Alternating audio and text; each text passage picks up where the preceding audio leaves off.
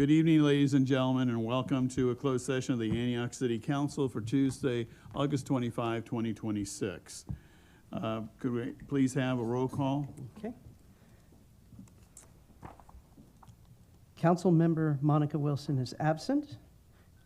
Councilmember Rocha. Here. Councilmember Torres Walker. Present. Mayor Pro Tem Freitas. Present. And Mayor Bernal is not present at this time. All right. Are there any public comments or remote comments? We have no public comments. We have no remote comments, and the meeting started at 3:35 p.m. And I'll turn this over to the, The mayor has just joined. Ron, we need you to affirm your attendance. Yeah, am my speaker on? Yeah, so I affirm my attendance. I would just like to say that I, Ron Burnell, Mayor of the City of Antioch, and I am unable to attend tonight's meeting due to a contagious illness, and I'm appearing remotely under just cause pursuant to California Government Code Section 54953.8.3. My wife Irma will be the only adult in the room with me, and I will participate via both audio and visual technology throughout the entirety of the meeting.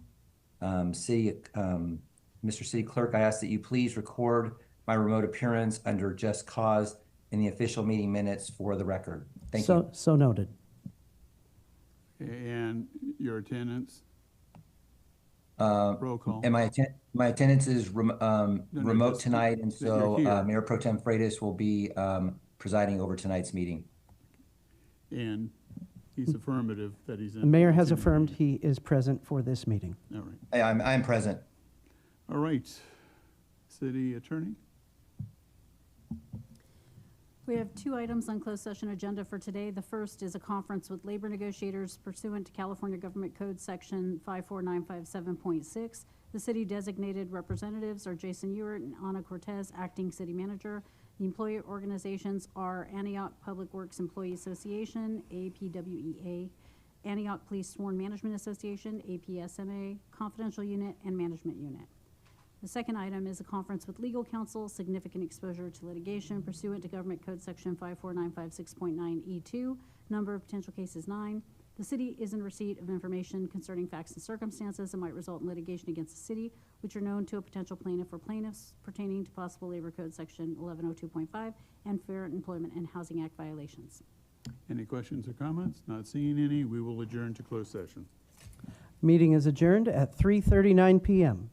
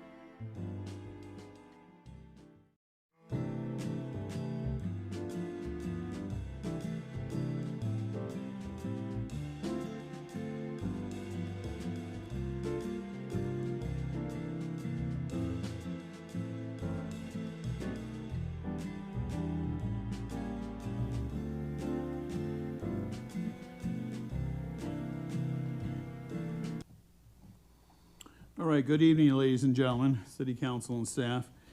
This is a special meeting and budget session for Tuesday, August 25, 2026. Before we call roll, we have the mayor on remote. You have a statement to make?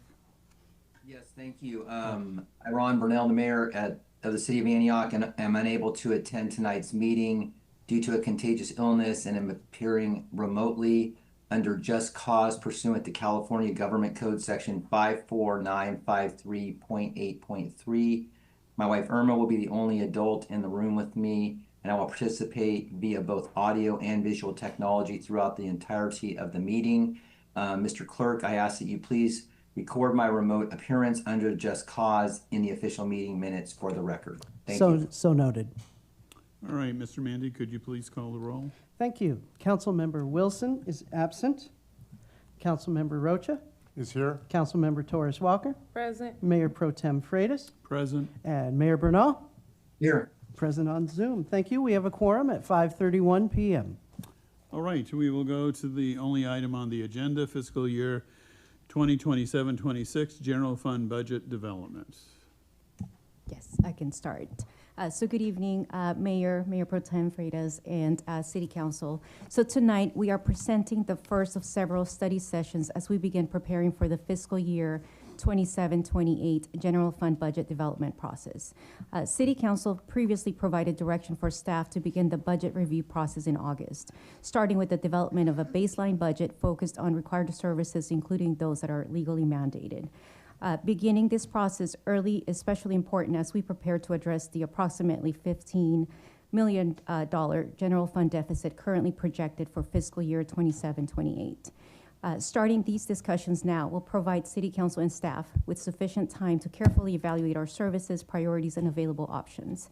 Tonight's presentation is intended to establish the starting point and provide a foundation for the budget discussions and decisions that will follow in the coming months. And I will turn it over to our Finance Director. All right, Ms. Merchant? Good evening. We're going to be kicking off the 27-28 budget development. I know it feels like we just ended, which we did. But we wanted to definitely have a little bit more time to methodically prepare this budget.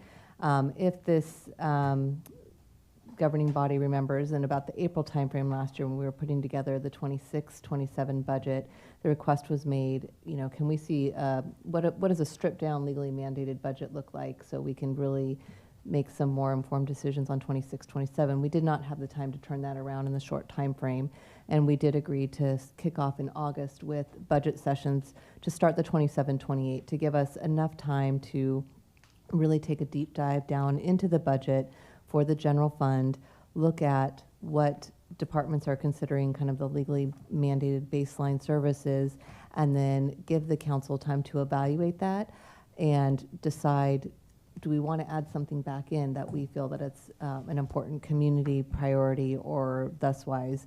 I will, you know, we're focusing on just some of the departments now. The intent would be each month to focus on a different set of departments, and then also to bring back any follow-up or that's requested or any additional information that we find.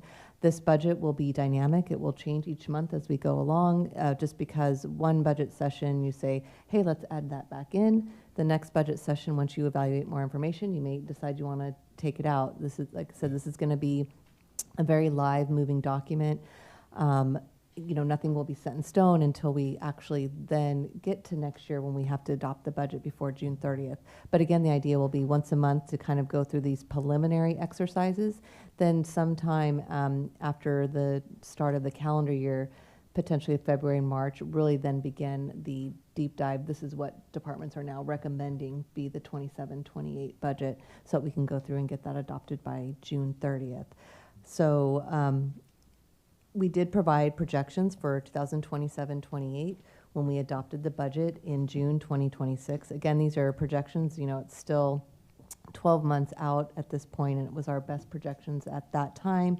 And what we did with the 27-28 budget that was presented is essentially add back the frozen positions that were included in 26-27 just to see a fully funded staffed budget.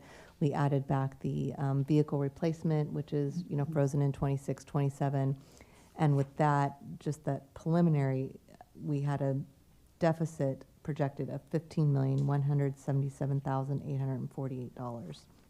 So we did go back to departments, ask them to provide what they feel is their minimum baseline budget, and some other items that have been incorporated into the 27-28 budget that were not in the June numbers is there was a 3% cost of living, or COLA, recently approved for the APOA, which is the Antioch Police Officers Association bargaining unit. So $745,667 was added in personnel costs to the fiscal year 28 proposed budget. And of note, there's labor negotiations still ongoing with 4 other bargaining units. So those are not accounted for in these draft numbers. We did reduce the public safety and community resources, which is going to soon be renamed to community services, as you will see in the table, by $1.2 million. That was in the 27-28 budget for projected contribution for the Home Key Plus project, but City Council has since turned down acceptance of those funds, so that was removed from that budget. And there are significant decreases to our sales tax budgets. We just received some latest projections from our sales tax consultant, but these are only through the quarter ending March 31st, 2026, based on those trends through that date. And they are projecting the city's fiscal year 26-27 regular sales tax to decline $1,139,000, and then Measure W to decline $538,000. So these decreases would need to be carried into fiscal year 27-28. Now, what I had done in the Chart C table is I essentially just did a little less than half, trying to be cautiously optimistic on the numbers until we get some further trend analysis, and waiting for June 30th, 2026 numbers and updates for that. But in discussions with the acting city manager and the mayor,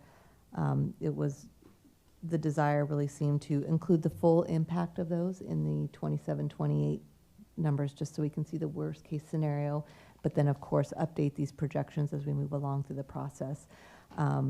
So I will be adjusting those numbers, and you'll see when I get something on the screen here shortly.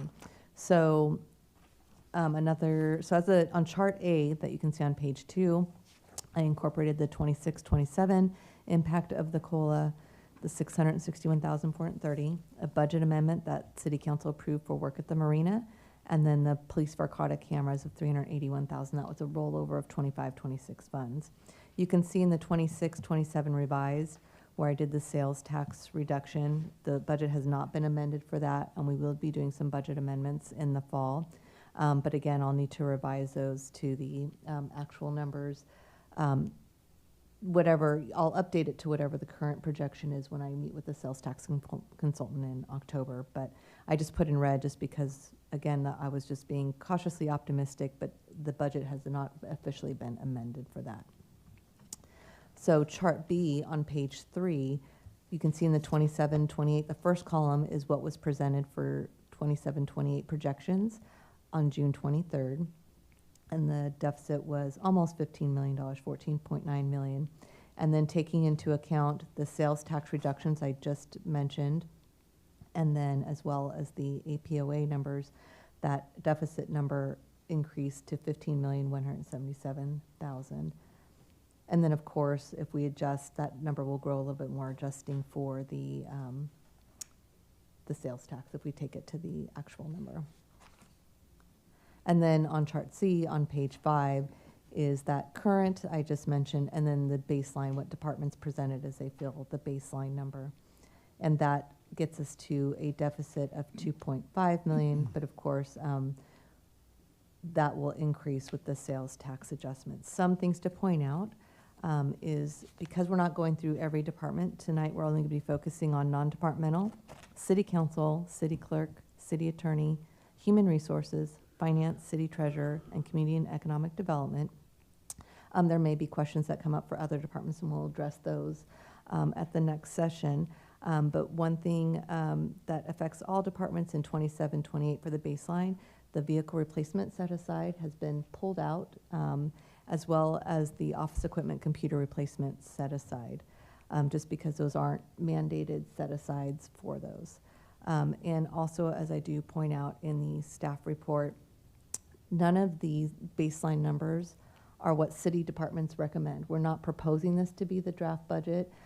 Some of these cuts would be detrimental to the departments, essentially decimating the work that they do or completely getting rid of the departments. And we'll see that in attachments A when we go through there.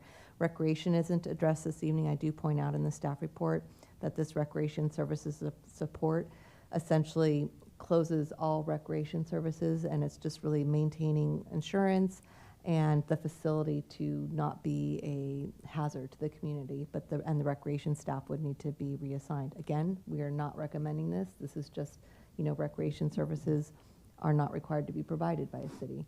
Of course, that definitely has other detrimental impacts to the community, being able to provide, places to play and provide services for our youth, so they're not doing other negative things. But again, we were just following the mandate of the city council. And another thing that this budget does, we're not talking about public works, but it is in the non-departmental, is closing the marina. We don't have to have a marina. So the money in there is only to pay for the debt service and then the full-time staff that currently exists.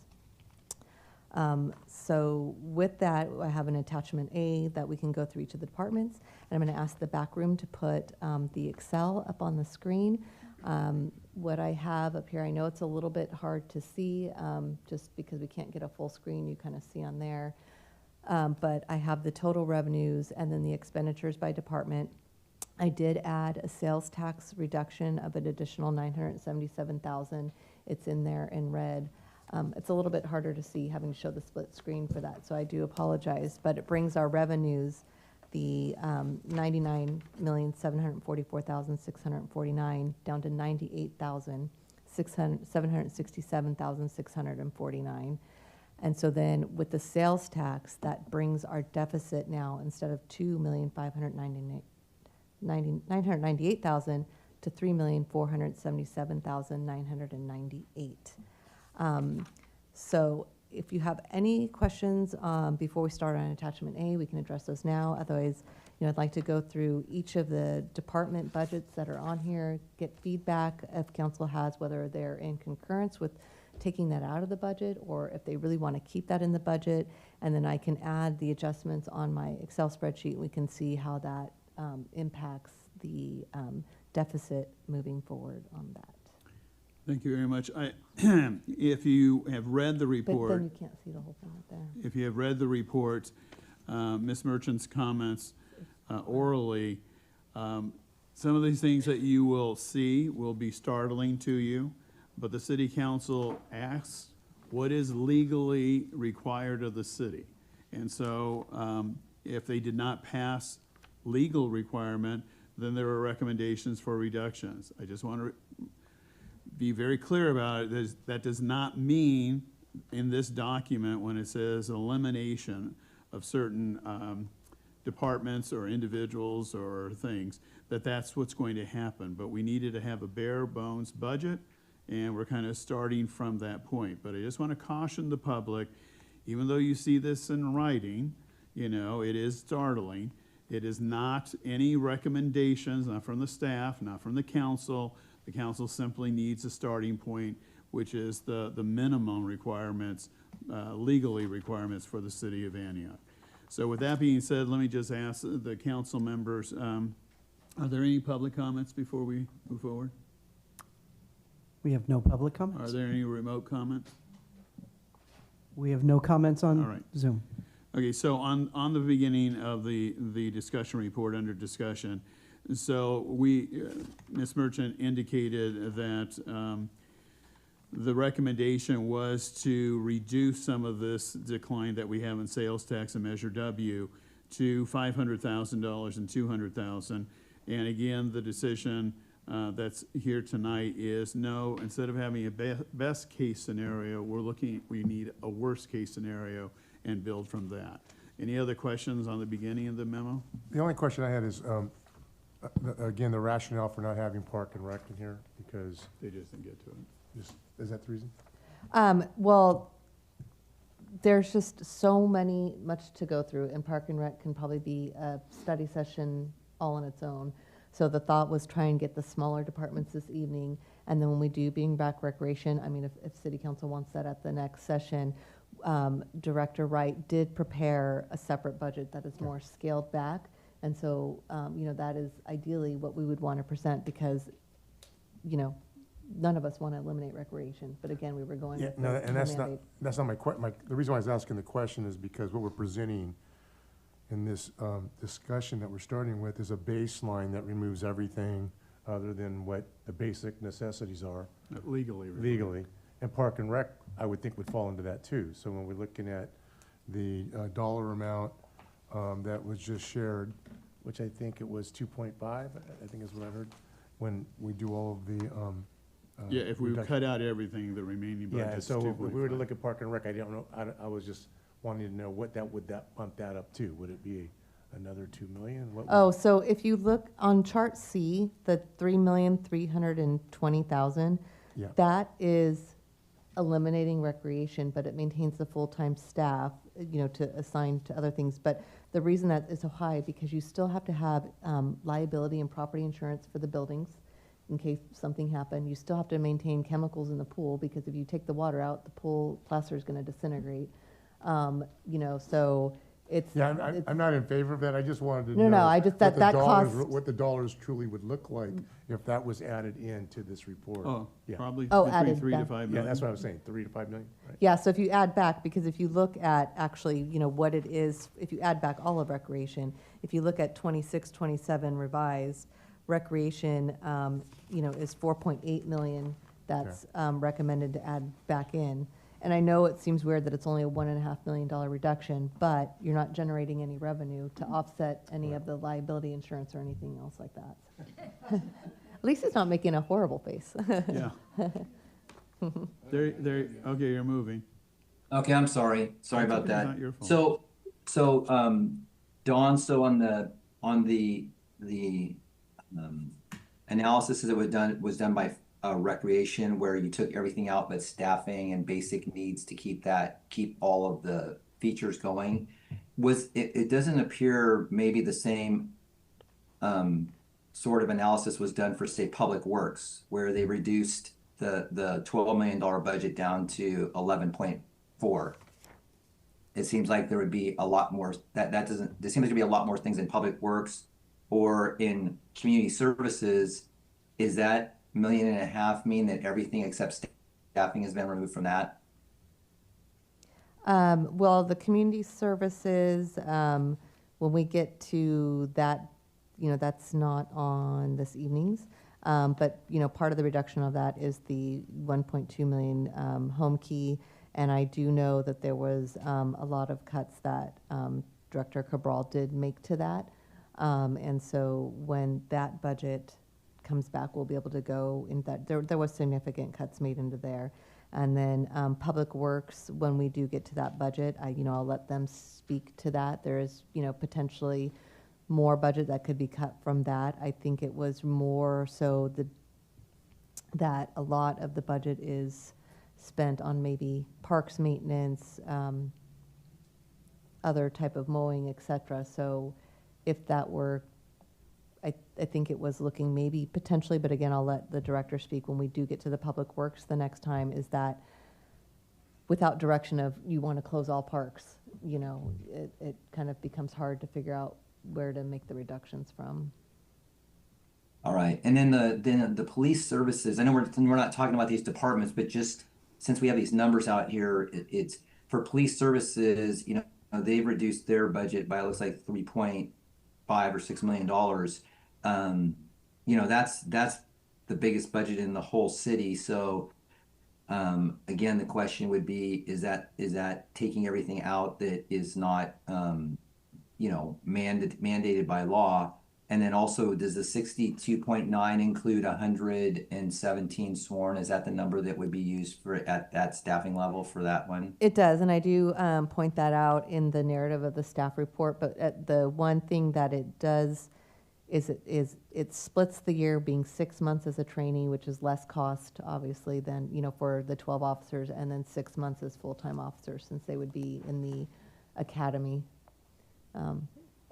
Thank you. after that, Right, so. so everybody, it looks like they're ready to get into the details, but let me just make sure on chart A, is there any questions that any council member has? The only thing under transfers and what constitutes transfers in for 3.749 million? I don't have that information on hand with me, but I can tell you part of it, if the council recalls, we did have some CIP projects that were returning the funds to the general fund. But then there is also 1,010,000 that comes from the gas tax fund to fund street work. So that's 1 million of that number. And then there's money also from the police CFDs that we collect the assessments on the police CFDs, and that comes into the general fund. And then there is 300,000 from the abandoned vehicle fund that comes in to fund the police services, and there's about 280,000 from the supplemental law enforcement services fund that we get passed through from the county, from the state, that goes to fund police services. So I don't have the exact breakdown, but Yeah, I'm that is just the majority. of it. suggesting in the future, if you just break that out, so we don't ask the question. Okay, going to chart B, is there any particular questions that the council has in chart B? Not seeing anything, then I assume we'll go to chart C. Excuse me, and so this is the bare bones budget that we have. I did have one question with regards to community services, and we talked about the home key, the 1.2, but what about the $750,000? That was for the initial, So the 750,000 was only in the 26-27 budget, and all that was in there was actually 400,000, because when we initially had put the numbers together, we didn't quite have the understanding that the 750,000 would be up front, and so we were thinking, oh, by the time it happens, it's gonna be like the last quarter of the year, so we may only have to do 400,000. And so, so that adjustment will be in the fiscal year 26, Yeah. 27. Okay. So so I think what we really need to do is move to attachment A, which is on page 1, the general fund non-departmental. You want to make any comments, Ms. Merchant? I will say in terms of, B, how it talks about removal of 4th of July event, loss of, I'm be a going to loss- go down all those. Well, I just wanted to point out that there are other events that are paid directly out of the Recreation Services Fund, for example, Juneteenth. And so any other special events are part of the Recreation Fund, which would essentially be eliminated as part, if recreation were eliminated. That's not on here just because it's not paid out of the general fund. So I just wanted to clarify Okay. that. So under notes, impacts, A, reducing for updated projections, this is on the sales, the taxes? Yes, that is the 500,000. And so that would actually, we'd have to change that to the 1,139,000. Okay, so going to footnote number B. B is actually under contracts. The proposed budget was 200,000. The request is eliminating 110,000 for a $90,000 budget. It's suggesting that we remove the 4th of July event completely. But there are other events that we have that will later come back for us to review. Is that Yes. correct? Okay. I just personally, I would not want to reduce the 4th of July event. I think it's one of the biggest events in the community that we have, but it's just my personal opinion. Any questions on B? C, the loss of funding for nonprofit agencies, $50,000. Any comments? None? Well, did D- we want to go through and decide if they want to add it back, or? Because it's not legally required. No, but what I'm saying is, where do we give money to nonprofits out of the general fund? It's the Community Grants Fund. I thought we paused that fund already because it was We under did, but for review. 27, 28, for the projections, we added everything back in. Okay. So if we want to continue to keep that out. So ideally, if we could go through each of the reductions and have a consensus whether council wants to add it back in or keep it out, would be very helpful. At this point, keep it out. So regarding making a consensus at this point, I think I'd like to see not just everything we have today, but all of the different proposals before I'd be deciding if one or another gets in or out. Yeah, I think this is just preliminary, as I understand. Yes. And once we get all the departments and have a comprehensive view, then we're gonna go all the way back and reconsider everything again. That's what? If that's the way this council wants to do it. I know there was kind of a desire in the beginning, let's look at it all, but we would be here for like probably 8 hours. So That's a normal city council. As long as we got done by 11, which means that we have to start at 3. We won't be, because we will not be here after 11 tonight. But I guess I'm probably leaning more towards, and I don't know if this is what the mayor was saying, is that this is since I got the agenda, this is some of my first time seeing the agenda, going through it, and I haven't had enough time, and I don't think the public has had enough time to have conversations. And so I wasn't sure, clear that we were gonna be doing decisions tonight rather than just a review, so we can see the overall impacts across every department and then make those decisions. Okay, and that's up to the purview of the mean, council. You're just wanting at this a preliminary feel from where the Right. council is. Is there something on there that absolutely we should not eliminate? Then they need to hear that. Or yes, some of these eliminations at this point is Yeah. yes, but as the mayor has indicated, we all are on the same page. Once we've gone through everything, then we really need to go back and because that's going to be when we make the decisions. Yeah, and Right. I don't disagree with that. Like I said, I was just trying to chunk it up because of it's a lot of information but again, if there's something as a group you feel strongly about and say, make sure that's added back in the next time.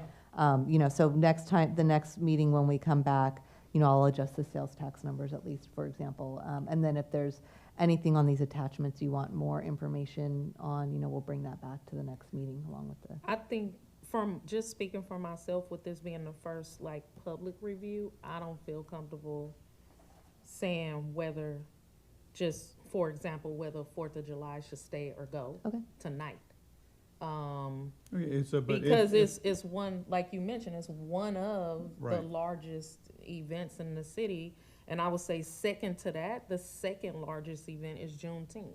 And there might, be community that don't want to see that go, as well as community that don't want to see the 4th of July go, which is why I'm saying it's just,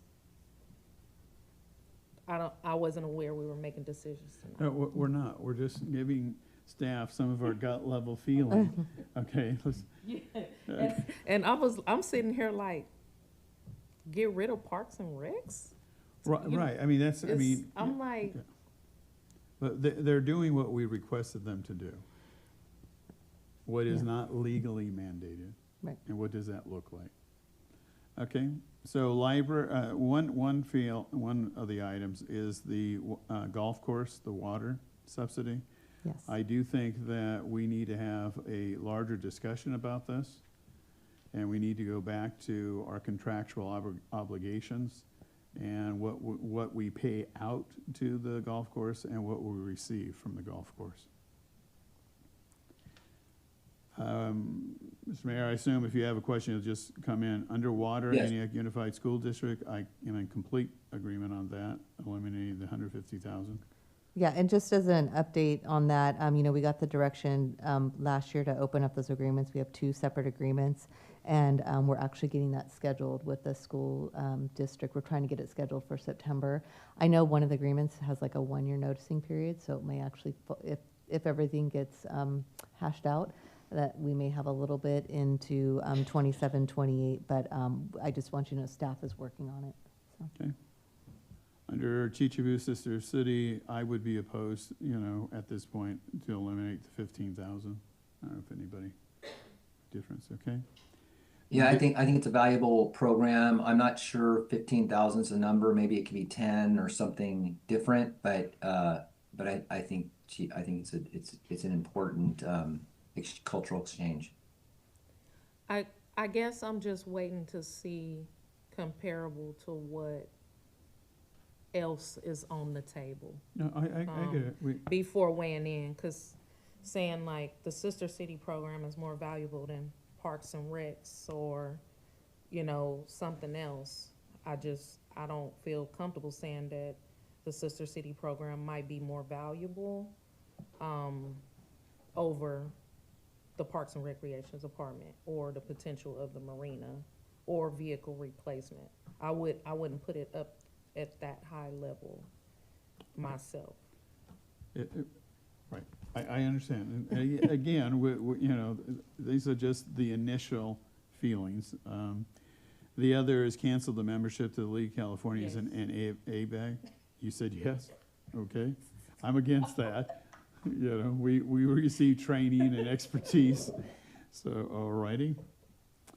Then, I think it's important to stay a part of the league and ABAG and those regional to have a seat at the table. I think losing that with being a city of 110,000 or 120,000 people and second largest in Contra Costa County would be hurtful. But again, there's a lot of different things considered here.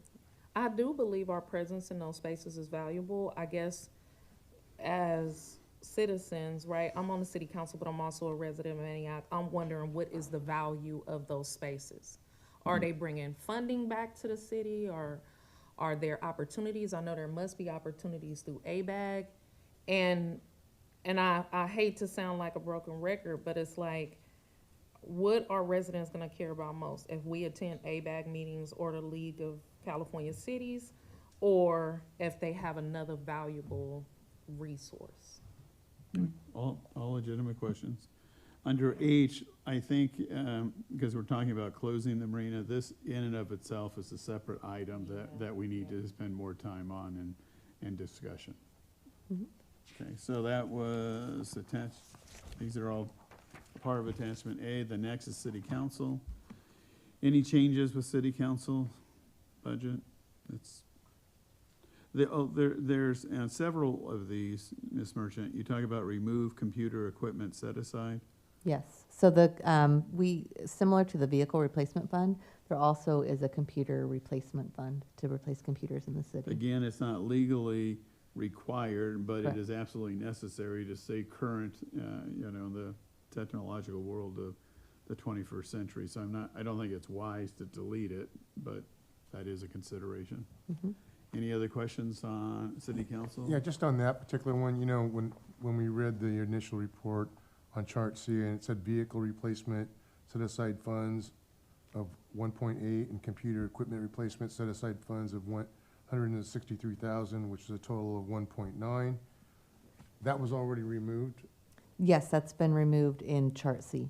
And now, so when we look at the city councils and individual It's items. just, yeah, because it's spread across departments, so I'm just notating that's the So reduction it's in the budget. notated in here. Yes. What you stated in the first chart. Yes. Yeah. Okay, got it. I just wanted to clarify. I have a question. How are you costing out,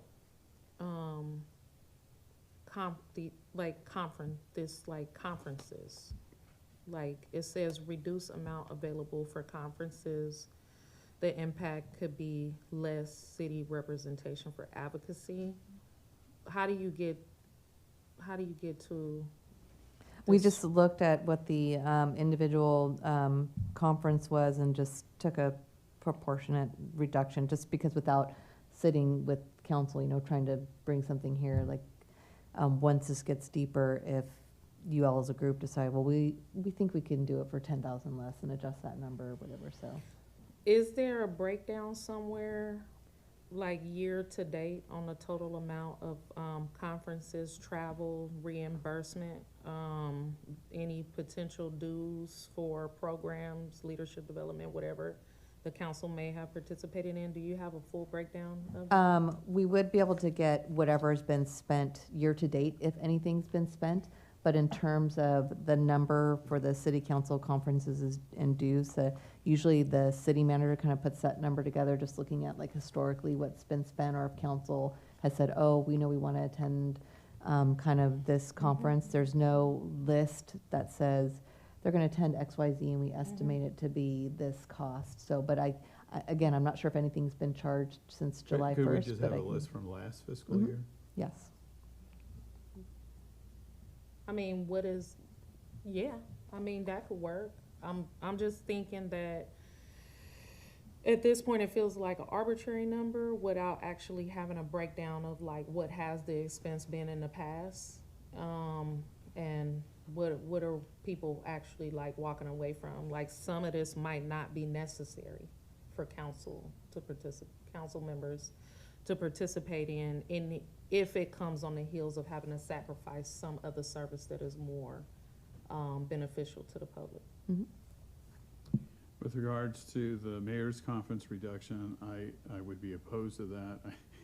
You know, Contra Costa has 19 cities. The mayor's conference plays a very important role regionally, advocacy, programs, things of that sort, subsections, you know, committees. So it's a $10,000 cost. I think we get more than our value, you know, for participating in the mayor's conference. Is that 10,000 to host the mayor's conference? Yes. What is the overall amount we might spend in a year for the mayor or any potential council member to actually attend the mayor's conference? I do not know. Can we get that breakdown? We can look back. Ron?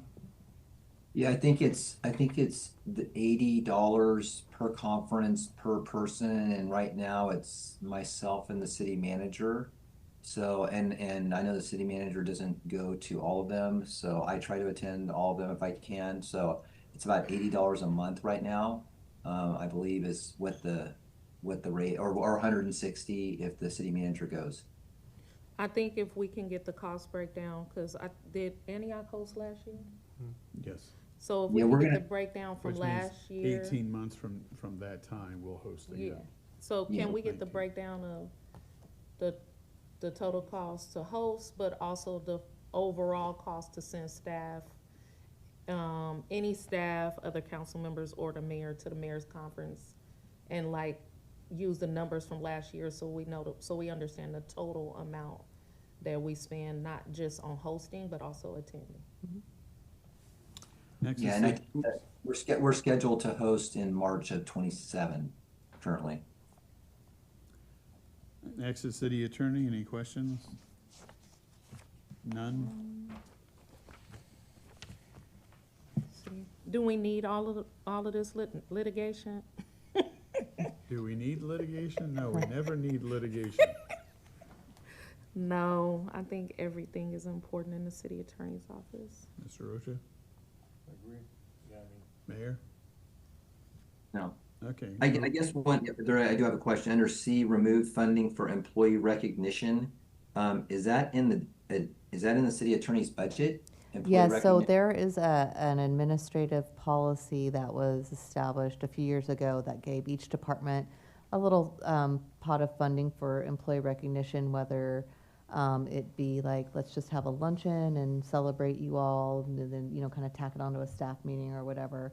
You know, it can only be on specific things, you know, not birthday gifts or anything like that, or if you know, want to get some City of Antioch t-shirts for your staff. So each year, just $1,500 is given to each department to show your employees you appreciate them, whether it's, you know, maybe you throw them an ice cream social or something. So again, it's not required, but, you know, we stripped that out of all the budgets.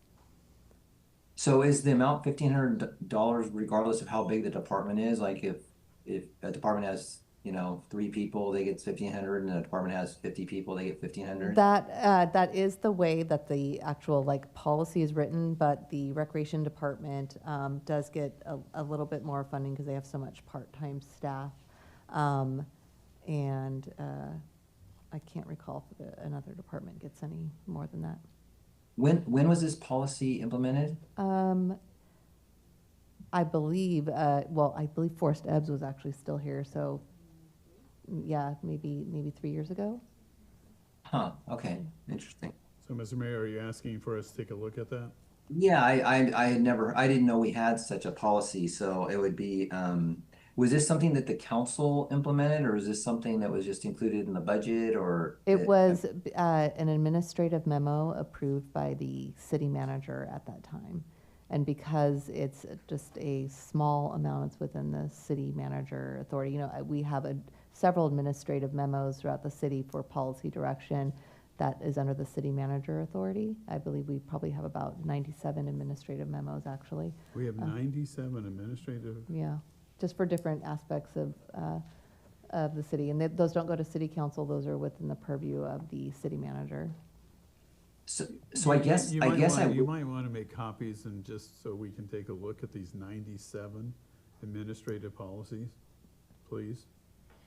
and you know, I guess I would be interested in seeing the policy and how much the total budget is for it, because if we're proclaiming a budget crisis and then we're out having a lunch somewhere with our staff or having a party, it could send the wrong message. I'm not saying that it's not a good idea, but I think it would be good just for council to understand what that exactly is.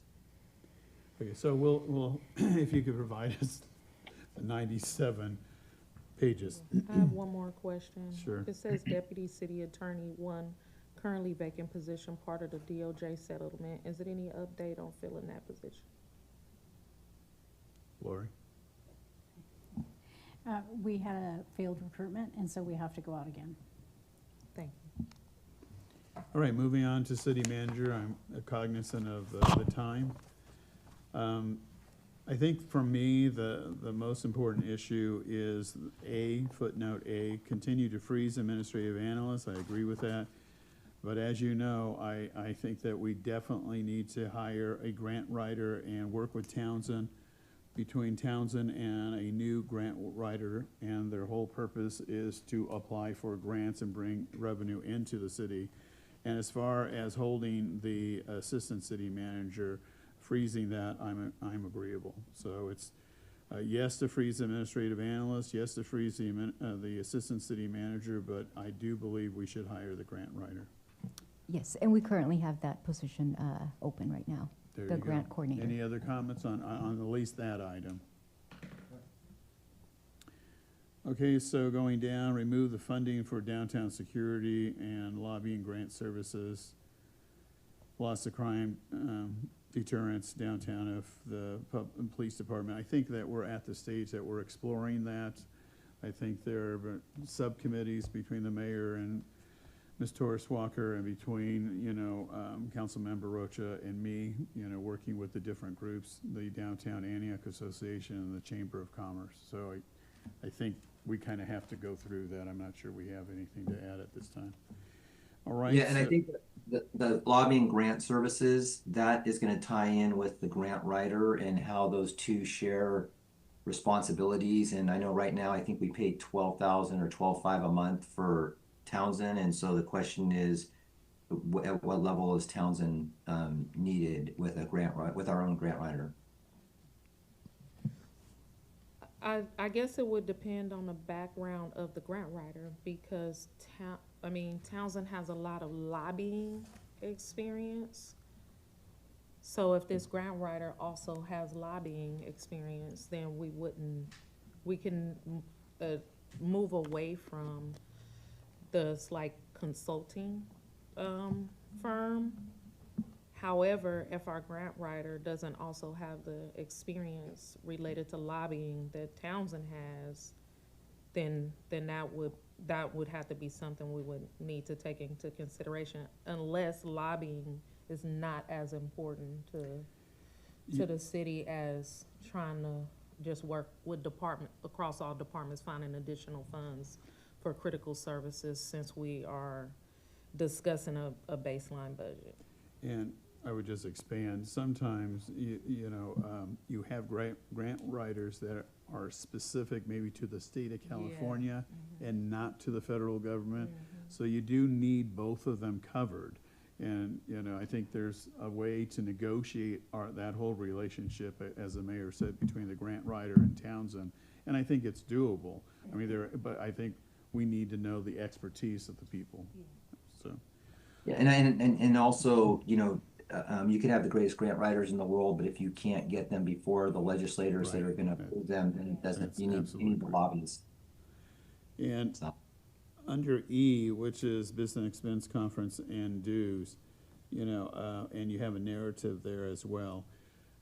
I'm assuming that you simply cut it in half. Yes. Okay, and so I think we need to come back and revisit this as we move forward with more information about what those business expenses are, what conferences we're dealing with, and what our dues. I mean, it's like the U.S. Mayor's Conference. I mean, I know we pay a dues to that, and so the question is, do we want that?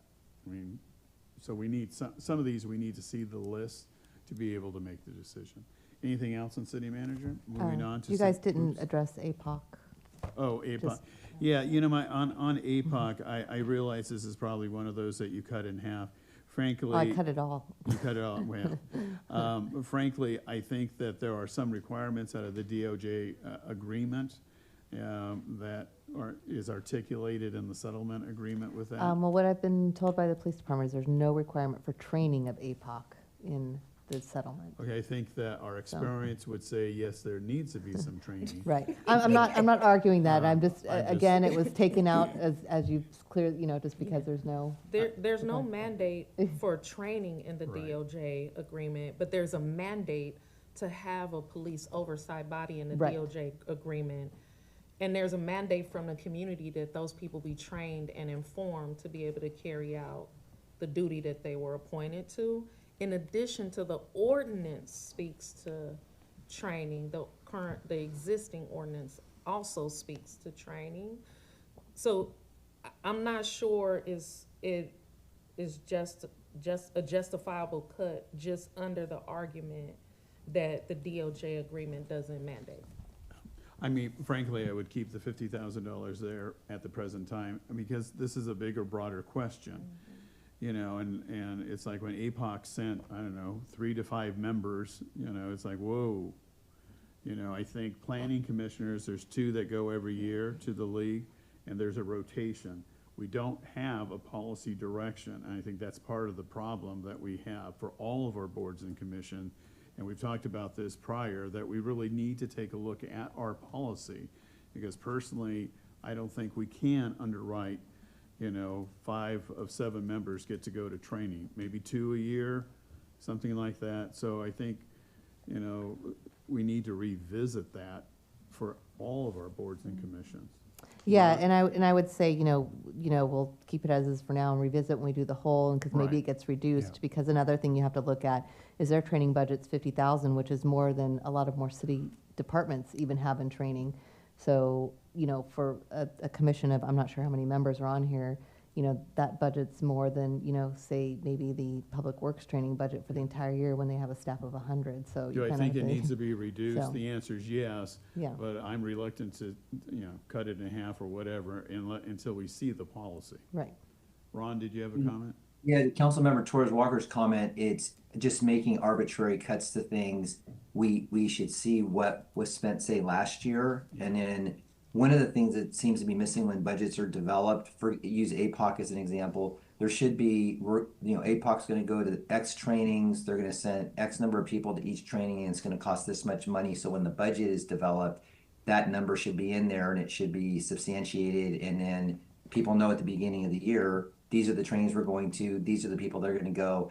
And I think that's missing, and we just throw numbers at it and then decide once we get to it. And I just think that probably needs to be tightened up a little bit. Okay, so we're all agreed there? Do you have another comment?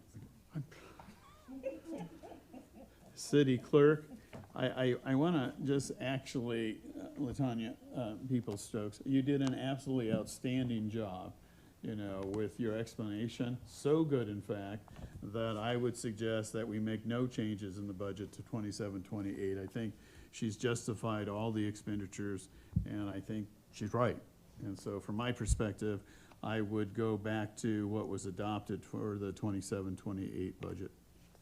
That's my opinion. Mayor?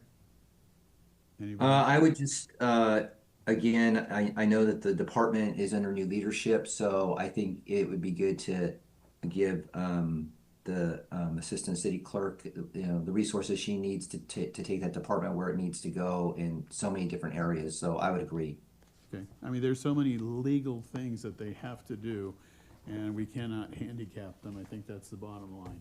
So, thank you very much. It was very well done. Now, because you're all saying this, did you want me to actually add this one back in, or wait Yes, until the that's what I'm further suggesting. discussion? I'm Well, suggesting. I know, it kind of goes against the mandate of let's wait till we get through everything and then we'll go back Well, through, so. I just mean, want to be clear. part of it is legal, though. I mean, it's how do we handle public requests for information? I mean, how do we do the minutes? I mean, I of any besides the city attorney's office, I mean, so many legal mandates and requirements fall on the city clerk. So I kind of consider them legal. And these were all things that were pulled together because they were considered to not be legally mandated. Correct. Right. Lot to think about. So, Ms. Merchant, the $342,000 reduction are all non-legally mandated things, is what you're saying? Right, and then, but however, if you read the impact statements from LaTanya, basically that whole office goes back to manual. So you're Right, not going to can't get afford it. public records requests done on time or miss them, or, we're not going to have the online Form 700 filing back to paper. I mean, everything basically puts this office back to our archaic operating. So, but you're not required to have it, that way. So it's just, I think, LaTanya's impact statements were important to demonstrate how important they are to keep the office running and being able to comply legally with the PRA, because if we don't have some sort of system tracking, as we've seen in past years, stuff gets missed or not replied to on time. Right, I and- still and think it's also- important for this to be a discussion. And I agree, saying what our position is okay. But, because I'm also looking at some of this stuff, like public records requests, people complain to me all the time about the time that it takes for them to get it. So I do think these things are important to the public. And I would also, again, like to see where, other things that will have to be eliminated. Well, one of the things that is listed here is freeze public records coordinator. Do we discuss that? Is that something that is recommended as a baseline, or is that something that really needs to be kept in? I'm arguing it needs, Yeah, it it's is some- yeah. long overdue. Okay. Yeah, it's something that's being recommended to be frozen. And we don't have to make a decision tonight. We just need to give some of our general ideas. Okay, we're finished with that, moving to Can- city, Sorry, can I just ask? So for Treasurer. the public records coordinator, City Council just approved the job description. So I just wanted to ask, is that a position that we could start recruiting for? Can we unfreeze it? Because as we were talking about, there are some things that we need to really work on, and we do need that public It's records not frozen in coordinator. 26, 27. What we did as purpose of this exercise is, other than the police department, we looked at what was vacant. Okay, let's propose just freezing it. But as we have in the city manager, we showed, the grants coordinator, but that job just posted, because some of these postings crossed paths with Right. putting this report together.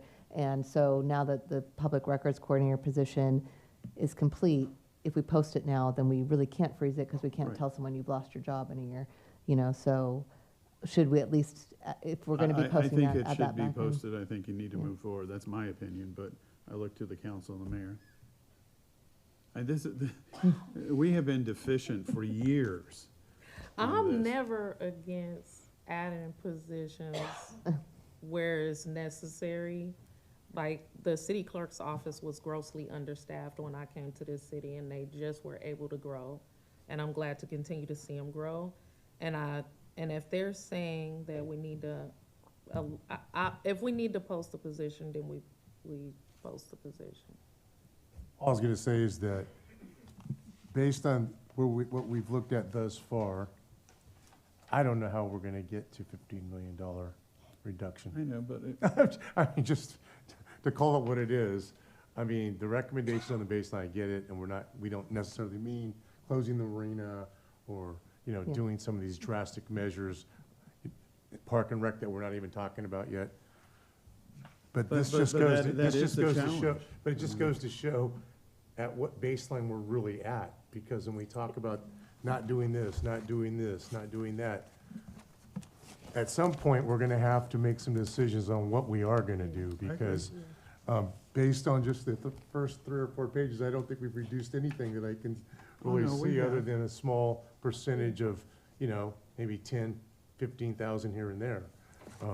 Well, I mean, again, I wasn't under the impression that we was making decisions tonight anyway. I was No, under I the get that, but I'm just saying in the impression that we broader, was just in the like broader having picture a of things. dialogue. And if we're honest, the only way to actually cure the deficit without completely devastating working families in Antioch, whose water rates are going up, whose property taxes are going up, who are suffering from inflation, to see them paying more to receive less is kind of drastic. And so I think like having this discussion can get us to where we need to be, but believing that we gonna cure this deficit just by cutting and cutting and cutting, like that's not gonna work. We need a real plan for economic development in this city and to increase revenues. That's the only thing that's gonna get us out of this trouble. And I do agree that some cuts need to be made.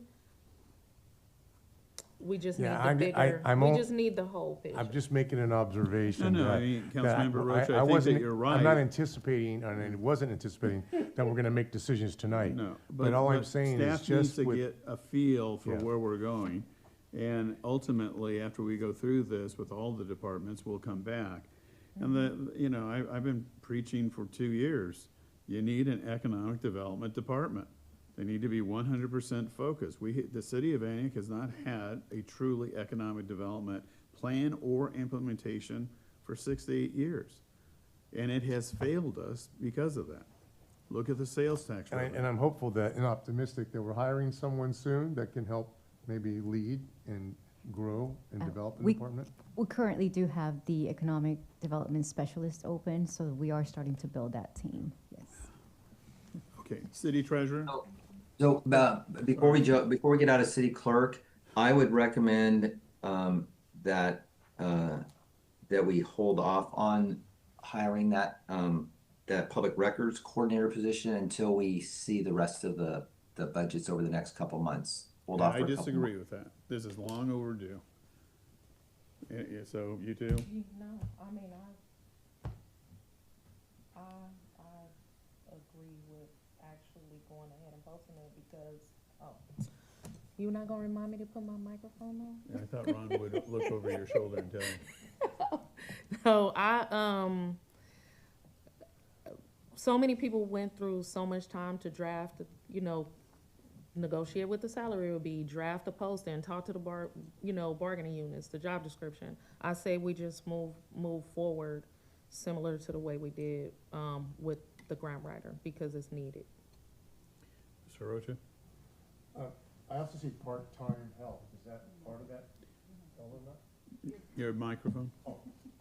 I also see part-time help listed beside that. Is there a half position that There is also frozen? part-time help in there, so the full-time amount is just about 218,000 of that 244, and there's 26,268 in part-time help. I'm not sure exactly what that would, I know there's a part-time person in there right now, but again, they're not, fully staffed with the public records coordinator, so I'm not sure if that would be needed. So, if the consensus is at least to continue with the posting, we'll, for purposes of this exercise, we'll continue the elimination of the part-time help, but then add back the cost of the full-time, just like when the city manager's office will need to add back the cost of the grant writer, because that position's already posted, so. I know it's Is that not a huge acceptable? savings, but I would go with that. Yeah. Mr. Mayor, Yeah, is that acceptable? yeah, because I mean, there's 3 people saying to go ahead with it, so yeah, that's fine. I would just say if we could, if we're gonna add the full-time, then the part-time, if it's not necessary any longer, if it's filling that void, then that would be gone. Right, like I said, I'll continue to keep it as eliminated in this 27-28 draft, and then that'll be something that potentially, when everything comes back and is discussed, is, Okay. talked about further. City treasurer, any comments? Moving on, human resources, any comments? Well, considering that our acting city manager was the human resources director, when I see freeze human resource specialist, remove part-time, kind of a very similar conversation that we just had. So is that something that we would also, in a similar stance, look at potentially eliminating the part-time help and looking at potentially posting the human resource specialist? Or from your perspective, do you think that right now we're okay with the freeze and we review as we go forward? I can go back and look at the structure of the department and see what we currently need. So I can go back, and then when we come back for, I can provide more information on that. Yes. Okay, moving on to, I'm sorry. Sure. For reducing contracts for online platforms and updating policies, I know earlier this year when we had a conversation, I know a couple departments were excited about like streamlining, having platforms to make to go like from manual and like for efficiency purposes.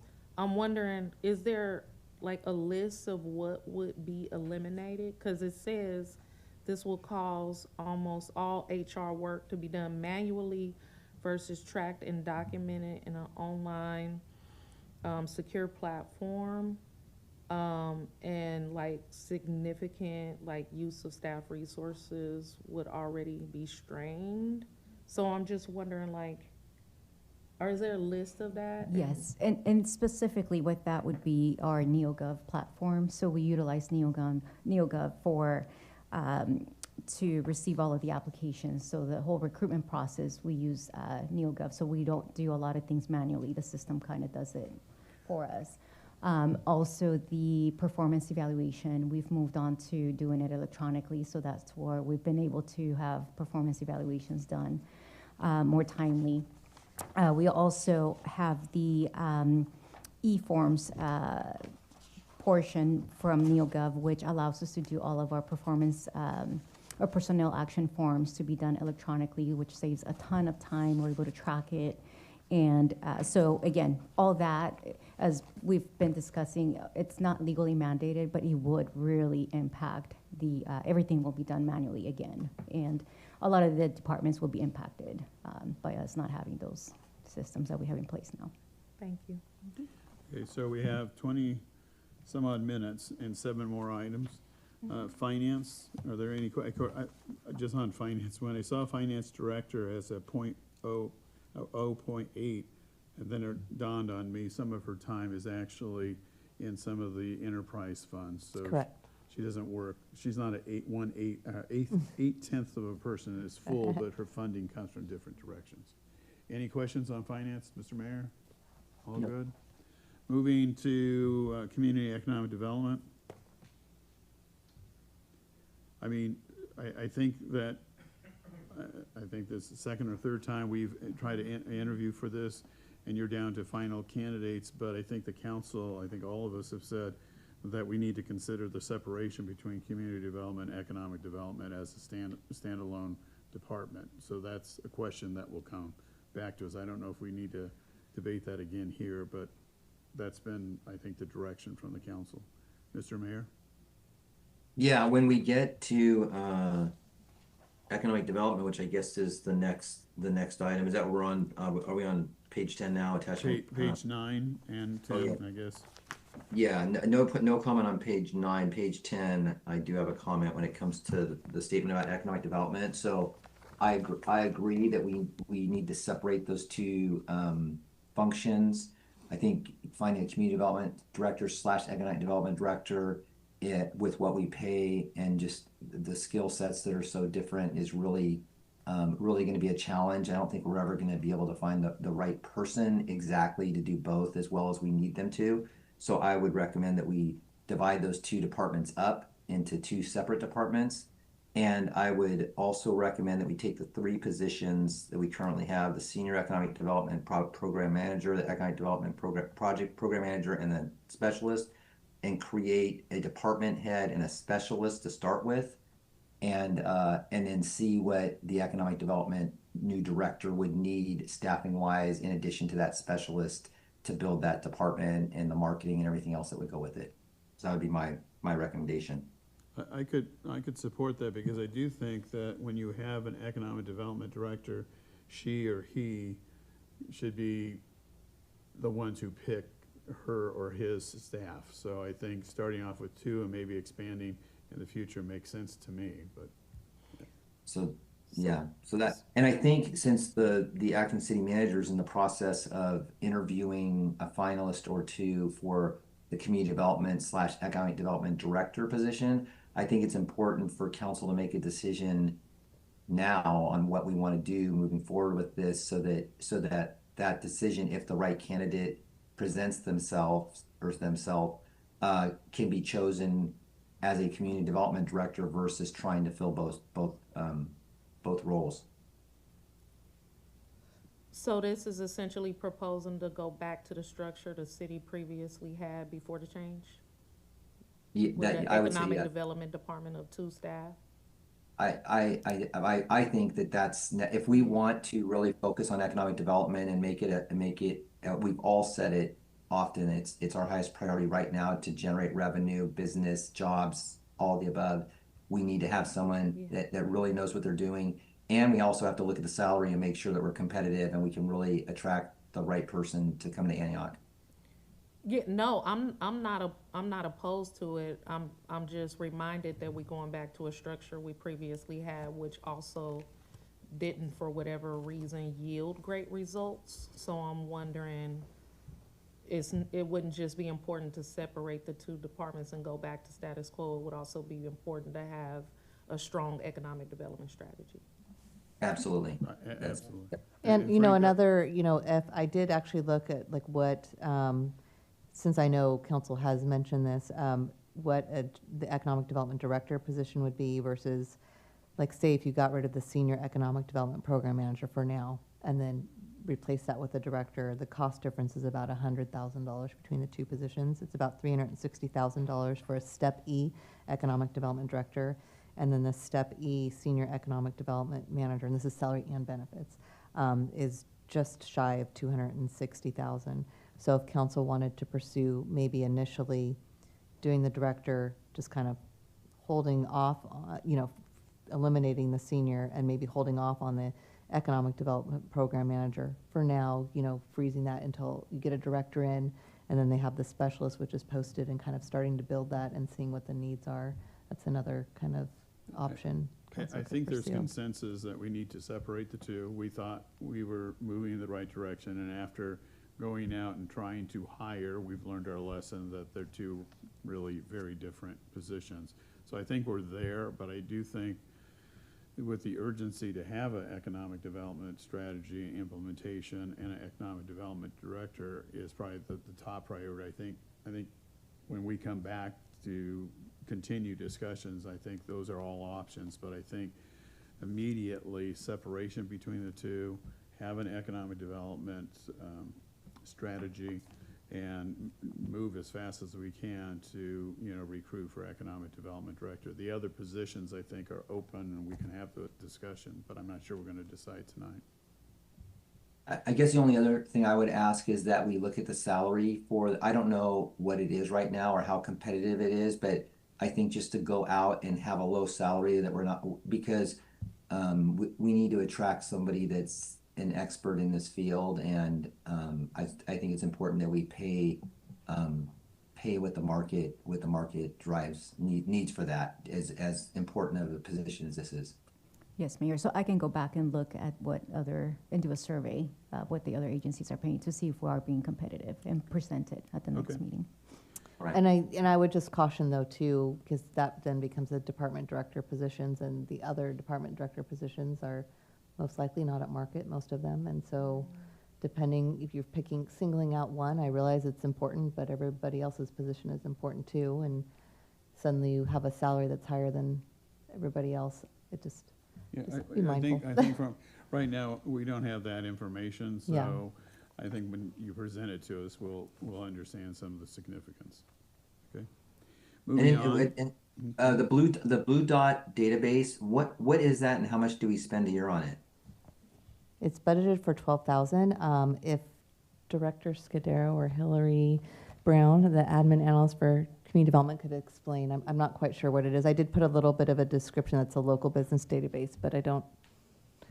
Hillary Brown, Administrative Analyst for Community Development, is going to just give a brief explanation of what that is. Yeah, we don't need to spend a ton of time, but I'm Yeah. just curious why we're doing it at all, or what Yeah. benefit. It's an ongoing, it's a database, but it's also like a rewards program. So it actually benefits businesses, and businesses already, local businesses already have it and use it.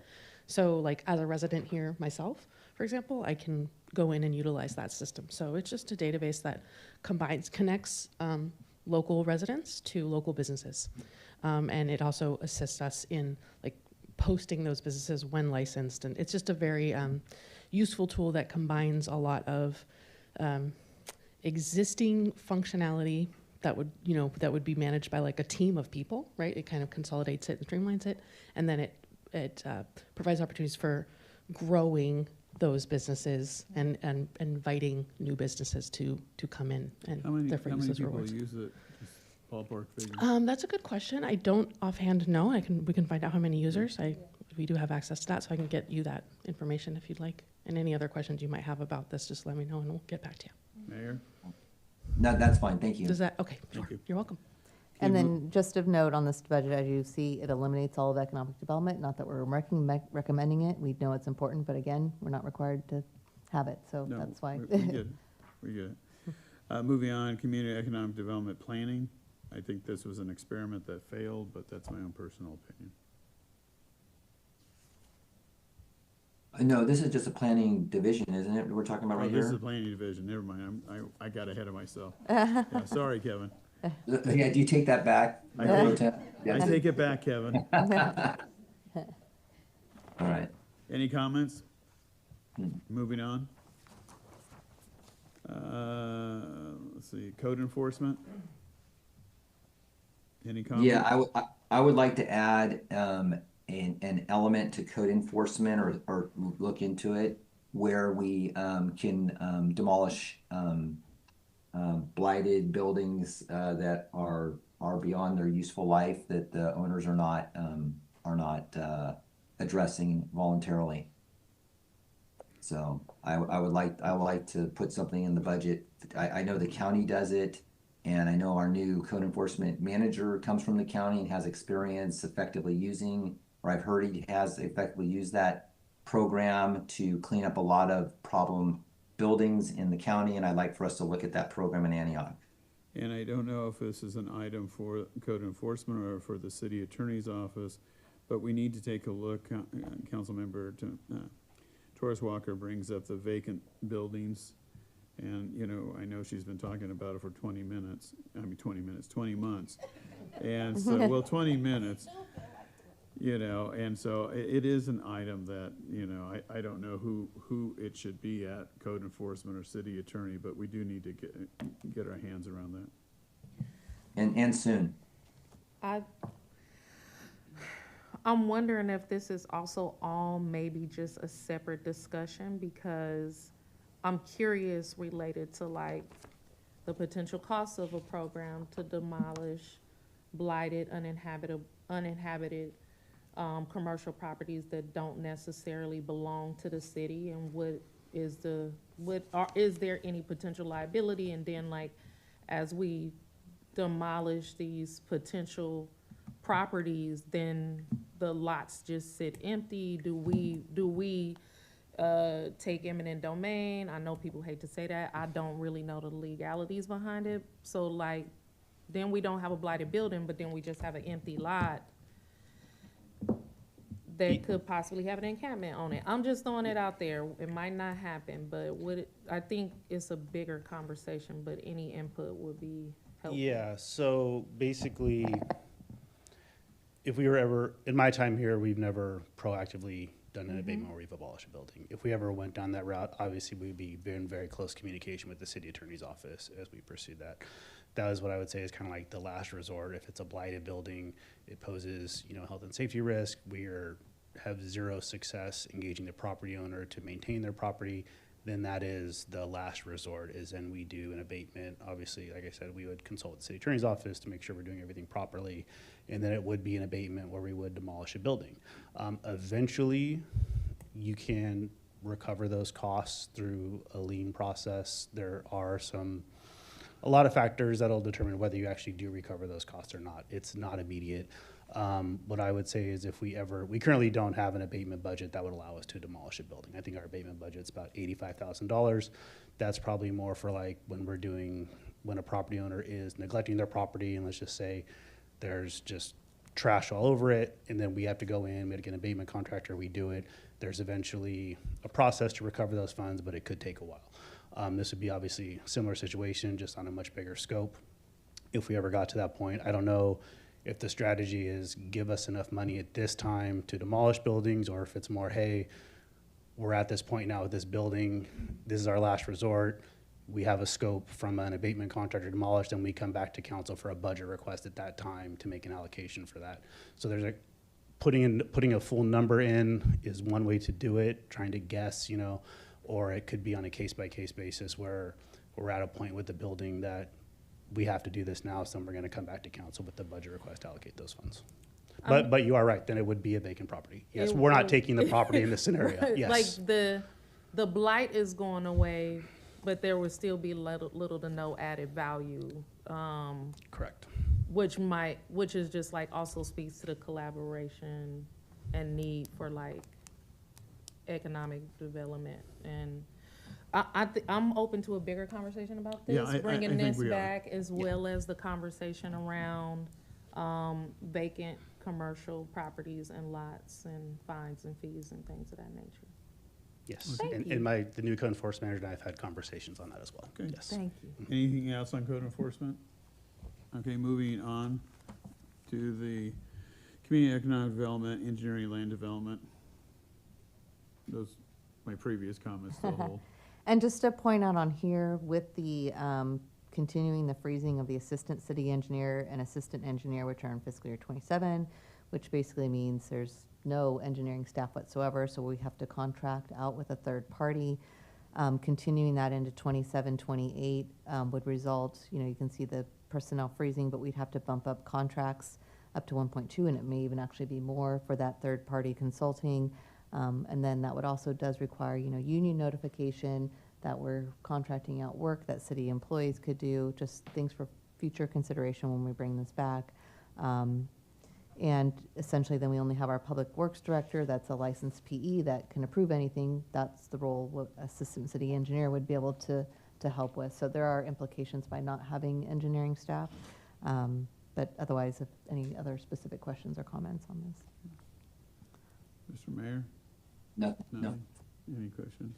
Okay, so it's really a future discussion that you Yes. need to come back. Yeah, I'm hoping it is a future Yeah, yeah. discussion, because I'm not in support of contracting out work that we could hire Right. for as a city. Okay, then, let's see, then the community and economic development, building.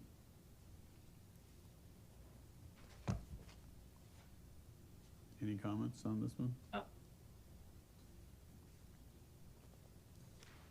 Not seeing any, okay.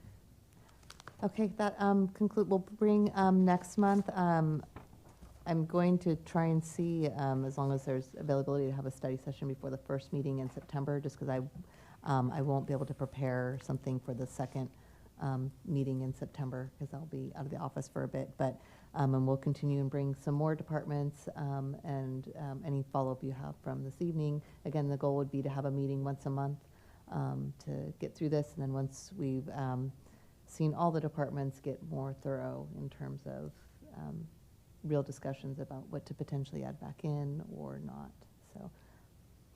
Okay, any, Do you know what department or departments we should be seeing next time we see budget stuff come through? I will talk with the acting city manager, but I was potentially thinking the community services / public safety and community resources and recreation, but if there's a department you would rather see besides those or starting, I can absolutely try and get that together as well. I think those two coming together is good when they come. Public Works and PD are the ones that have the biggest potential. So I think that whenever they come, they should each be their own discussion probably. Yes, absolutely. As far as, because that's where the biggest savings I see in both of those. Right. Well, if you would prefer that, like, just the police department come next time, I can certainly get that I together. would do recreation and Okay. what's the other one? Okay. community resources. Yeah. And Yeah. then, Fine. Okay, is that acceptable? okay. Okay. Yes. Thank Okay, you. Staff, do you have any other, Ms. Cortez, any issues with us? No, Okay, thank you. all right. Oh, Can I make you want me to make the motion? I'm just going to end the meeting. Robert's rules permit that. All right, so the special, so let me just ask, so the next meeting you think will be September 22nd? Is that what you're saying? Sorry, the first council meeting, the September 8th, is that what the next meeting Yeah, I is? won't be there. We can, well, we can also, work with council to establish an off date, just because for the second meeting in September, I'm going to be on vacation before that, so I won't be around to put the report together. So the acting city manager can definitely work to schedule, a 2 or 3 hour separate study session. All right, that'd date. be appreciated. Okay. This meeting is ended. Meeting is adjourned at 6:51 PM.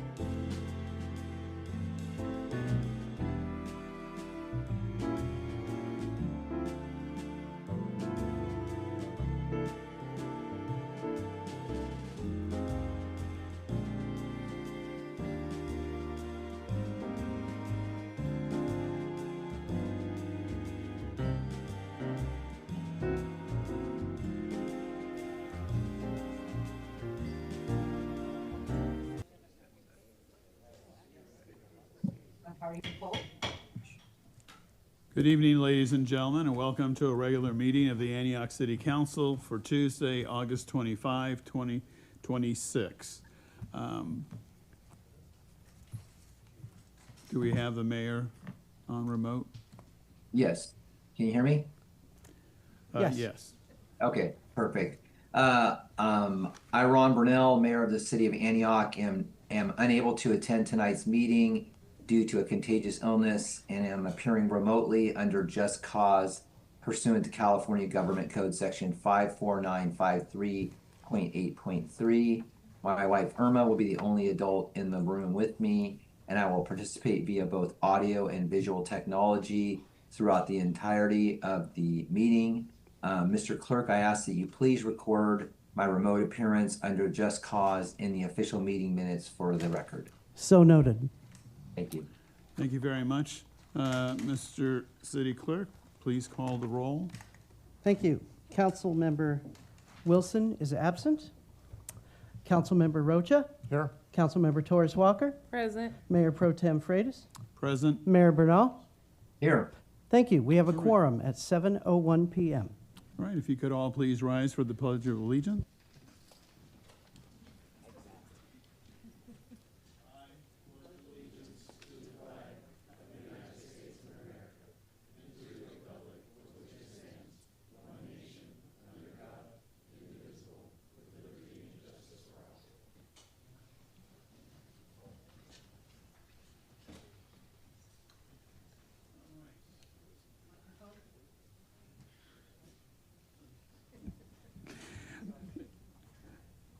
Okay, City Attorney, could you please report out on the closed session held earlier this afternoon?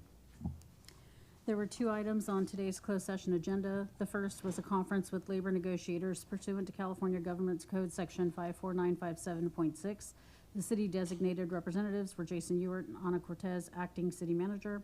Employee organizations were Antioch Public Works Employee Association, the APWEA, the Antioch Police Sworn Management Association, APSMA, and the Confidential Unit and the Management Unit. And there's nothing to report out on that item. The second item was a conference with legal counsel, significant exposure to litigation pursuant to Government Code Section 54956.9E2, number of potential cases 9. The city is in receipt of information concerning facts and circumstances that might result in litigation against the city, which are known to a potential plaintiff or plaintiffs pertaining to possible Labor Code Section 1102.5 and Fair Employment and Housing Act violations. And there's nothing to report out on that matter. All right, thank you very much. Under public comments, how many individuals do we have for public comments? We currently have 8 speaker cards. Are there any remote comments? None so far. Okay. Could you please call the first speaker? Can we please have Mark Jordan, followed by Raquel Herrera?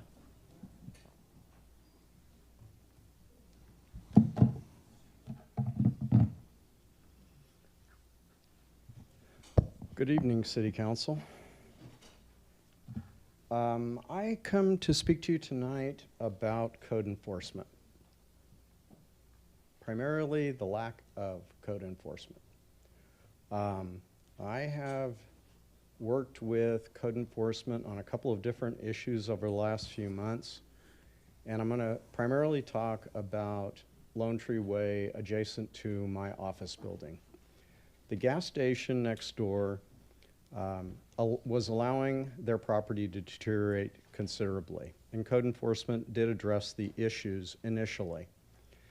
However, as I have continued to report issues, I have run into some feedback which I find unacceptable.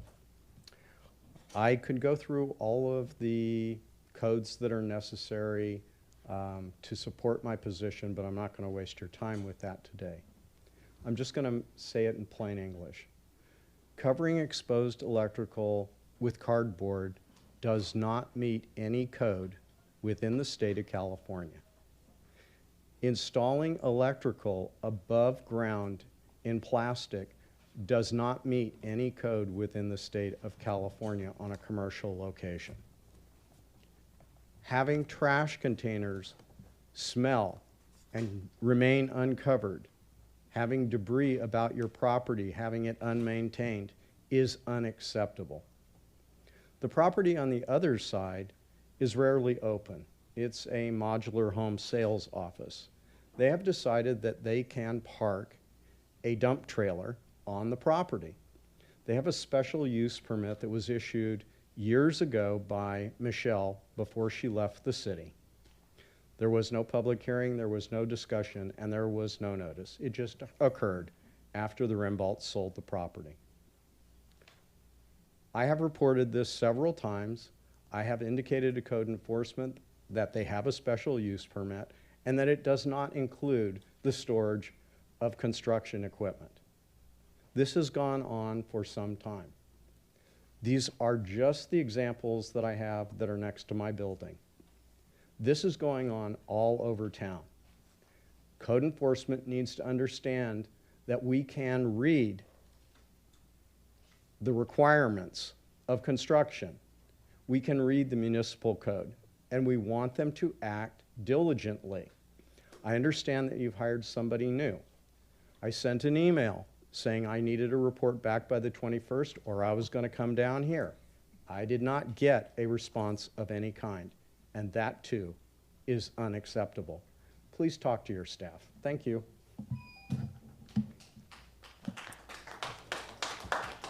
Raquel Herrera, followed by Joy Motz, and then Dennett Rodriguez. Hello, good evening. I've come to talk about the Excuse me, can you move the, right? efforts to preserve our local theater, El Campanile Theater. Good evening, Mayor and council members. My name is Raquel Herrera, and I've lived in Antioch my entire life. My family's history is deeply connected to this city. My father has owned and operated Shoe Stop, the shoe repair business, at Summersville Town Center for approximately 30 years. Growing up around his small business taught me how much commitment it takes to remain in Antioch, serve local families, and keep something valuable alive through decades of change. My history with the arts began at the Nick Rodriguez Community Center, where I then joined Delta Ballet Academy, whose legacy has continued as Pittsburgh Performing Arts Academy. By the time I was 8, my two older sisters and I were performing at El Campanile. One of my sisters has continued performing there for roughly the past decade. For many families, the Nutcracker and other performances at El Campanile are treasured traditions. I also remember seeing John Dobson, the sidewalk astronomer, many years ago, and recently Richard Bean. The theater has given generations of residents access to art, education, culture, and shared experiences. I firmly believe we must give residents, especially our younger generations, reason to believe in Antioch, remain connected to it, and invest their talents here. Our city has rich history. Antioch grew beside the San Joaquin River, and a visit to Black Diamond Mines just 2 weeks ago taught me how much history surrounds us. Our continued efforts to remember and preserve that history can build pride, encourage civic participation, and inspire people to support local businesses and care for their community. We do not have to look far to see what public investment can accomplish. Pittsburgh preserved and substantially renovated its historic California theater, including additional restoration work in recent years. El Campanile's principal rehabilitation dates back more than 20 years. Prospective buyers may recognize the value of this historic property, but I believe its greatest value to our community lies in remaining a fully functional arts venue. El Campanile is one of our few historic cultural spaces and remains open and accessible to everyone. I ask the city to seriously explore purchasing the theater or creating a public-private partnership to preserve and strengthen its role in our community. City involvement could protect public access, support local artists and youth programs, attract visitors who also support downtown businesses, and make El Campanile an anchor in Rivertown's revitalization. Please explore acquisition, grants, historic preservation funding, and community partnership before this opportunity is lost. El Campanile is part of Antioch and the greater East Bay's history, and it deserves to remain part of our future. Thank you. Joy Motz, followed by Dennett Rodriguez and Michael Sobel.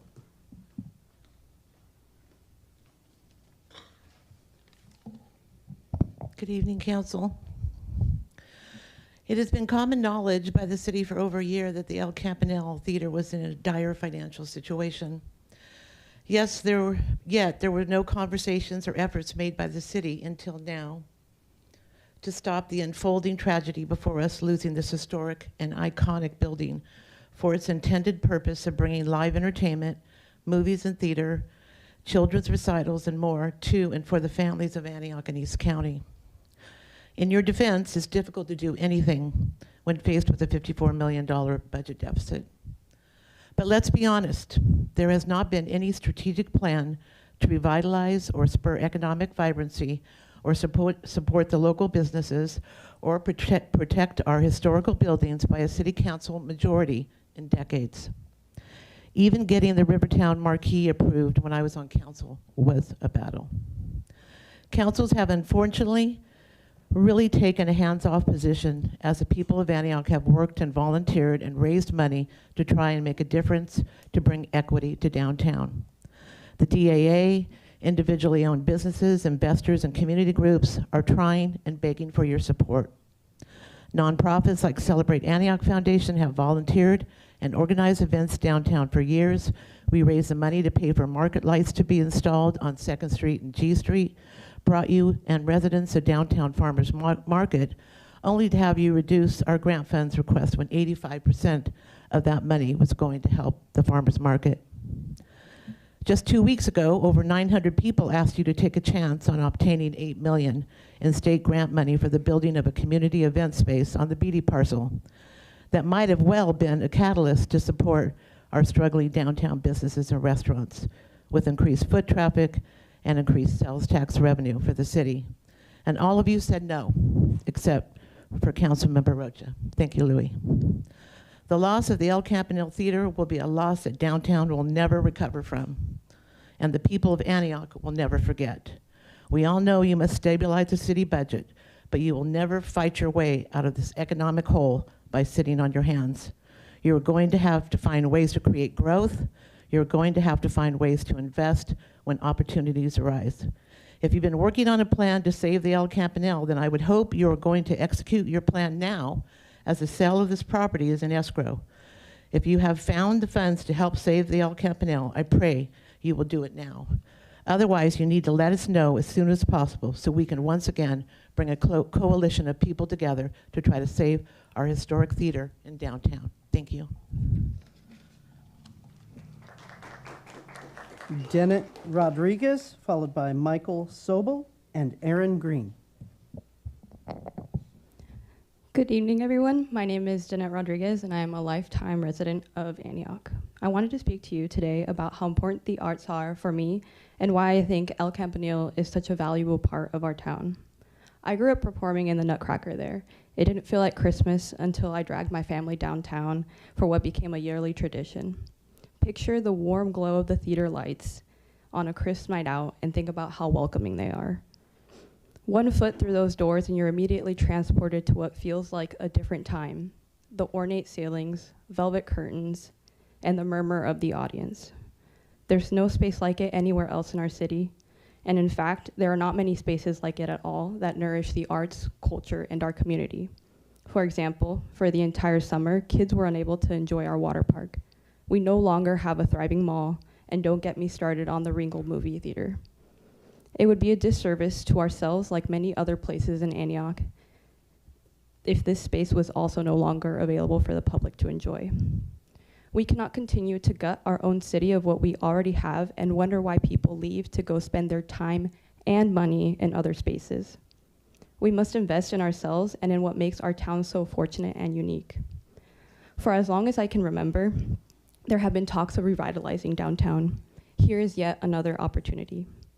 We recently got a farmer's market, and it's been really nice to see people here on the weekends. El Campanile is a valuable asset, the centerpiece to our Rivertown identity, and one of the places I love to show people when they come and visit. How many cities can brag about having an almost 100-year-old institution like it? I implore you, City Council, to find a way to preserve this landmark for generations to come. Ask yourself, not if we can afford El Campanile, but if we can afford to lose it. Thank you.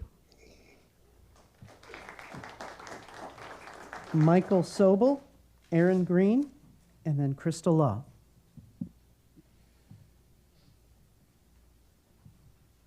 Good evening, ladies and gentlemen. I'm here on behalf of the El Campanile Theater.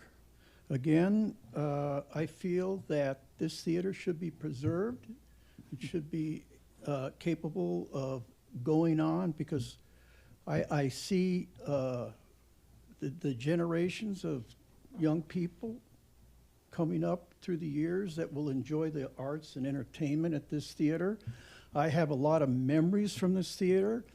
I have been an usher there for the last 17 years, and I've enjoyed it all. In fact, 3 days ago, I was there for the tribute to the Paul McCartney tribute band, and I thought that this was a great musical, along with films showing backgrounds of Paul McCartney when he was a young man. And I thought, this is the kind of thing that not only myself, but other people would enjoy watching and enjoying the music, because Paul McCartney was such a musical genius. And I was just really taken back.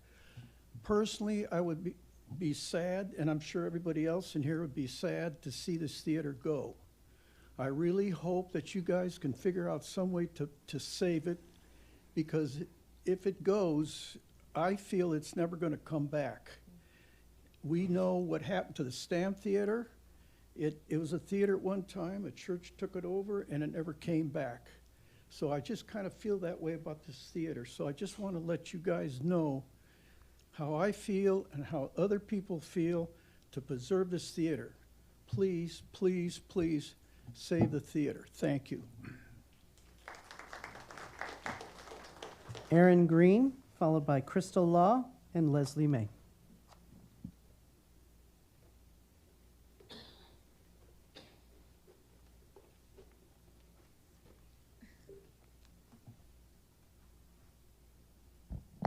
Okay, I actually came prepared this time. Hello, my name is Erin Green, and I'm a local business owner here in downtown Antioch. Antioch has had a lot of hits lately, and we all know it. But despite all the hits, there's some of us that are very still optimistic and still believe in Antioch, myself included, which is why I located my business in Antioch. I went to Pittsburgh, I went to Oakley, I went to Brentwood, and I still chose Antioch, and the theater is a big part of that reason. Antioch has the opportunity to, in my opinion, be an arts and cultural hub of East County, and the theater is a big part of that. We've already lost the Stam Theater. We've lost the movie theater on Lone Tree. We've lost golfing games. So this means that increasingly our residents are going outside of our community for entertainment and taking their dollars outside of our community. I know that the city council can't necessarily get in the middle of a private sale, and you don't have the power to stop anything, but you do have a great amount of influence. What you guys may not know is I actually used to work there. So I love that building, and I love the people in it. And I know that building. And if the building could talk, it would say, let me be a theater. That's all I can be. It's basically a giant box with a stage that performers come on, and an auditorium for people to witness the performances. And there's a handful of very, very small offices along the front of the facade. So in terms of this potential congregation, there's no room for meeting spaces, there's no classrooms, there's no playroom, there's no kitchen, and we know there's no parking. We already know that. So placing this in the middle, smack dab in the middle of our commercial business district is not only a bad idea for Antioch, it's not even really a good fit for this congregation, to be honest. So I'm asking the council to do whatever possible to save El Campanile Theater, leave it accessible for the public, for the arts, and keep the arts in Antioch. Thank you. Crystal Law, followed by Leslie May and Nicole Hall.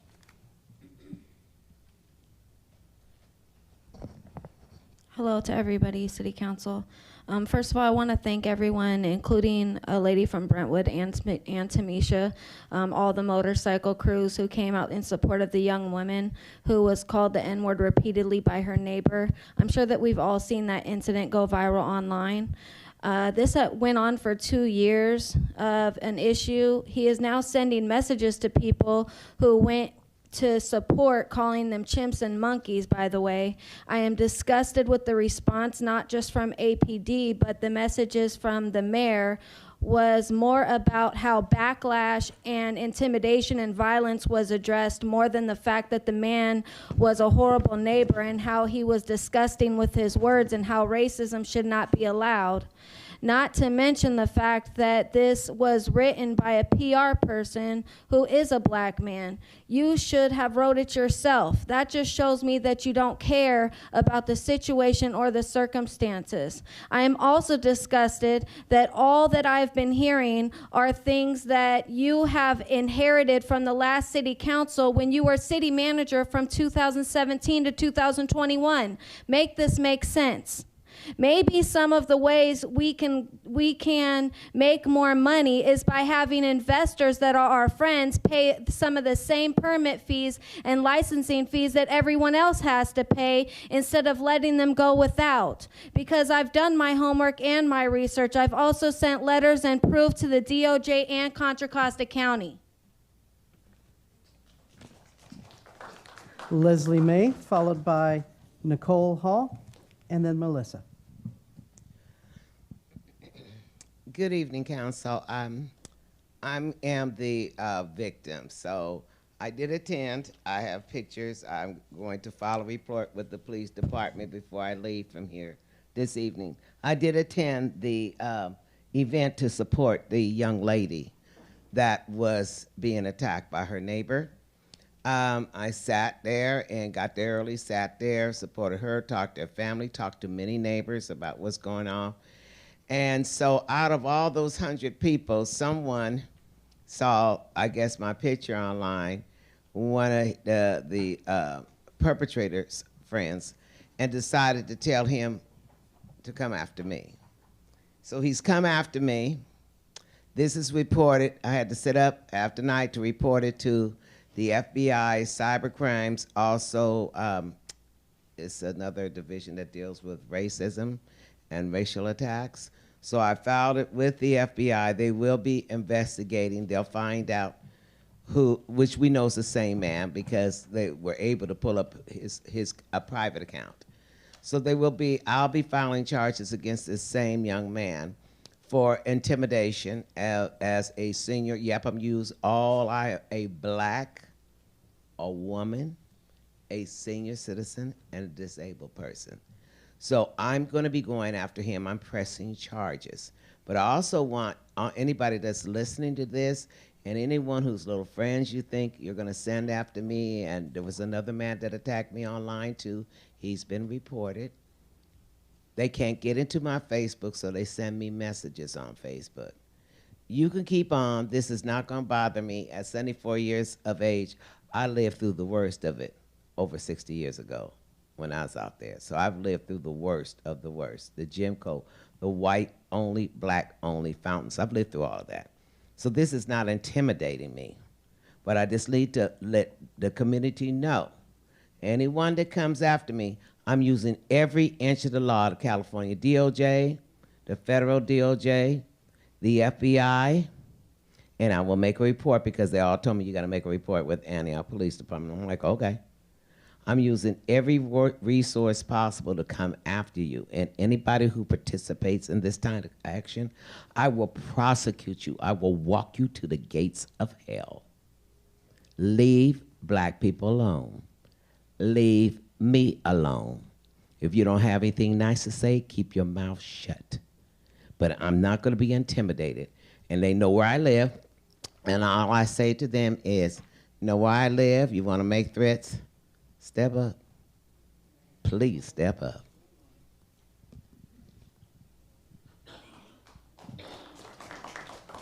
Nicole Hall, followed by Melissa and Jose.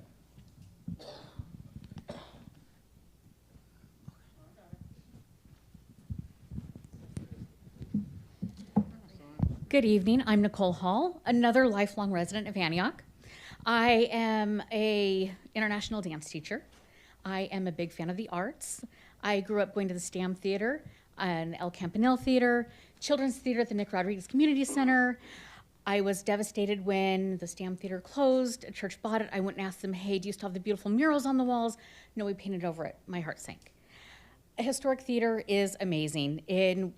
This is going to be, I think, the third time that it will have been closed and possibly brought back to life for a third time. I remember the first time it closed down, I went to the movie screenings. It was a double feature, and it was sad to see it close. When it reopened with a community group who spent time, their own money, days off, going and refurbishing it, painting, doing whatever work needed to be done to bring it back to life, I was thrilled. At that time, I wasn't able to engage or be involved. Third time around, I'm gonna try and be involved as much as I can within my limitations and my time. But I've always wanted to have a dance studio downtown.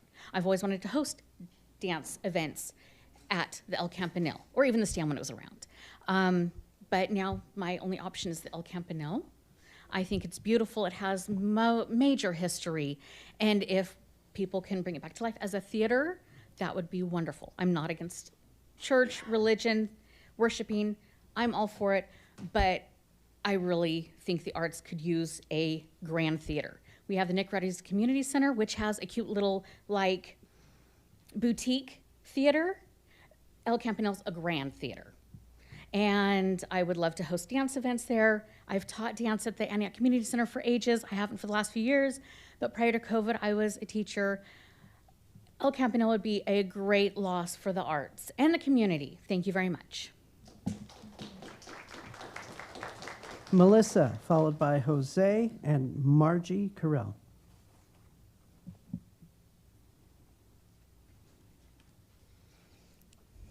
Okay, just want to say support all of you guys, but I went on everybody's website because it's campaign season, and I went on your past websites too. So when the people that ran in 2024, I specifically looked on the platform, Ron, of your homelessness about incentivizing new housing solutions, connecting unhoused residents with mental health care, addiction treatment, and job training. This all came from your website. And expanding partnerships with the county, nonprofits, and faith-based groups to pursue outside funding. And that's what a lot of people, myself included, voted for. One of the reasons we voted for you. Yet we've lost another housing coordinator, and I'm unsure if this position is now frozen or not. I was paying attention to the last meeting, and I didn't see that it was frozen. I'm not sure. But I think we need a type of person, since we lost the hotel, a type of person with good follow through, type A personality, high organizational skills to fill this position and make it effective. I feel like the last two people that were in that position were not effective. And at the recent meet and greet, when I was at Ron's, when I asked you about this, you said you're continuing to implement the previous council's plan. And I understand the value of that because it's continuity of continuing what's working. But that answer doesn't quite match the campaign that you ran on. Continuing what's already in motion is not leading a new, more collaborative, service-connected approach, which is what you campaigned on. They're not the same thing, and I noticed the difference. And what I'm asking for isn't a reversal of anything, it's just follow through on what we've promised. And I'd like to see the whole council actively take a lead on this rather than just manage what's already on the books. And I'd like city staff to communicate clearly and regularly with specific steps the council is taking towards goals people have campaigned on. The partnerships, the outside funding pursued, the service connections that are made. And right now, residents don't have any visibility into that. And without it, it's hard to tell the difference between what we're progressing on and what is business as usual. So Rocha, I went on yours. So it applies to you too. Your campaign website said you'd provide necessary resource to our unhoused community. And I'd like to know what you've done since being elected to move that forward beyond voting for things the city already had in motion before you got to that seat. And Mayor Pro Tem Freitas, you really didn't say anything on your campaign site, but you did say that you talked about expanding code enforcement to protect public health, property values, and overall welfare of the city. Code enforcement and homelessness are tied together in the city, whether we like to say so directly or not, and I'm running out of time, but I would like to see future candidates put that together some new ideas for economic development.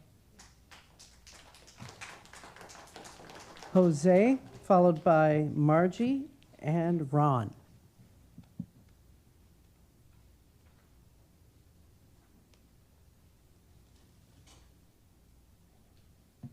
All right. Thank you, bro. Good evening, council and Antioch community. My name is Jose Cordon. I am a local poet and resident of Antioch, and today I'd like to share a few things. Number one, I'd like to shout out the rec department. Y'all doing an amazing job. The social media team is as well, doing great. We can clap it up for them, that's right. Second, our youth arts workshops will be back in session the week of September 8th. We are servicing both Districts 3 and District 5 in Antioch. Until the library reopens, the Antioch Library reopens, we'll be at Antioch High School on Tuesdays, and we'll be at the Pruitt Library across from Deer Valley on Thursdays. From 4 to 6 p.m., completely free for youth ages 12 through 18. Each week, the students will receive free food, opportunities to win gift cards, and will learn and engage in creative activities. My third and fourth points are connected.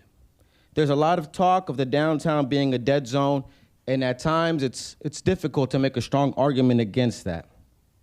With that said, I will say that my girlfriend and I spent a full day out here on Saturday, right? From 9:30 a.m. to 9 p.m. We started at the marina, we went kayaking in the Delta, and then we ended our night in Rivertown with live music and dinner at the Four Seasoning Steakhouse. Rivertown was alive. I mean, it really, really was. The crowds were amazingly diverse, and it made me proud of Rivertown. We did not make it to the show at El Campanile, but I have hosted and held 2 free events there. I am planning on attending a show there again soon. And with that said, I'd also like to express my hope that the council will do everything in their power to help preserve the historical theater as a performance arts place of gathering and community entertainment. There's a lot more that I can share about this topic, but I'll save it for a different meeting just for sake of time here. And I'll be back up here to share a little bit more about the events that we have coming up during the events portion. Thank you very much. Muchas gracias. Margie Carell, followed by Ron.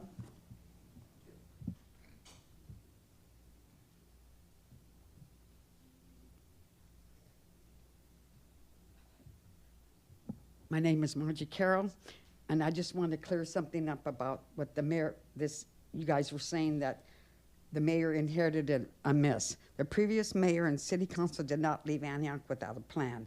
They spent years building programs, partnerships, securing funding to address homelessness. Whether you agreed with every decision or not, these are some of the initiatives that were already underway.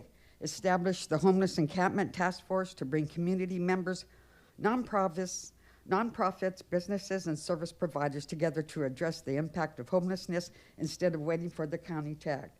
Partnered with Executive Inn to launch Antioch's first transitional housing project, which helped transition approximately 140 into permanent supportive housing over 3 years. Saw the point-in-time count decline from approximately 400 people experiencing homelessness to around 250 over a 2-year period. Allocated funding for shower services and laundry vouchers for unhoused residents. Worked with local churches to establish safe parking opportunities for people living in their vehicles.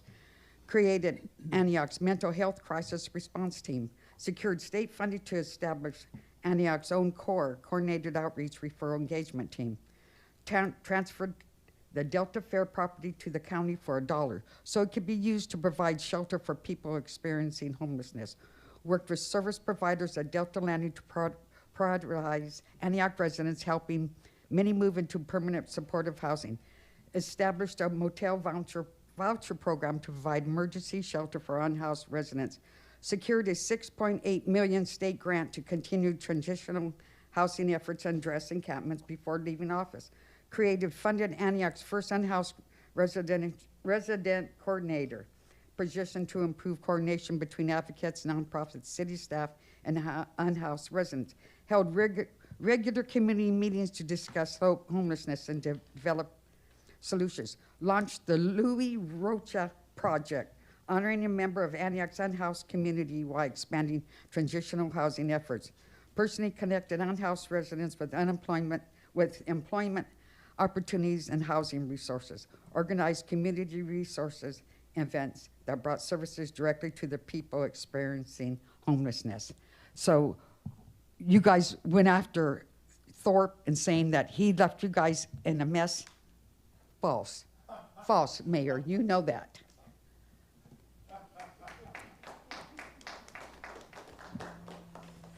Ron Muhammad?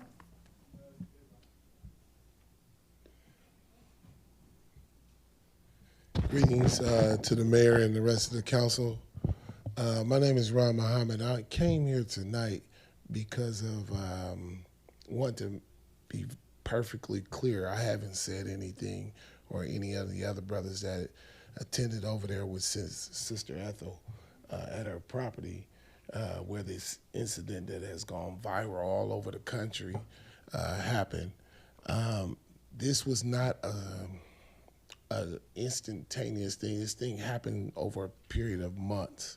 So just to give you a super brief synopsis, Ethel, single parent, divorced parent, has a child who's disabled, immune system is super compromised. She works in the East Bay, and she is having a situation with her next door neighbor who has entirely too many cats. They can call them neighborhood cats or whatever, but they reside in that house. Those cats are using the restroom all over the entire neighborhood, and they're compromising her son's immune system. The son is wheelchair bound. So when she spoke to them, had a deliberate dialogue that was very respectful. The young man kept going on the tirades, and this has been happening month after month after month, to the point to where he's being so disrespectful, to the point where it's impactful. I mean, all around the country, people are calling in, like, man, what the hell is going on? So, I'm a shareholder here. A resident is a resident, but I am a homeowner by the grace of God. This HOA needs to be abolished for them not taking action and then allowing the city to take the brunt for not taking this on. The HOA should have handled this from the beginning. Those cats are running and jumping from house to house over the roofs, and they're using the restroom all over. She's redone her backyard 2 or 3 times. So yes, we did go over there to support her. Never said nothing to the young fellow or his mother. Never even looked at him. Never pointed their way. It's all about her. They just happen to be living next door to each other.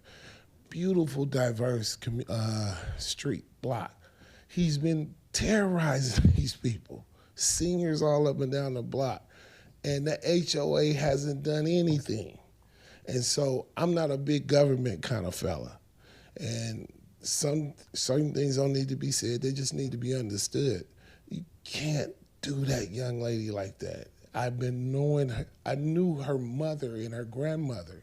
I didn't even know that she was their child. It's just wrong is wrong and right is right. So I would hope that you guys would take some kind of action. Johnny?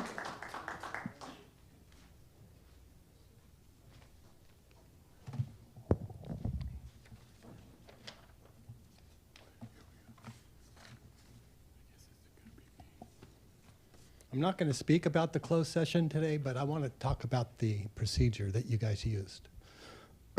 Now, Ron, you're pretty good with your numbers tonight. So pursuant to California Government Code 54957-6 and possible Labor Code Section 1102.5 of the Fair Employment Act. Now, the city went into closed session tonight facing 9 lawsuits, possibly dealing with somebody being fired or something to do with the Fair Employment Act. So 9 people are suing us, or there's 9 separate acts. Okay. So who do you guys send in there to negotiate with the lawyers? You send in Anna. Anna was the head of human resources when all this stuff happened. So Anna's going to go into the closed session and say, what did she say? I know you guys can't tell me, but no, I didn't do anything wrong, or I did something wrong, let's pay them. So I know you guys don't understand the Brown Act at all, most of you. But this is a conflict of interest, okay? Why is she going in negotiating, telling the lawyers how to settle a case when she fired somebody? Or Bessie told her to fire somebody, or who knows what happens? You guys won't even tell us. So there was significant exposure to litigation pursuant to the government code. The city is in receipt of information concerning facts and circumstances that might result in litigation against the city, which are known to a potential plaintiff or plaintiffs. So 9 people are suing us, probably because of what Bessie told Anna to do. And instead of recusing herself, she goes in there and negotiates with the lawyer, who are we going to sue? Who are we going to pay? Are we going to settle this case? So when is this going to stop? When is it going to stop? I told you guys not to hire Bessie. You hired her anyway. What did the first thing she do when she got here? She'd hired Brad as her assistant city manager, someone to go to Starbucks, right? They took Brad out of recreation department. They put the new guy in there, 6 figures, right? What's his experience? Oh, and then they promoted Brad. Well, we're going to talk about that later in the consent calendar. But why was Brad even promoted? No experience. No experience with computers. He was giving 15-year-old girls swimming lessons, okay, Anna? And you guys promoted him to 6 figures.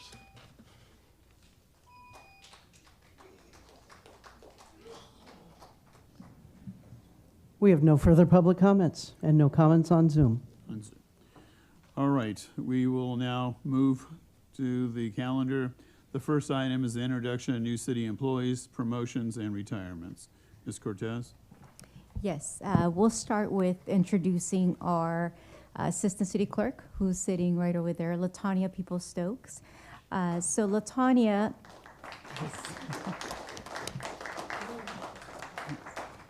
LaTanya brings over 20 years of distinguished public sector leadership experience supporting executive teams, advancing strategic initiatives, and strengthening organizational operations.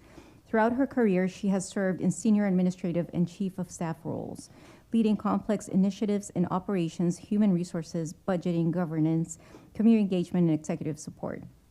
Recognized for her collaborative leadership style, operational excellence, and commitment to public service, LaTanya is passionate about building high-performing teams, fostering strong partnerships, and creating lasting positive outcomes for the community she serves. We are excited to welcome LaTanya to our organization and look forward to her expertise, leadership, positive impact she will bring. Welcome.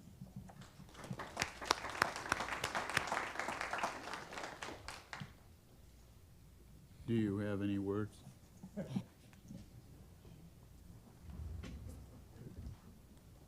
Hello, everyone. Thank you for welcoming me to the city of Antioch.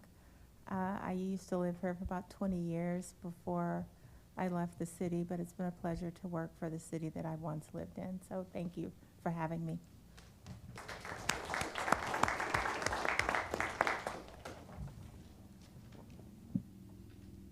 And now I think we'll turn it in. I'm not sure if code enforcement manager is here. Is he here?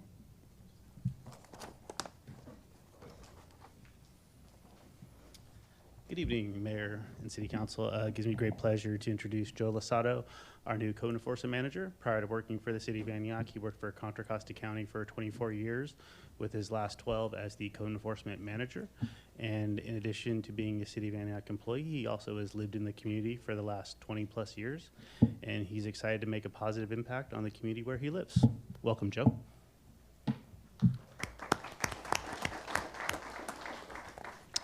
Thank you. I just want to thank everybody for the warm welcoming I've received since I started here at Antioch. The first week was a little more than warm. It got a little hot, but we made it through it. So I look forward to making some positive changes in the city of Antioch. Thank you. Thank you very much. Joe? Hold on. Councilmember Rocha. I just wanted to acknowledge Code Enforcement Manager Joseph Losado. You hit the ground running. You know, I've been communicating with code enforcement about the San Jose Drive, Delta Fair, and the two properties, the boat store and also the tire company. And immediately I saw a difference with those two properties being cleaned up. And so I called to inquire what had happened, because we've been trying to get those areas addressed for some time. And what I learned was that you apparently took it upon yourself to make contact directly with the property owners of the two locations, and maybe the same owner. And from your conversation, from your action, you were able to get the property owner to step up and participate in getting those properties cleaned up. So I just want to give a shout out to you for being a new member of our city as an employee, but making a significant difference right away. We have a lot of work to do in that area, but I just wanted to acknowledge your efforts when you first arrived. It's greatly appreciated.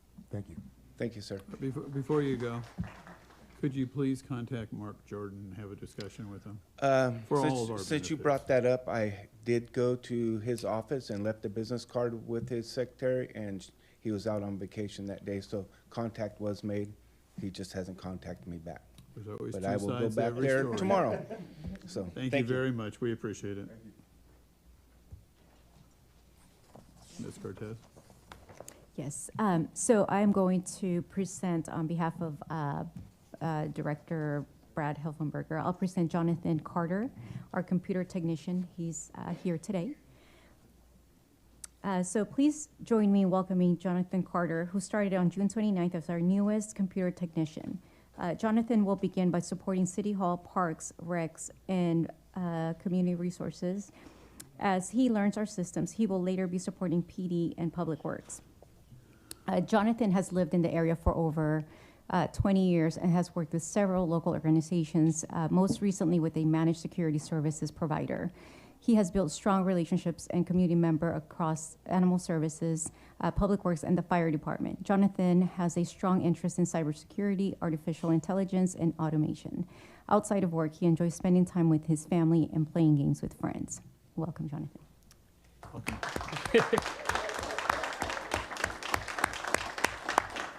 Good evening, Mayor, council members. Just want to say I appreciate the opportunity and excited to continue working with all the staff that I've got to meet and who I haven't got to meet yet. So thank you.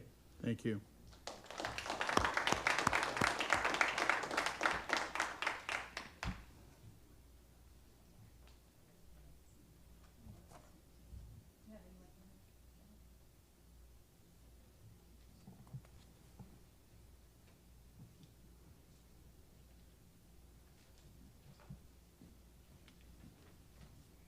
All right, good evening. My name is Shahad Ryder. I'm the Park and Rec Director. We have Alyssa Millhouse. She is born and raised in the city of Antioch, and then she is our new Park and Rec Coordinator. She has been with us for 7 years. She started from the bottom. Now she's here. She started with maintenance. She did building attendance, and then she also was a program specialist for us, doing several years of our Junior Giants and sports programs. We're very happy to steal her from the school district, where she was doing, special education and wellness at Bellshaw Elementary. She has a passion for making a difference in youth lives and inspiring others. Without further ado, Alyssa. Hi, everybody. I just wanted to say I'm very grateful for the opportunity, and I'm really looking forward to doing more in recreation and continuing to grow. Thank you. Welcome.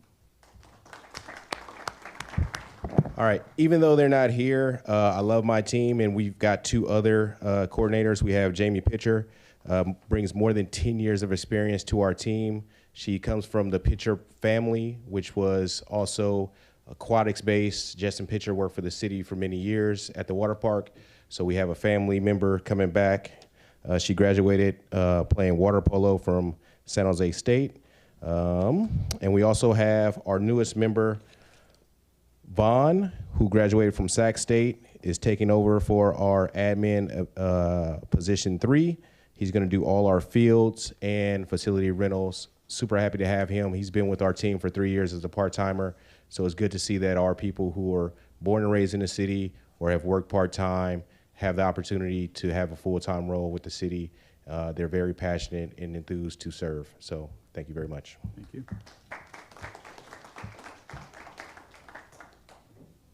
Okay, so we have the police department next, so Chief will come down and present them.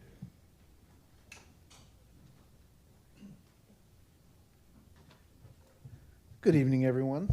We'll start first with Esmeralda Rodriguez, our newest police dispatcher. Esmeralda was raised in Antioch and graduated from Prospects High School in 2015. Prior to joining the APD, she served as a dispatcher for the city of Richmond.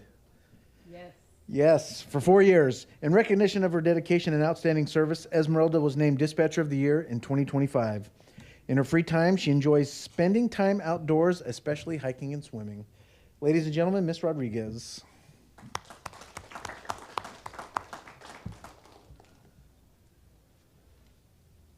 Just really quick, I want to give the city of Antioch the thanks, and I'm grateful for the opportunity to be back in the town I grew up in and to help the community here. Thank you. Next up is a promotion, Corporal Ashley Allen. Corporal Allen had a successful collegiate career as a Division II shortstop while earning a BA in criminal justice from Cal State University East Bay. During her senior year, she was hired by the Antioch Police Department and later attended the Alameda County Police Academy. Throughout her career, Corporal Allen has served in a variety of roles, including Patrol Cadet Advisor, Special Victims Unit Detective, Crisis Negotiator. As the Cadet Advisor, she mentored numerous young people, several of whom later became Antioch police officers. During her time in investigations, she specialized in cases involving vulnerable victims and partnered with the Internet Crimes Against Children's Task Force on targeting the online exploitation of children. Outside of work, Corporal Allen enjoys working out, playing recreational softball, and spending quality time with her family. Ladies and gentlemen, Corporal Allen. Thank you. I just want to thank Chief for giving me this opportunity. I really look forward to it. I love working in this city. I told the former chief that I would retire here when that time comes, so I plan on being here for the long haul, and I thank you. Thank you.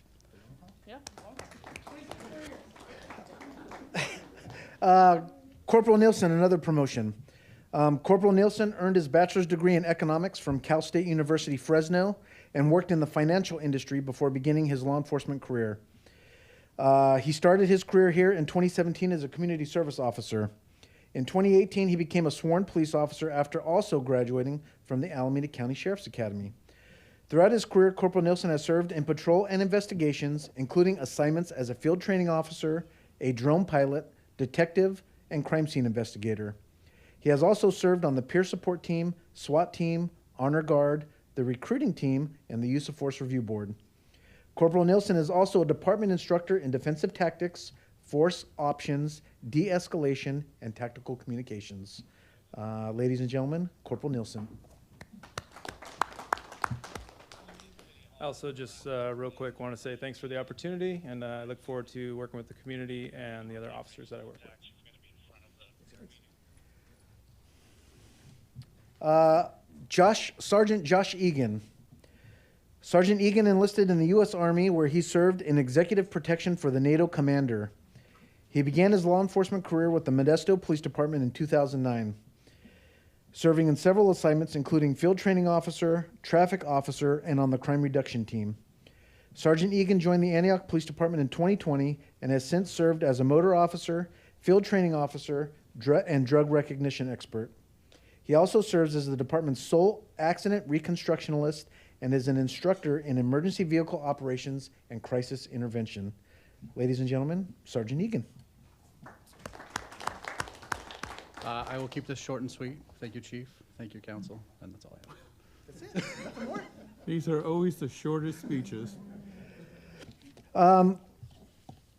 Lieutenant Gary Lowther.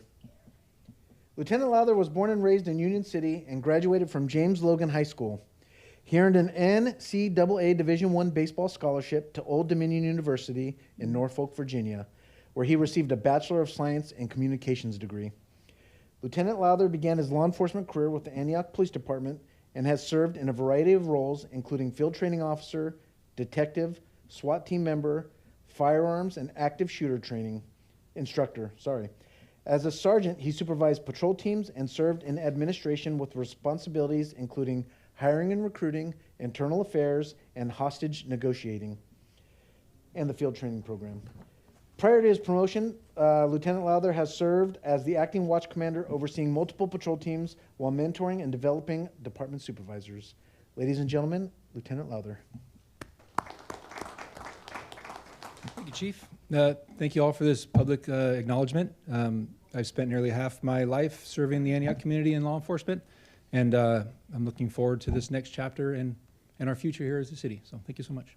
Thank you. And if I can just end, I too love my team, and I have some people who are not here, and I just want to give them an honorable mention if I can. Our newest dispatcher, Martina Espinoza, Saul Gutierrez, another police dispatcher, Sergeant Adam Duffy, and last but not least, Sergeant Zachary Sampson. So don't be surprised if you see all of these new shining faces in and outside of the city, in the community, and our host of various community events. Thank you all.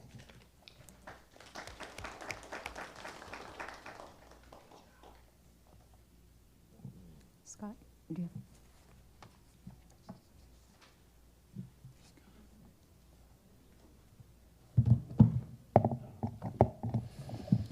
Good evening, Mayor, City Council.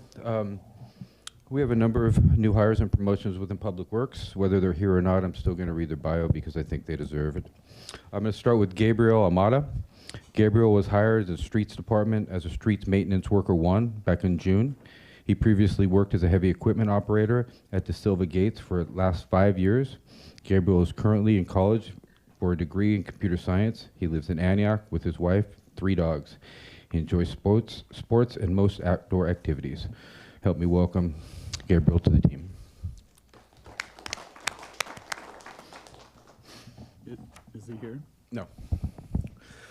Next, I'd like to bring up James Bell, hired at the water treatment plant as a water treatment plant trainee back in July. He was previously employed at the Mountain Valley Environmental Services in Raymond, California. James was an operations supervisor there for 7 years and has his T2 and D3, that's a treatment 2 and distribution 3 and 4 certificates, as well as his wastewater treatment certificate. He currently lives in Modesto with his family and 2 yellow labs. He likes to hunt, hike, and basically do anything outdoors. Let me welcome James to the team. I'd like to say thank you for the opportunity to work for the city of Antioch, and I look forward to many years of service. Thank you. Thank you. Next up, I would like to bring up Juliana Bruno. Juliana was hired as an administrative assistant back in May. Previously, she worked for the city of Concord, where she was an administrative assistant and worked on capital improvements contracts, responded to complaints, and took notes for public meetings. Juliana has a bachelor's in science and criminal justice with a paralegal certificate. She currently lives locally with her family and 2 English bulldogs. She enjoys hanging out with her friends and family. Let's welcome Julia to the team.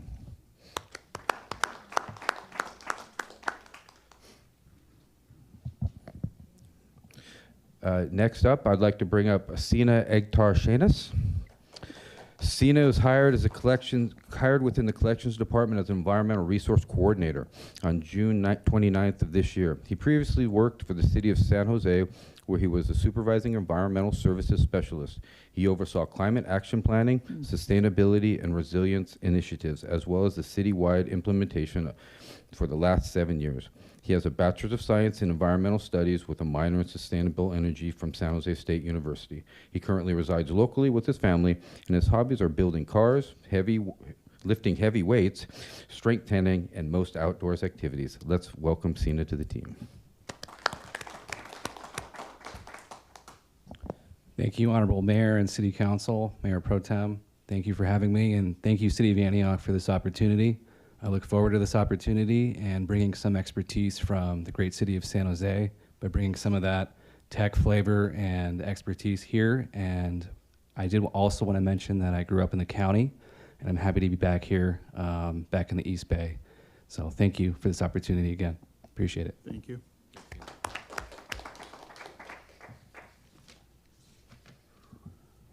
Next up, I'd like to bring up Omar Guillen-Leon.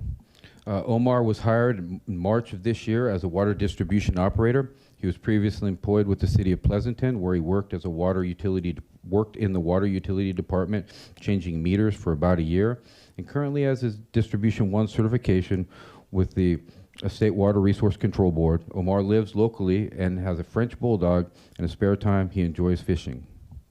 Let's welcome Omar to the team. There seems to be a dog theme going on with our new hires. That's okay. We like dogs. Michael Nazario.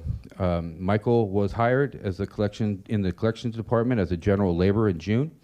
He previously worked for Service Masters for approximately 5 years, where he was a senior lead technician, completing abatements for Contra Costa County. He also did water mitigation as well as demolition of damaged properties. He has a certificate in water, trauma, and heavy equipment operations. He has lived locally with his family, cat, and dog. In his free time, Michael enjoys working outside in his yard. Let's welcome Michael to the team. I'd like to thank you guys for the opportunity and the growth that you guys provide, and I'd like to thank the collections team for their knowledge and their training experience. Thank you.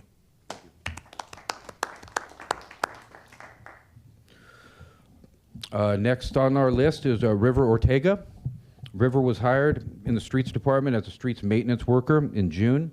He previously was employed with the city of Vallejo as a streets maintenance worker in the traffic division for 2 years. He graduated from Antioch High School and lives locally with his family. He enjoys taking his family to the beach in Pacifica, and likes camping when visiting farm animals with his family at the state beach. Let's welcome River to the team. Good afternoon. I'd like to thank everybody for the opportunity to be here, and I look forward to the changes I can bring of the expertise from Vallejo to Antioch. And if it's okay, I'd like to say to my children at home, it's 8 o'clock and it's time for bed. Thank you, River. Thank you very much. Appreciate it. Robert Pizarro. Robert Pizarro earned his Bachelor's of Science in Civil Engineering from the University of Santo Tomas in Milan, Philippines. He began managing projects with his family's construction business for 5 years before moving to the States in 2018. He enlisted with the U.S. Air Force as an engineering technician and was based in Tucson, Arizona for 4 years. He was deployed to Saudi Arabia. After his internship with Kleinfelder, he became in the geotechnical engineering field. He began working with TRC companies as a construction inspector, providing support with various government agencies. Then he became assistant engineer with the city of Vallejo before joining the city of Antioch as an assistant engineer. Outside of work, Robert enjoys cooking, hiking, playing basketball, working out, and spending time with his family. Fun fact, Robert loves singing karaoke. Let's welcome Robert to the team. Wow. Good evening, everyone. Good evening, City Council members. I'm very grateful for the opportunity to serve my local community because I live here, and I'm looking forward to contributing to the city and to the capital improvements, infrastructure projects, and very grateful. Thank you. Thank you. Thanks, Scott.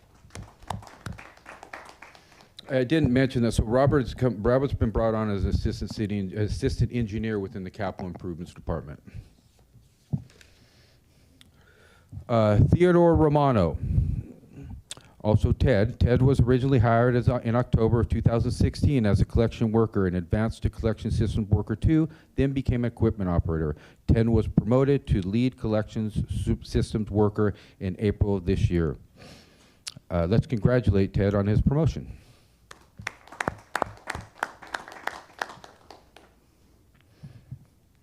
Michael Waltz. Michael was hired at the water treatment plant as a trainee with his T2 in May of 2026. Michael previously was employed by Delta Water Treatment Plant in Stockton as a water treatment plant operator for 9 months, and he has his Distribution 2 certificate as well as Treatment 2 operator certificate. Michael lives locally with his family and 2 dogs. In his spare time, he enjoys woodworking and metal fabrication. Let's welcome Michael to the team. And last on my list, but definitely not least, Salvador Zestahi. Salvador was hired in the Streets Department as a maintenance worker 1 in May. He previously was an underground locator for Subtronic Corporation in Martinez, where he completed utility locations for about 17 years. He graduated from Antioch High School and currently lives locally with his family and pet dog. Let's welcome Salvador to the team. Thank you for your time. That's what we have in Public Works since we met last time. Thank you. Yeah. Any other comments on this? No, I just want to say thank you to the HR team for all their hard work on hiring and all the promotions. So I do want to highlight my team for that. Thank you.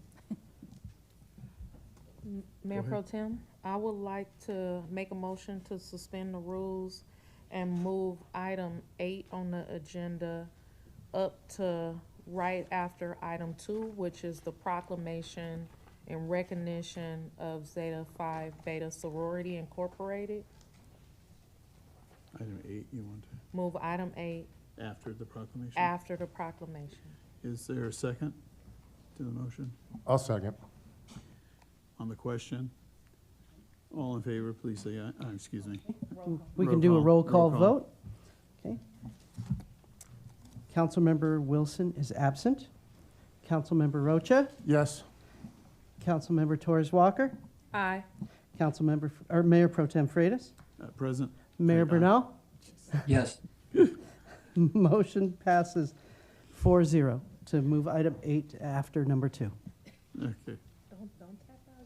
I know. All right, the next is the proclamation. Could I please ask Jocelyn Norman to please come forward? And if you have a team can come forward as well. And my son was in a fraternity, but I never learned the Greek alphabet. I apologize right at the very beginning. And so it's Zeta. Zeta. Yes, boy, it's going to be tough. Zeta Phi Beta Sorority Incorporated, Omega Kappa Zeta Chapter.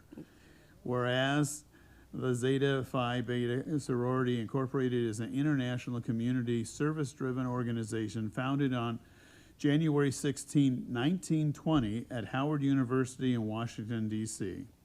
And whereas on April 12, 2012, the Omega Kappa Zeta chapter was chartered as a graduate chapter serving San Joaquin and Contra Costa counties with a longstanding commitment to scholarship, service, sisterly love, and finer womanhood. And whereas for more than a decade, the Omega Kappa Zeta chapter has strengthened local communities through meaningful service, including feeding the unhoused, awarding scholarship, supporting youth and education initiatives, and promoting elder care and wellness. And whereas through its Z Hope, which stands for Zeta's Helping Other People Excel program and other social action initiatives, the chapter raises awareness and connects residents with resources addressing domestic violence, breast cancer, human trafficking, autism, mental health, Black infant health, and other important health and social issues. And whereas the Omega Kappa Zeta chapter advances social, health, and economic justice through advocacy, civil engagement, voter education, and mobilization, and initiatives such as Zeta Day on the Hill and Zeta Day at the Capitol. And whereas the chapter promotes stronger communities by fostering collaboration between law enforcement and residents and advocating for equitable access to education, healthcare, and other essential resources.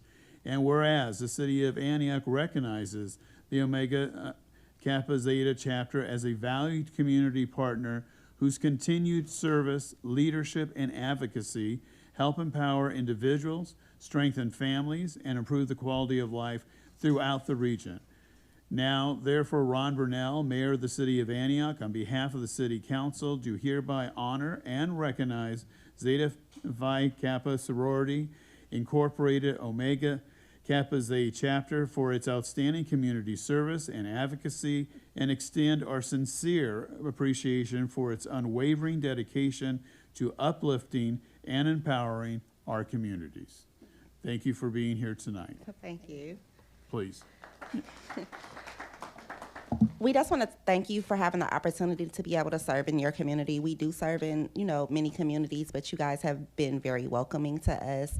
And we are thankful for the opportunity to be able to promote scholarship and all the other programs that Zeta's Helping Other Excel provides. So if somebody was interested in joining you?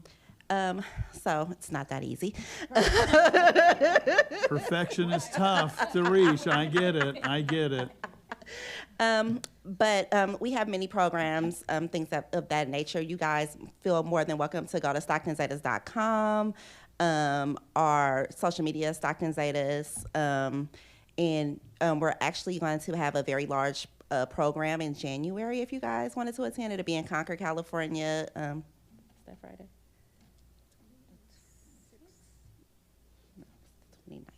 The last Friday in January, I can get you guys the information more. We'll have an opening program at 7 p.m. at the Hilton Concord, and it's open to the public, and you guys can see what Zetas all over California do. Well, that would be good. You can provide it to the city clerk, and we can actually put it on the agenda as an upcoming event, I will. which might help you out. Thank you. So, City Council, is there a motion for approval of the proclamation? So moved. Second.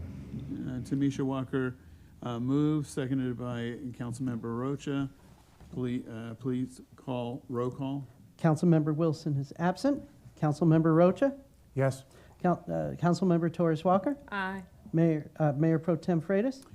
Aye. Mayor Burnell? Yes. Motion passes 4-0. If you'll wait, we'll be down and present this to you. Thank you. If you want to take pictures, that's fine too. Yeah, why don't we? Yeah, okay.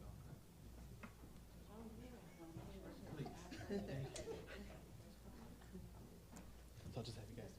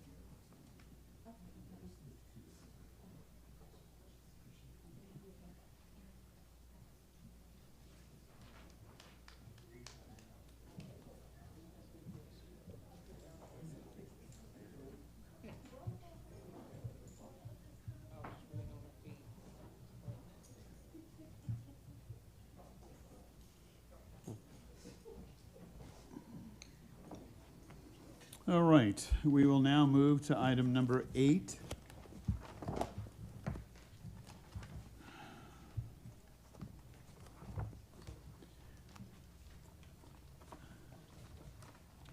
Mr. Mayor, do you want to make some comments? Yeah, I would. Thank you very much. So tonight I have the honor of nominating Dr. Loretta Izefe to become the next member of our Sales Tax Citizens Oversight Committee. Dr. Izefe was interviewed by Finance Director Merchant and myself, and has not just a very impressive resume, where she was recently the Chief Financial Officer for the UC Berkeley Haas School of Business, but just also her passion for raising her family here in Antioch, and in wanting to give back to our community with her expertise and obviously amazing skills in finance and accounting. So I'd like to invite Dr. Izefe up to say a few words herself, but I'm just really honored to recommend her for this role. I will move approval. Yes. Move approval? Second? I didn't know if you're doing a move. Are you doing the? Go ahead. Are you making the motion? So Rocha has moved, and Tamisha Taco. Second. Tamisha Taco. Walker. Tamisha Taco Walker. Walker has. Oh. I can see that. Okay. Councilmember Wilson's absent. Has seconded the motion. I'm still on the motion. Okay, sorry. All right, Okay. go ahead. Councilmember Rocha? Yes. Councilmember Torres Walker? Aye. Mayor Pro Tem Freitas? Aye. And Mayor Burnell? Yes. Motion passes 4-0. Thank you. Good evening, Mayor and members of City Council. As the mayor mentioned, my name is Dr. Loretta Izefe, and I want to thank the mayor for nominating me for this, serving on this committee. I've lived in Antioch for 18 plus years, and it would be an honor to give back to the community that has given back so much to me and my family back here who came here to support me. And you know, he mentioned a little bit about my professional background, but we just want to add a little bit more to get to know all of you better so you can get to know me a little better as well.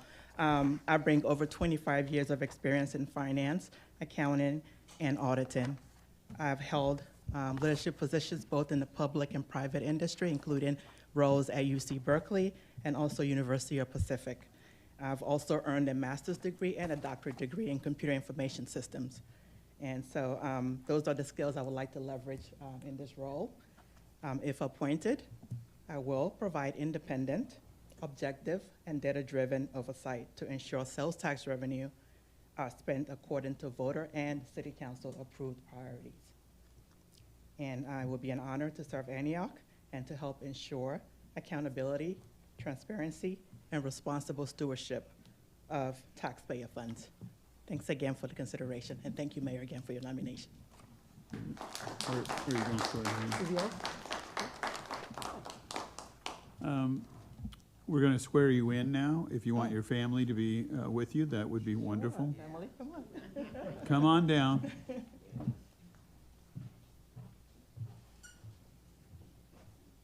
Stand in front of the microphone so everyone can hear. Family, don't be shy. You can surround her. It's okay. Okay. Raise your right hand, please. I state your name. I, Loretta Izefe, Do solemnly swear do solemnly swear or affirm that I will support and defend the Constitution of the United States Constitution of the United States and the Constitution and the Constitution of the State of California of the State of California against all enemies, against all enemies, foreign and domestic, that I will bear true faith and allegiance through true faith and allegiance to the Constitution of the United States of the United States and the Constitution and the Constitution of the State of California, of the State of California, that I take this obligation freely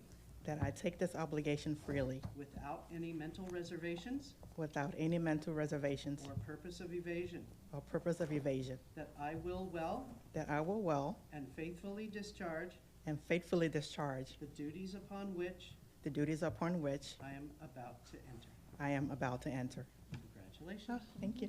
You Thank you. have a certificate and everything, but it's not prepared yet, so I will make sure you get it. Thank you. Thank you. Thank you very much. Thanks, everyone. Family, thank you for being here with her.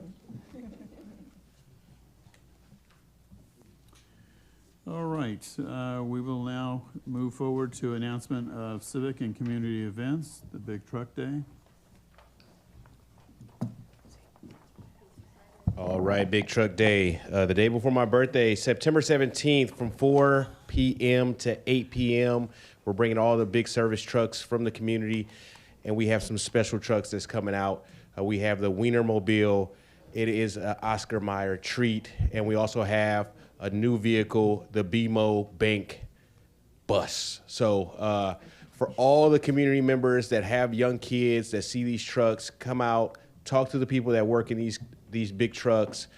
And for the parents, if you're looking for employment, some of these providers also take applications. You get to learn about the career path as a parent as well. So it's a great event right at the Antioch Community Center in the parking lot, along with Food Truck Thursday from 4 p.m. to 8 p.m. Good night, Council. Thank you. All right, announcements of board. Okay, we have one further civic event. Oh, okay.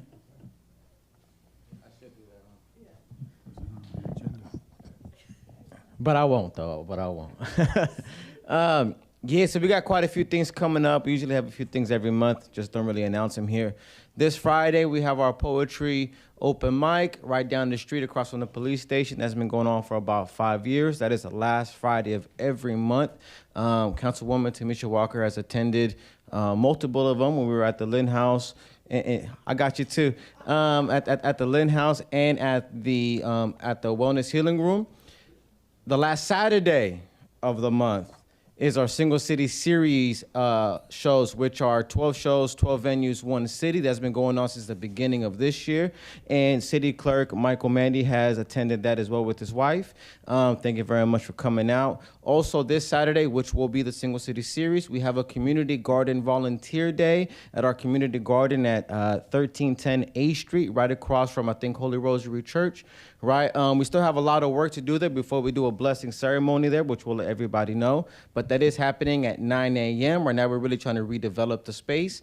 And then next month, the second Thursday of next month, as well as October, we have the Royal Sessions right here at the Royal Banquet and Events Hall.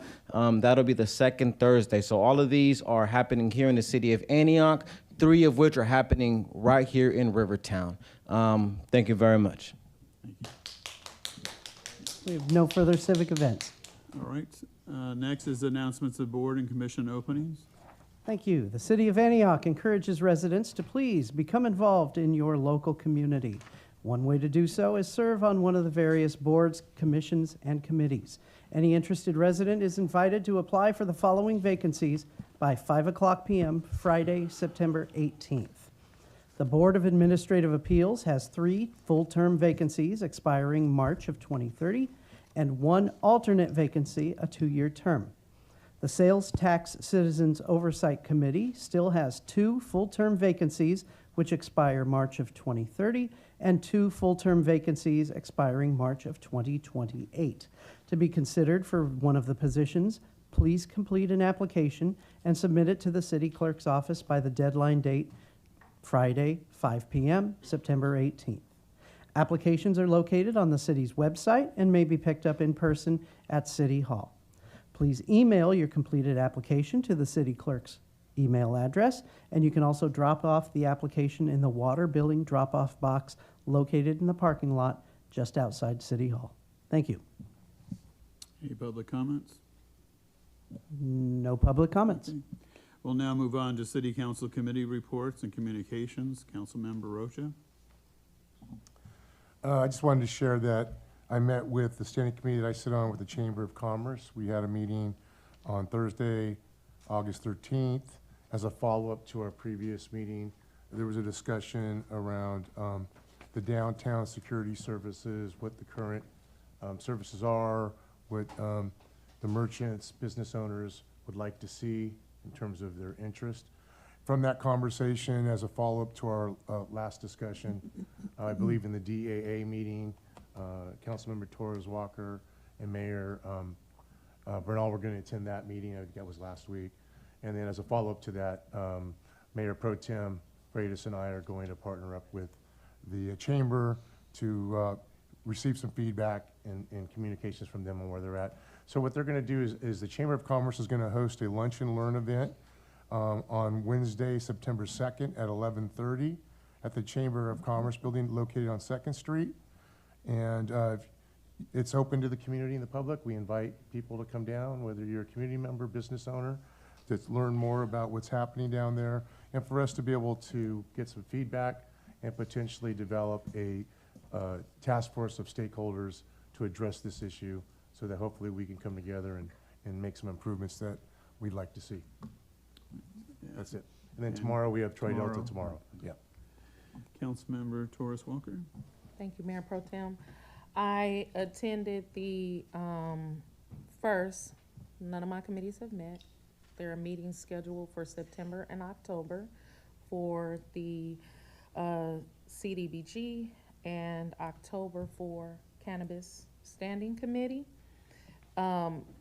I had an opportunity to attend the event at the El Campanile Theater with the Downtown Antioch Association to talk about all things small business downtown and also security. Saturday, I had an opportunity to join the Contra Costa Cares event that went from Antioch High over to the Contra Loma Estates Park. It was an amazing event. Definitely want to give a shout out to Back on Track Community Services and the NAACP and others, the Boilermakers, the unions, all of the other sponsors for putting that on. I'm looking forward to that event. I believe it's going to be in Pittsburgh next year, so looking forward to next year. I attended the 40 Voices campaign 1 year celebration of the African American Wellness Hub here in the city of Antioch. That was an amazing experience. Want to continue to thank the 40 Voices and their efforts around African American wellness in the city of Antioch.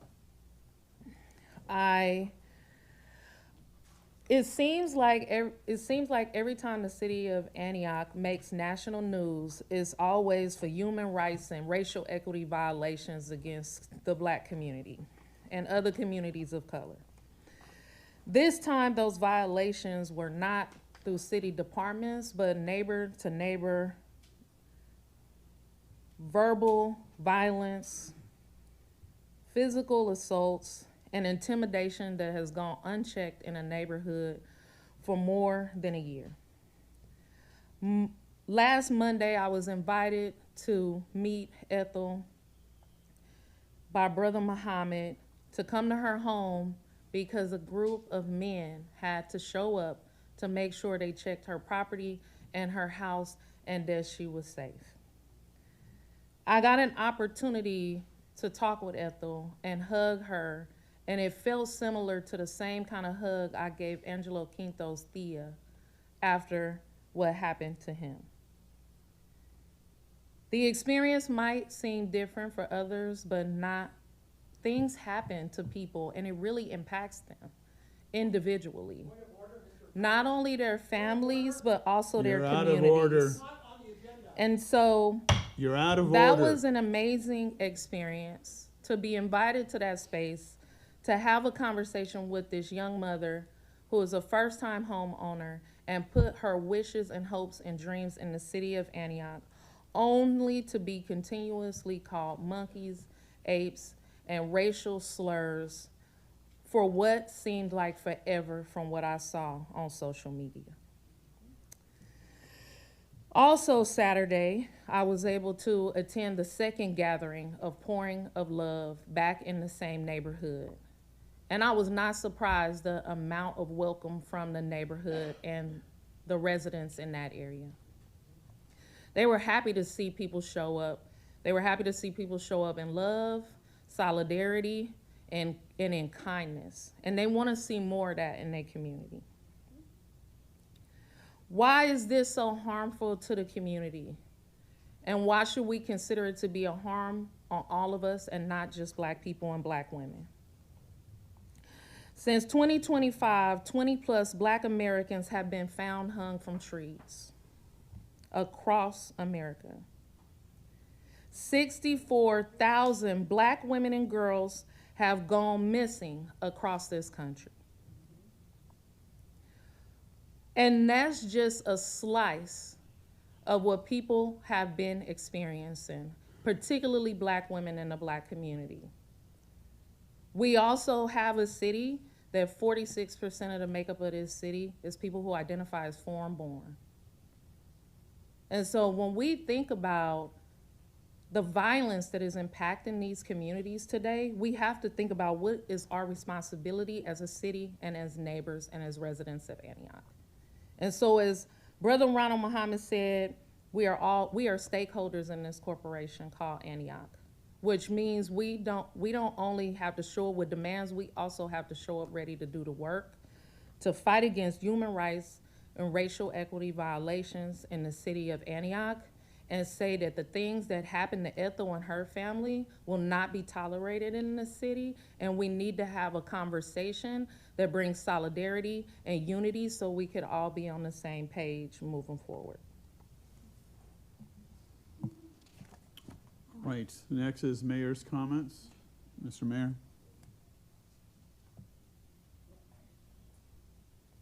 Thank you. Before I do that, on the 13th, Transplan Board met.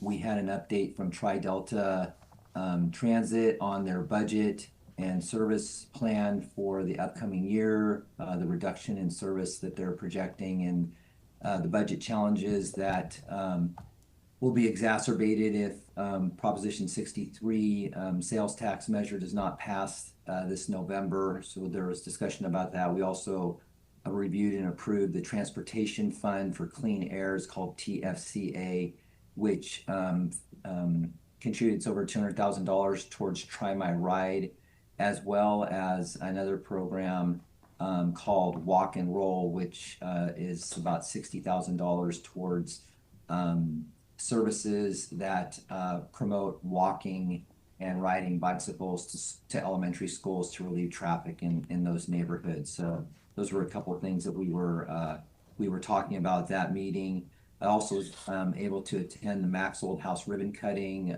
Mayor Pro Tem was there for that. Council member, or not Mayor Pro Tem, was that Councilmember Rocha was there as well. And I also attended the DAA that Councilmember Torres Walker was there, as well as Mayor Pro Tem stopped in for that meeting as well. On 21st, the Jacobson Park ribbon cutting, which I found out used to be called Jet Park because there was a jet parked in that park the kids used to play on. And so that was a wonderful event where we were able to bring, I don't know, probably 70, 80 people from the neighborhood. Rising Juntos was there. There was different folks, but it was really nice to be able to get to meet the young people, the young families that were super excited about having a beautiful new park and playground, amenities, basketball court built in their neighborhood. And so that was very positive. Just as far as my comments are concerned, to Councilmember Torres Walker's comments, the racist comments and activity in that neighborhood where Miss Baker lives are completely unacceptable and will not be tolerated in our community. And so there does need to be a discussion. There needs to be a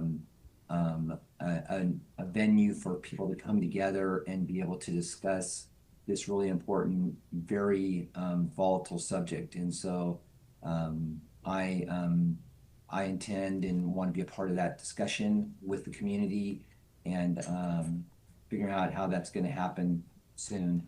I also just want to mention that I want to thank our Parks and Recreation Department. You know, I stopped by Merle Wilson's 101st birthday last week at the community center out on Lone Tree. You know, the seniors have been at Lone Tree Community Center for the past probably 6 months or so while Nick Rodriguez, maybe longer, while Nick Rodriguez is in the process of being redone for roof and air conditioning and plumbing and a lot of things. And they've been very patient in that project getting completed. But when I went out there, it was just a really wonderful, beautiful event. You know, Merle's there, people are dancing. June, who runs the recreation and seniors program, people were just happy and making the best of being displaced, basically. And so I just want to thank Parks and Rec for always stepping up and never complaining and always finding a way to create not just mediocre solutions, but excellent solutions when we have to pivot and do other things. So thank you, Shahad. Thank you, June. Thank you, Lene. Thank you, Karen, everybody who works for Parks and Recreation, and all that you do to make Antioch just as beautiful and wonderful a community as it is. So that concludes my mayor's comments. Thank you. All right, thank you. Next is presentation by PFM Asset Management Investment Performance Review. Ms. Merchant. Yes, Justin Rasuela will be presenting. He is on Zoom, so hopefully we'll get him on screen here, and then he'll be directing me to move the presentation as he goes forth. So there he is up there on the screen in front of you. So once we get he can give a brief introduction, then he's going to just pop off the screen but still be there so that we can show the presentation on the screen. Welcome, Justin. All right, thank you, Director Merchant. I hope you can hear me in the council chambers. Mayor Bernal, Mayor Pro Tem Freitas, Member Torres, Walker, and Rocha, and community members. Thanks again for having me virtually. I wish I could be with you in person as I usually am, but work travel has called me away. So I'll begin my remarks on page 72 of your packet. This is the June 30th report that covers the investments that we at PFMAM manage on behalf of the city. Our current market themes summarize what drives markets and the factors that PFM considers as we continue to manage the portfolio. Overall, we'd characterize the current market as remaining resilient, while noting that there are some interesting new dynamics contributing to economic growth here in the United States. This is AI investment and technology spending, namely. Let me see here. It looks like we might still be on the cover page. If you don't mind, if we could turn to page 72. There we go. Thank you. As I'm talking to AI investment and technology spending, it seems that this has emerged as an important factor and contributor to economic growth here in the U.S. as we think about gross domestic product. And that's really kind of the name of the game, at least here for most economists. The investments that we make on behalf of the city, we want to continue to see continued growth in gross domestic product that propels and drives the sort of investments we make on the city's behalf. Now, AI, it seems, has helped to offset what might be characterized as a moderating consumer who has generally pulled back on spending with, in fact, declining sentiment that we've seen over the past several months. You may remember from prior conversations, I spoke to the Fed's dual mandate. Now, that speaks to their monetary policy and their setting of key interest rates, and that ultimately defines the fixed income bond investments and the yields that are generated on the investments we make on behalf of the city. As a reminder, we only purchase fixed income assets in this portfolio, specifically bonds, including U.S. Treasuries. The Fed has a dual mandate for maintaining maximum goods price affordability and maximum employment. And as we think about inflation, the real question is whether higher energy prices at this point in time might eventually spill over into core goods like food, energy, those sorts of factors. We have seen some uptick in those inflationary measures, including consumer price index and personal consumption expenditures. Labor, on the other hand, that continues to generally remain in balance. Unemployment has remained generally steady at about 4.2%. But as I noted earlier, consumer spending is down as real wage growth, that is after inflation, has been modest and may be pressuring households at this time. The one other notable factor that we saw during the quarter since we last spoke was the new Federal Reserve Chair, and Fed Chair Kevin Warsh has taken the seat But the committee left key rates unchanged, but we did notice their tone to become a bit more hawkish, which bends toward potentially higher monetary policy rates coming toward us. 9 of 18 members, in fact, were anticipating one rate hike for 2026 at the June meeting. With respect to the markets, Treasury yields did move higher over the quarter over fears that inflation might continue to be a concern and the Fed might be leaning hawkish, potentially increasing rates. We continue to find value in the front end of the curve, that is 5 years and in, generally where most California agencies invest their money. And we do continue to see, however, credit spreads quite tight, really due to the strong economic growth that we continue to see in the economy, the stable labor that I spoke to, and frankly, very strong demand for corporate bonds, including AI issuance and U.S. Treasuries that again remains strong. Page 73, the next page, speaks to Treasury yields rising across the curve, and you can see the one-year range in the blue shaded area, the most recent quarter in the dashed line, and where we ended June 30th in the solid line. We are very much at the high end of the most recent one-year range. The other change that we saw this quarter is, again, continued positive slope. Yields within the 2 to 10 year maturity ranges of U.S. Treasuries, but the curve has flattened, most notably in the belly of the curve. The concern still is within short-term inflation rather than perhaps long-term growth. Page 74 speaks to the 2-year Treasury yields. I encourage our clients to think about 2-year Treasuries specifically as the sort of widget you might want to put on your phone as you think about where, for example, the city of Antioch's portfolio is invested.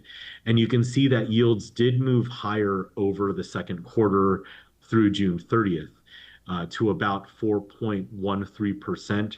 During the quarter, it moved up about 30 basis points. And since January 1st, the 2-year Treasury is also about 70 to 80 basis points higher. So, you know, some may think that the market may have overshot this sort of pricing, but we would still argue that we think at a 2-year at about 4.17% at June 30th, you know, this still remains to be an attractive place for entities, agencies like the city of Antioch to park its assets as we think about one, historic 10-year average yields for the 2-year Treasury, the 20-year as well, shown on the orange and yellow dashed lines, as well as the actual monetary policy rate that has been set. The upper bound has a range of about 3.75 to 4% at this point in time. Now, speaking to the portfolio itself on page 75, you'll observe that the portfolio continues to be, growing in a solid size of about 122 million. This is separate from another portfolio managed by PFMAM, the CAMP portfolio that holds about 43 million. As a performance measure, we use the 1 to 5 year U.S. Treasury index and have outperformed the benchmark by about 46 basis points. On this page, you can see yield at cost, which represents the yield on the portfolio as it is purchased, of about 4.13%, and yield at market of 4.30%. Credit quality continues to be very high, with AA and higher rated credits accounting for more than 60% of the portfolio. And the majority of assets continue to be invested in U.S. Treasuries, but we continue to diversify into other sectors of fixed income investing to generate that incremental yield on the portfolio. The next page speaks to, let's see here, portfolio performance. This is on page 76 of your packets. And you can see here quarterly interest earnings during the 3-month period of $1.2 million. There was a negative change in market value as rates rose of about $536,000, but total dollars were returned to the portfolio of $675,000. The change in market value might jump off the page, but this is really just a sort of, I'm going to say, paper adjustment at this point in time. These do not reflect actual realized gains or losses, but as a performance measure on a total return basis, we like to show these numbers to you. And relative to the benchmark, which I mentioned earlier, is the 1 to 3-year US Treasury Index, we outperformed by about 17 basis points.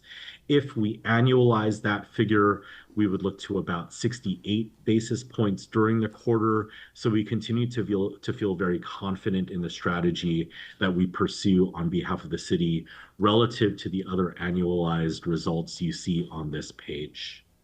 The next page, packet page 77, shows accrual basis earnings that includes the same interest earned numbers that I spoke to a moment ago, as well as actual realized gains and losses that we took as we actively managed the portfolio, swapping in and out of various securities as we found appropriate relative value opportunities to invest on the city's behalf. You can see we tried to minimize the realized losses on the page during the quarter, and there were only about 2,575 in realized losses this quarter. There was a positive change in amortized cost of over $40,000, and you can see total earnings in excess of $1.2 million for the quarter. So with that, there is one other set of slides I want to speak to that begin on page 83 of your packet. As in a prior discussion, council raised questions about potentially extending duration. Now, as a reminder, state code does allow for holdings that mature out to 5 years. Historically, the city has had a preference for safety and liquidity in its assets by choosing a more conservative benchmark. I mentioned earlier it's currently the 1 to 3-year Treasury Index, and it has been this benchmark since 2011. In fact, prior to 2002, I should say, the benchmark was in fact even shorter, the 1-year US Treasury Note Index. So again, this preference for liquidity has been quite strong. What I want to show on these slides are historic performance for benchmarks that would generally be selected by California agencies, showing duration, actual returns, as well as cumulative growth of approximately $100 million, because I think that's approximately the size of the city's portfolio. So this first page shows growth over the past 10 years. And you can see on this page shorter duration strategies in general, including the city's current strategy, have outperformed longer duration strategies. So you can see here the 0 to 3 and the 1 to 3-year US Treasury Index have both outperformed the 1 to 5-year, or what one might characterize as a longer duration index. Despite the additional duration, one would expect perhaps higher total return, higher cumulative growth, but over the past decade, that did not take place. There were certain factors like the pandemic. There was the inverted yield curve that benefited liquidity strategies that the city, in fact, did pursue. Now, the story is different on page 84. If you now look further back to 20 years, and this is what one would usually expect, longer duration strategies have actually outperformed shorter duration strategies. So here you can see a longer duration 1 to 5-year strategy actually outperformed shorter duration strategies, including the 0 to 3-year, by about 40 basis points at the most, to around 30 basis points relative to the current 1 to 3-year index that the city currently pursues.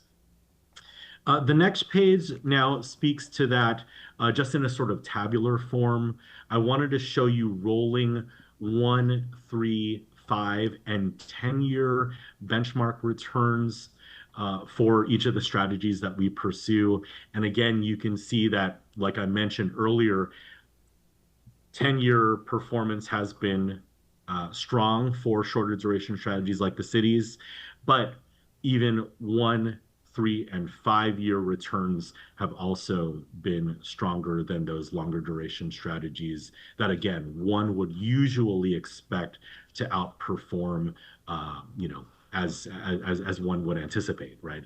If I'm investing longer and further out on the yield curve, I should expect to earn more yield from my investment. In this case, however, especially with the sort of environment we've been in, this has not played out over the past 10 years. Now, the one or two trade-offs I should speak to I speak to on the next couple slides. So the first one is total return volatility. So as you extend duration on an investment portfolio, you would expect increased volatility, increased changes in total returns.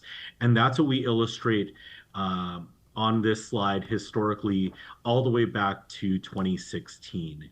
And you can see here the lighter blue line is less volatile than the darker blue line that the city is currently invested in, and is even more less volatile than the bright yellow line showing the 1 to 5-year US Treasury. So in addition to potentially anticipating that one might have additional growth in their portfolio for investing longer on the yield curve, longer duration, one should also expect increased volatility. And that's the sort of what some might characterize as a sort of risk return as you think about investing further out your money.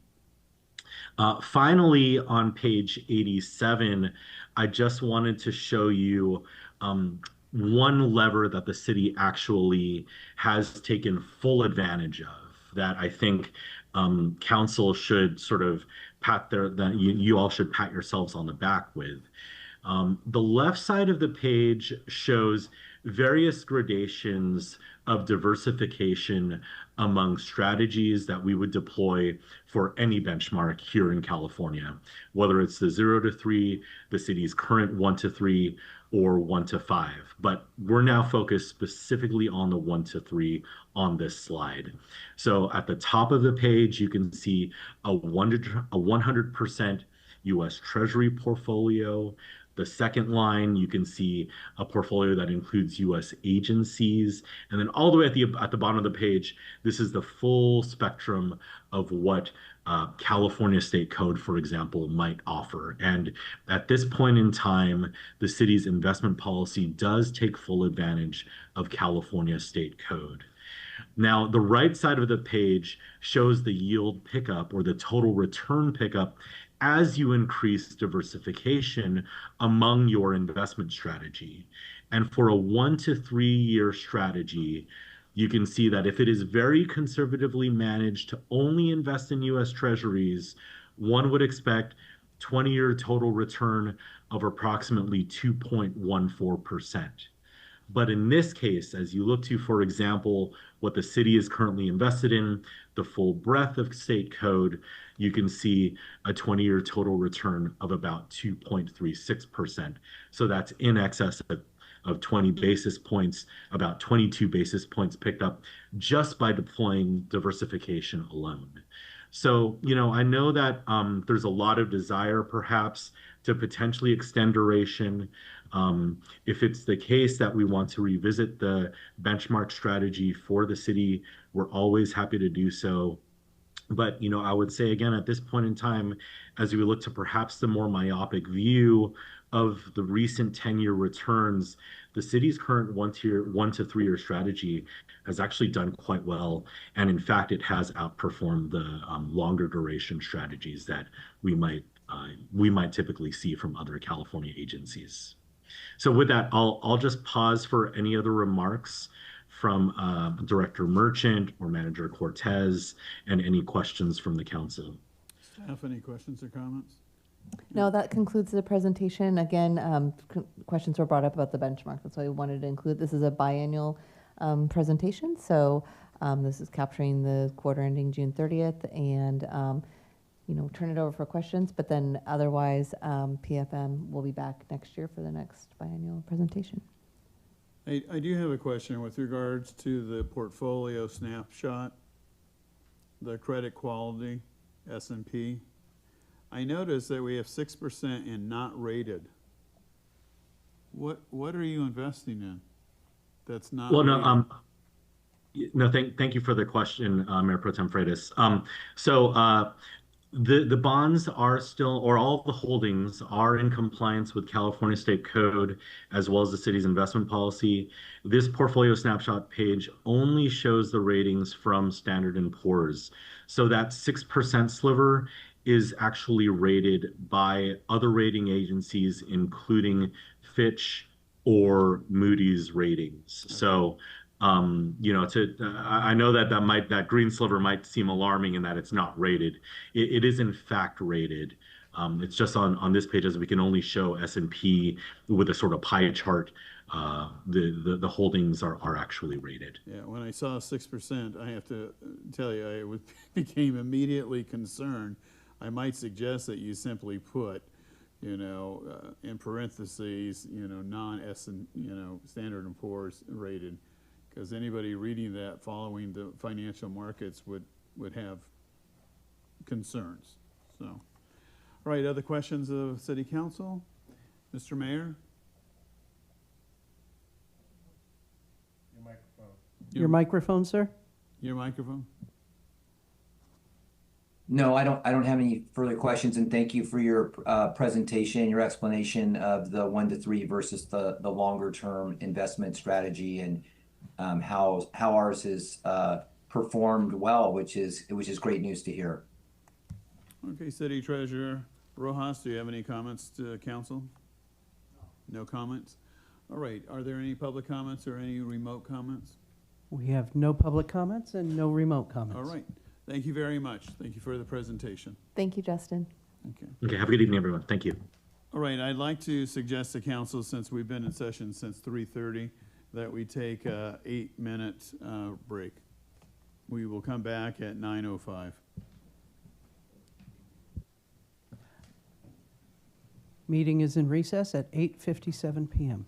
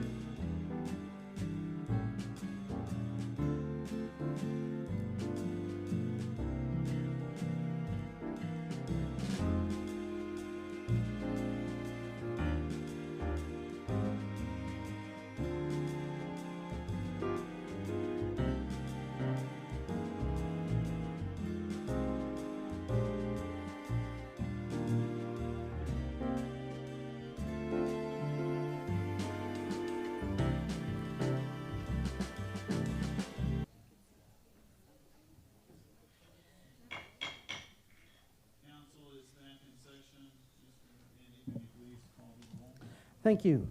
Councilmember Monica Wilson is absent. Councilmember Rocha? Here. Councilmember Torres Walker? Present. Mayor Pro Tem Freitas? Present. Mayor Bernal? Here. Thank you. We have a quorum at 9:07 p.m. All right, thank you. Next is the consent calendar. Mr. Mandy, is there any item that the public wants pulled? We have no items to be pulled by the public. From the city council, Mr. Mayor? Yeah, I would like to pull item number K. So far, it's H and K. Is there a motion approving the rest of the consent calendar minus items H and K? Move to approve. Councilmember Rocha moves.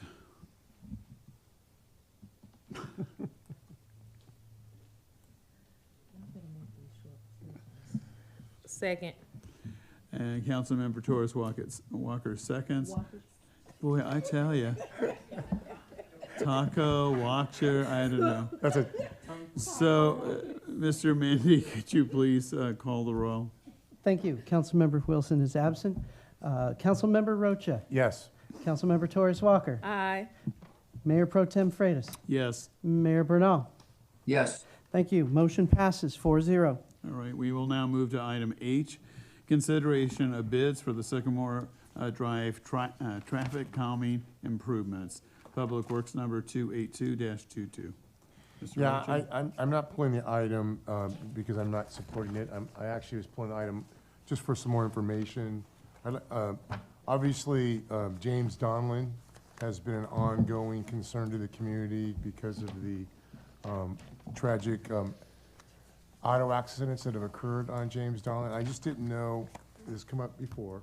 I just wanted to know, I support item H, but I'd just like to know more information about how these projects through CIP move forward, one before the other. I'm not sure how that happens. I'm not speaking against this item, but time and time again, I get calls, concerns from the community related to James Donlin, and when I see other projects happening, I continue to question, what about James Donlin? So if you can please help clarify for me where we're at with this project and then any other projects that might be in the pipeline that are in a queue waiting to move forward.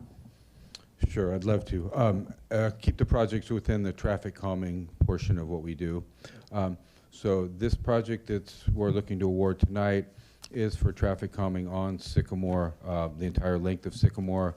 A project was queued up a year or two ago. As a result, there was accidents out there. There's been other accidents within the Sycamore corridor. That was brought up as an area of concern. James Donlin had some of the same issues, and that was also brought up as a street of concern, as well as 10th Street was another one. There was 3 projects that were set up for us to implement traffic control or traffic calming within. At that point, Sycamore was the priority at the time. So that's a project that we've worked on and now we're rolling out. James Donlin is the second project. We have a good set of plans to work with off that. That project will be out for bid this fall. And then there will be construction that will either happen in winter to spring, depending on how that goes. So that's also in the works. That project will be, like I say, it'll be out to bid this fall. And then that'll be followed up. 10th Street's a little bit different. It's a residential sort of area. It's not quite as easy to manipulate as these other roads. But so it is in the works. You will see that project. It is similar to what we're looking at with the Sycamore project, enhancing the bike lanes, giving some separation between bikes and cars, putting up some new striping and signage in the area. James Donlin actually will have a mechanism to help with one of the crossings that we have on the trails out there. The project is in the queue. Like I say, a lot of the design is done, and we'll look to roll that out in the fall. But when this was all set up a couple years ago, it was Sycamore, James Donlin, then 10th Street, and that's how we're rolling it out. Things have been delayed just a little bit. There's limited staffing. Another thing having to do with traffic calming, we did just open bids today for a neighborhood traffic calming project, which is what people typically call speed bumps. We had a very good price on this project. It looks like we might even be able to extend that those facilities, add a couple more to this contract. So we'll be reaching out to a few other neighborhoods that we didn't think we were going to be able to get to with this contract, and install some other traffic calming. There actually are speed bumps in this case. That program isn't designed just for speed bumps, but that's a result sometimes with it. So that project has been, the project was open today, so we saw what the bids would look like. I'll be coming back to you at our next meeting, actually, to hopefully award that project. Okay. Yeah, I just wanted some clarification. I've seen the work that's been done on L Street to the high school. Looks wonderful, and there's definitely a need in Sycamore from Summersville from Sycamore to L Street. There's definitely a need for that, so I'm not questioning the project. I just wanted to know kind of where we are with the other projects, and whatever you can do to help better communicate to our residents where things are, because I get calls, emails on a regular basis about James Donlin, and I'm kind of always looking for an answer for us where we are at a timeline. So your information tonight is helpful. And that's where we'll be. It'll go out this fall. A lot of things have just been a little bit congested within capital improvements, trying to staff up and just trying to get things back in order. Give us a year and we'll be able to get things a little bit laid out a little bit better. But yeah, that's the plan. This is an excellent project to help pedestrians in those areas. Like I say, Sycamore is out there. This goes right with the project that's just been recently completed, as well as the second phase of L Street. It's going to roll out probably in a year or so, but it's all working around in the same corridor. All right, any other questions, Mr. Mayor? Yeah, Director Bunting, regarding the bid you mentioned just opened today, are there any intersection traffic calming improvements? One of the biggest complaints that I hear about all over town is sideshows and donuts and intersections, and I know that some other cities have implemented measures to reduce those, the possibility of those happening. Are those built into our traffic calming or the traffic calming project that you just mentioned opened? No, today? they're not built into the traffic calming project, but they're separate. Currently working on a layout. There's a number of different layouts to do these. I've tried to utilizing tough curbs, kind of speed bump type things to minimize the area within the intersection. We're working through some different geometry of that, but we are aware. I'm looking to hopefully there's a couple key intersections that we'd like to get some traffic calming out there to try to see if we can reduce this, but it's in the process, as you might know. It's not a one size fits all, so trying to find something that we can lay out and have it work. We've tried to do things with like raised pavement markers, like the little buttons that you might find. They're not really much of a deterrent. So to try to put something out there to minimize the area within the middle. Most likely it's going to involve bringing out something into the intersection, almost an extension of the center median that would come in to go into the intersection, keeping turning radiuses able to happen, but minimize the free space in the middle with like a speed bump or something that somebody would not want to drive over. Similar to what we did up at Dallas Ranch in Pruitt at the top of the hill, where we just put some delineators in the center of the street to stop the sideshows and people racing through that intersection. Is there a possibility of just trying something that's on an interim basis until we do a more major project, just to try some different measures and get something on the pavement? Yes, that is my plan. I've been working with our traffic consultant actually for a little while, trying to get it laid out and getting something that worked. But yeah, these would be done with bolt down apparatuses and just some striping changes, so it wouldn't be anything that would be major construction. I do want to get something rolled out here relatively soon. We're still working on, like I say, I need to see what the geometry looks like and how we utilize things to make sure that the bulb out is effective. But yes, this would be something that it would looking to roll out in a couple different areas. Frederickson has some issues, Blue Rock has some issues. Those are two of the major issues that we see for residential areas that might need some traffic calming or some sideshow deterrent, I guess we'd call it. All right, thank you. I have a question. Ms. Torres Walker. I guess my question is, do we understand the difference between a large-scale sideshow at an intersection and somebody burning out in one car in a neighborhood doing donuts? So the difference, the main difference for us in terms of engineering looking at it, these things that are happening in residential areas, 2-lane roads, they're easier for me to control, for me to build something into that intersection and take that 2-lane road and make it a closed-off intersection, just stop that, minimize that area. You get to larger intersections, 4-lane intersections, that becomes much more difficult to try to put something in the road to deter it.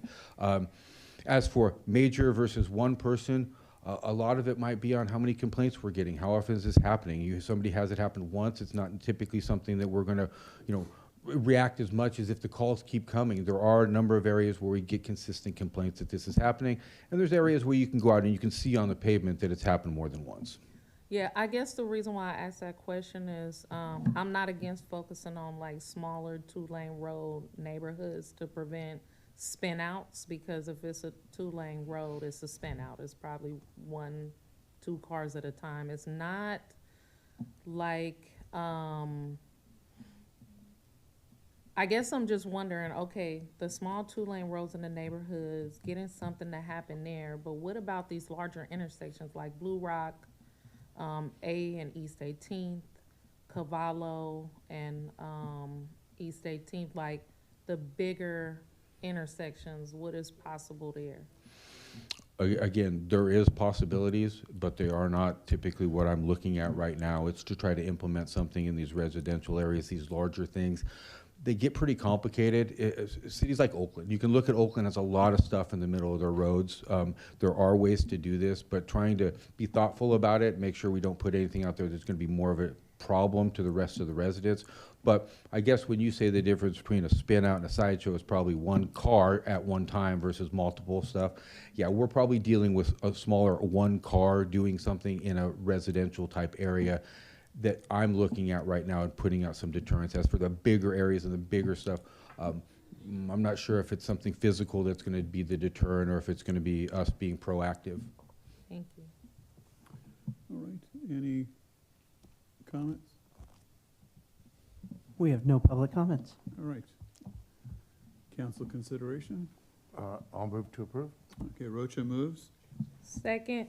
Torres Walker seconds. Please Cast your conduct vote. the roll call. Thank you. Councilmember Wilson is absent. Councilmember Rocha? Yes. Councilmember Torres Walker? Aye. Mayor Pro Tem Freitas? Yes. Mayor Bernal? Yes. Motion passes 4-0. All right, item K, approval of First Amendment to professional services agreement with MS Investigative Services and Consulting LLC for Allen Settlement Agreement, required monitoring services in the amount of $150,000 annually, and fiscal year 2026-27 budget amendment. Mr. Bauer, or Captain Bauer? Good evening, Mayor, Council, City staff, and members of the community. I'm here to answer any questions you may have regarding this proposed amendment. I do have, well, Ms. Mayor, you took it off. Yeah, thank you, Captain Bauer. So the request is for an amount of $150,000 annually. And then when it talks about how the compensation occurs, it says to be paid monthly in $12,500 installments. And so, first of all, this will create a $400,000 annual budget for both the DOJ and the Allen settlement. And so that's at the consultant's rate of which I believe is $210 an hour. That's almost 2,000 hours a year, which is like a full time. This is like a full time gig to do both of these. And so that was just the first question is, now that Mr. Manjeet's been doing this for a while, I'm sure he has a good understanding of what it will take to do both of these. Obviously, the Allen is going to be newer because there's new measures. But then the other part of it is, my understanding is that this has been paid on an hourly basis on the part of it that's the $250,000 portion of it. And so I was wondering why this is a flat rate of $12,500 a month. Wouldn't this be on an hourly basis as well, based upon the need? And then it would, if it's 150, it's 150, but if it's less, it's less. So that was just my question. Well, per the original contract for the U.S. DOJ agreement, as you stated, it is based on an hourly not to exceed $250,000.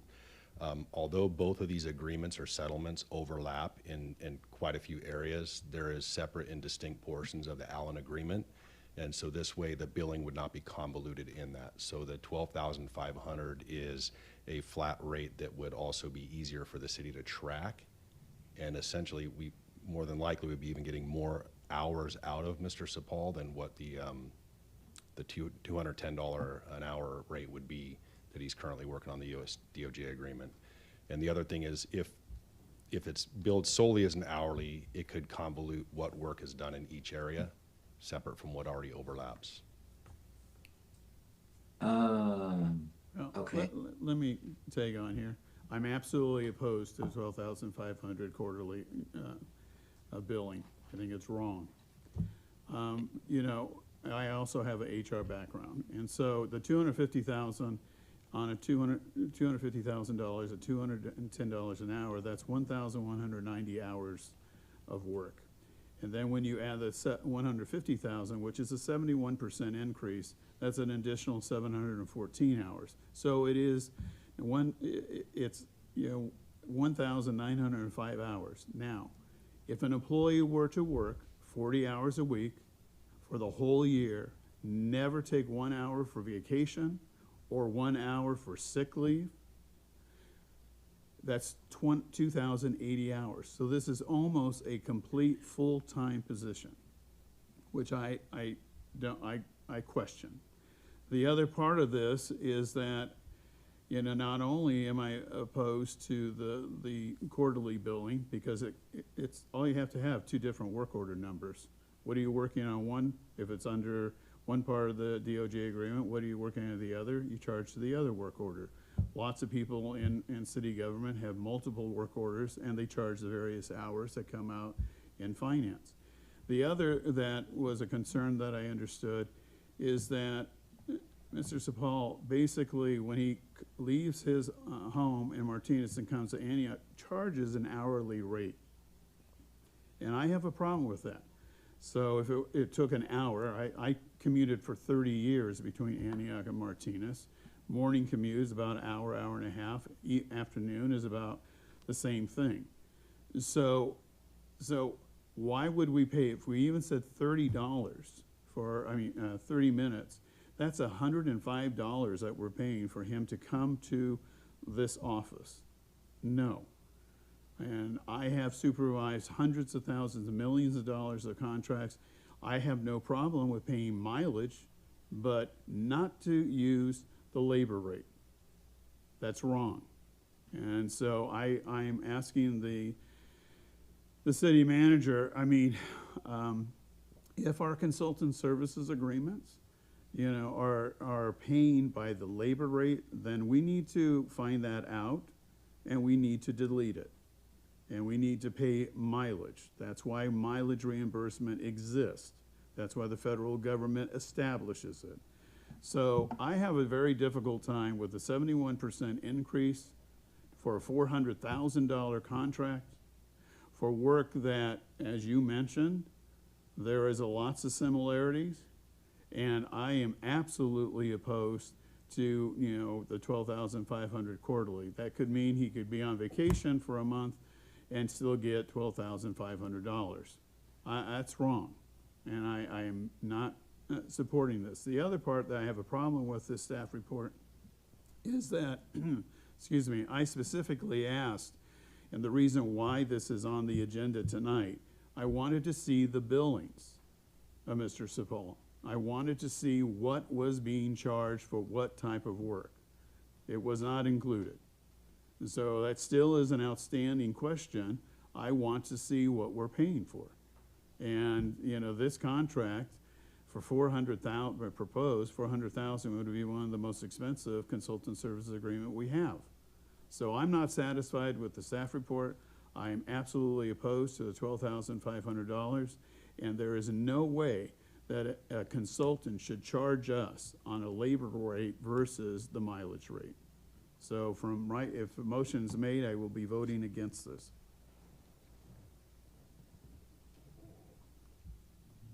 Any comments? Any consideration? I have a question for the city manager. So Ms. Cortez, is that something as far as being able to bring back the invoices to date or providing that information just to see how the billing's been occurring so far? Yes, I can provide the billings. And do we know about how much on a monthly basis, and we may not have the information, we've been spending, or I haven't been paying attention to the invoicing? That invoice is processed through the police department, so I'm not sure if you're familiar with what those invoices look like, the price, the cost. Yeah, I don't know. I didn't know that that was requested in the staff report, or it would have been And that's the included, reason why it's so- back here. Yeah, no, That was my I request certainly would have had that attached as well. Is that I'd like to see, all the hours. It's not your Yeah. fault. I mean, it's just, it was requested, and I was very surprised not to see it attached, and it is what it is. The other question, I don't know if Mr. Sepul is a CalPERS member, but is there any impact between the consultant services agreement and CalPERS and his retirement? And any obligation that the city has with regards to CalPERS? We would need to make sure that the services that he's providing, he's not treated as an employee, that he's completely acting as a consultant, I and know, that would be. But we yes. also had other individuals had consulting services agreement. I'm just curious if there's any issue that we need to take a look at and review. Yes, I can go back and just make sure that the scope of work and everything that's being performed is completely separate than an employee. So is there any consideration, Councilman? I have another question for Captain Bauer. Captain Bauer, what's the timeline for this needing to be executed as far as this work? I know that the Allen agreement's been completed, and I suspect the police department's working on the terms. So what's the timing of this? What's the need for the timing of this being approved? Well, we're currently in the process. The settlement's been inked, and we have a 5-year block of time, but we need 2 years of compliance within that 5-year block. And I think it's important to point out that although these do overlap a lot, there's a lot of additional work, and I can even outline some of that's not included. It's in the report. In the DOJ report, or in the agreement. So, and I think it's also important to understand exactly how much work that is. Like just the early intervention system alone, the draft, which Mr. Sepul he's already written the draft, and as not even part of the US DOJ agreement, just in preparation for this, and looking at that, and my experience with early intervention systems in another department, this far, far exceeds the scope of what you'll find in most places. And how we're going to implement that is going to be a challenge. And so, I mean, I'm just saying there is a significant amount of work. It is, I understand the percent increase and the dollar amount, but there also presents challenges. It is, if not this, then what is our alternative? And then what does that do? It effectively puts us behind the curve on meeting these substantial compliance requirements. Okay. Correct. And that's not my goal here, right? To put us behind the curve or delay the satisfaction of the settlement. So. Well, Mr. Roach? My comment is that, I mean, there's no question, I support working with the existing consultant, as is clearly identified in here as a reason for this. Having one monitor working consistently, being transparent. So the main issue really is some questions about transportation, like you said, mileage versus being paid while you're going from point A to point B. Compensation is really the only question. So I think we just need to work through that, come to an agreement, and move forward. But I think some of these matters need to be resolved in terms of like the driving issue. I think that definitely needs to be resolved. And not just if it's true for his agreement, is it true for all agreements? I mean, is that the standard in the city of Antioch? If it is, it needs to come back to the city council for discussion. Yeah, so I support the item that's before us. I just think that we need to adjust how the individual's being compensated with one contract versus the other, making sure that it's consistent in how we're doing business.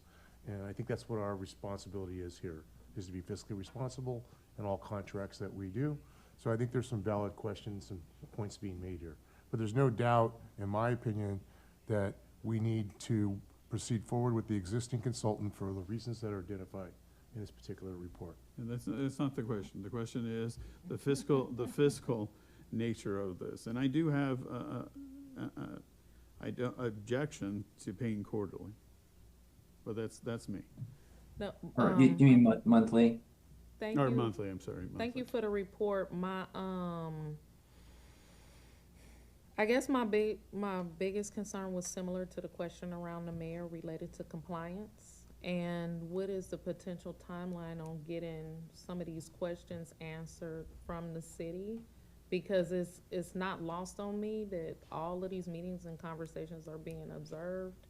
And what I don't want is for there to be like a complaint filed that we aren't moving, forward to be in compliance by the authors of the settlement agreement. Chief?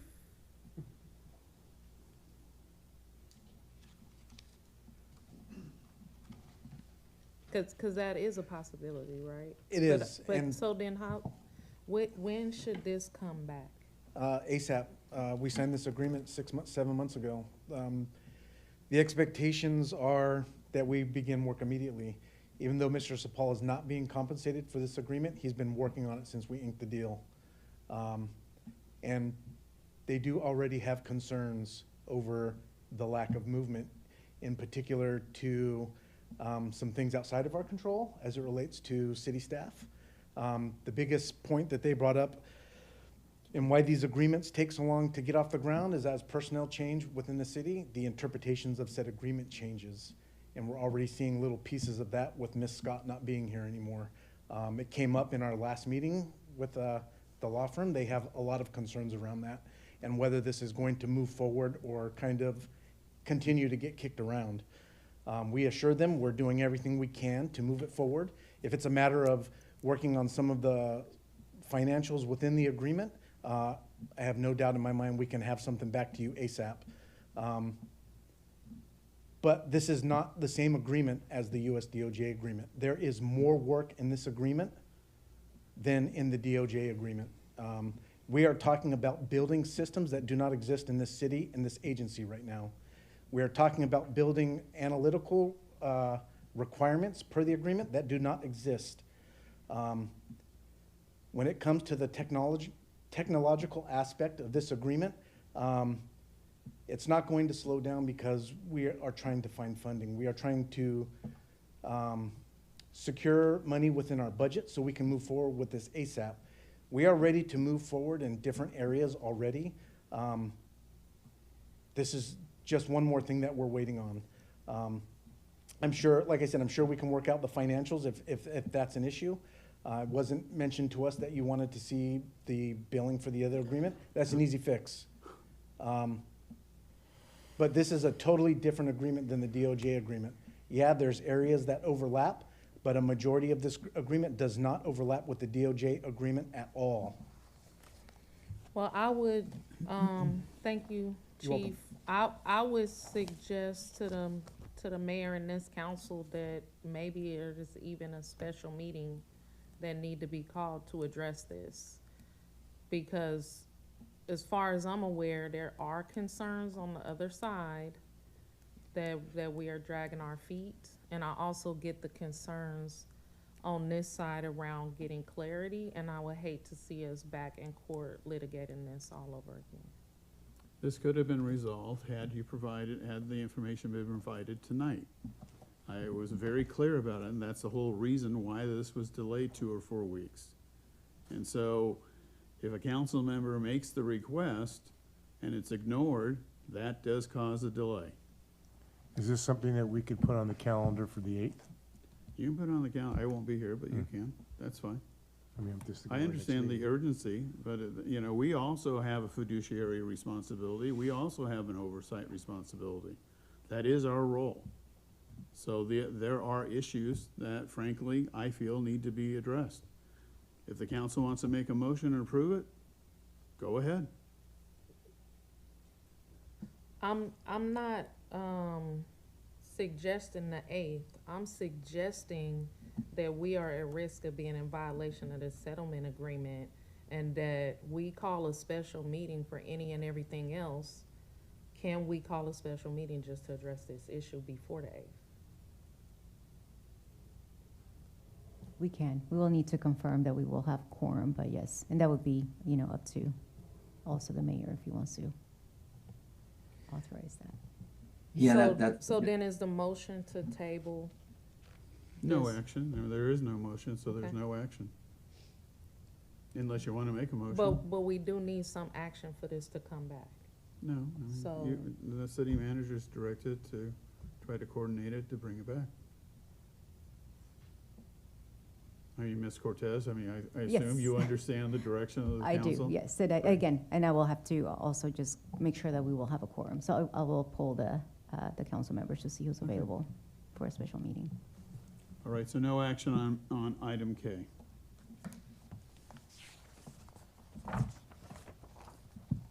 Public hearing. Item number 7, resolution accepting and adopting the 2025 Urban Water Management Plan and Water Shortage Contingency Plan, Public Works 340-17.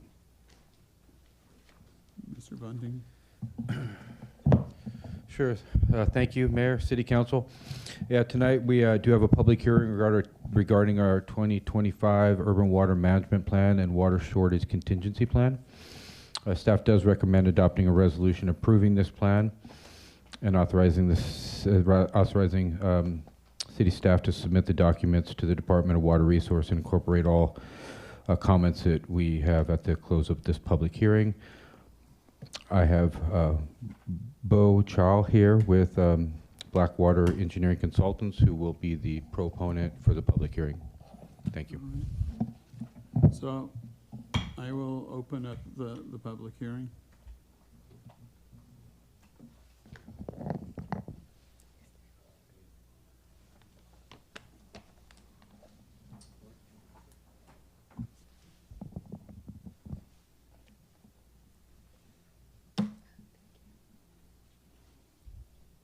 Hello, Mayor, Mayor Pro Tem, City Council members, and also city staff.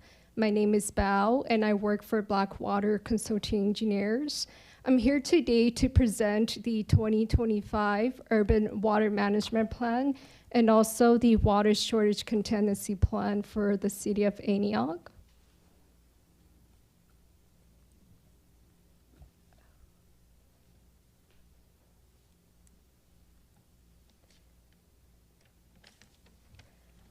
Per the Urban Water Management Planning Act, AB 797, the state requires that an agency serving more than 3,000 connections or providing more than 3,000 acre-feet of water to prepare this urban water management plan. Since the city supply water to over 34,000 service connections, the city is considered an urban water supplier and is required by the state to prepare and adopt this urban water management plan every 5 years. This is required in order for the city to be eligible for state grants and loans.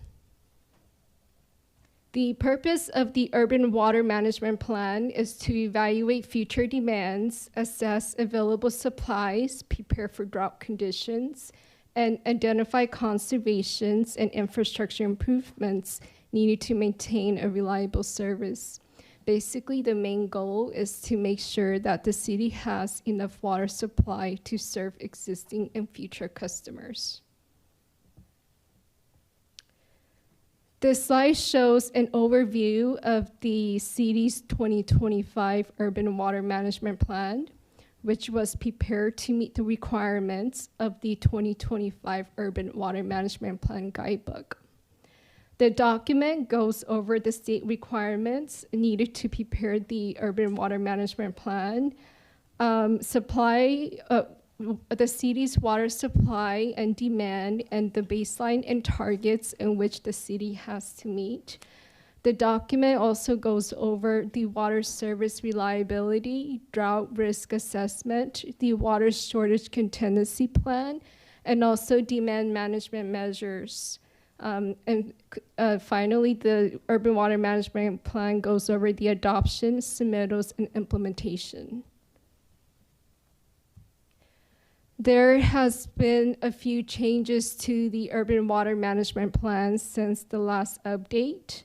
Per section 1.1 of the Urban Water Management Plan Guidebook, which was finalized in January 2026, this section shows the minor adjustments.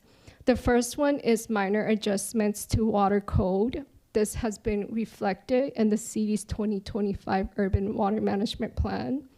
There's also classification for supplier with multiple water systems.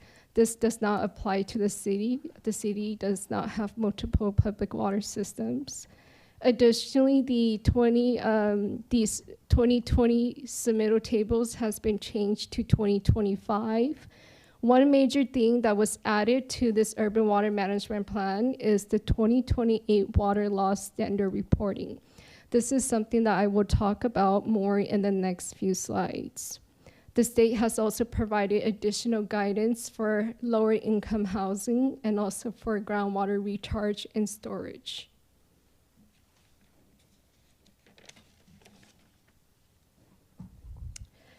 In 2025, the city supplied potable water to about 5,000 million gallons to 34,000 water service connections. The city currently has a population of about 120 residents. As part of this Urban Water Management Plan, the water category use includes single family, multifamily, commercial, industrial, institutional, governmental, landscape, other, and water loss. Other is defined as unmetered and unbilled water consumption data. This slide shows the historical and current water use for the water use categories. As you can see, the water has remained fairly constant from 2021 to 2025. This next slide shows the current and the projected water use for the city of Antioch. Projection was water use was assumed to increase by 0.65% annually from 2025 to 2045 based on historical water usage data. Per Senate Bill X7-7 water use reduction compliance requirements, the city is required to achieve the 2020 target of 165 gallons per day per capita, which is GPCD. And the target was estimated based on a baseline of 206 gallons per capita per day. In 2020, the city met the target, and in 2025, the city continued to meet that target.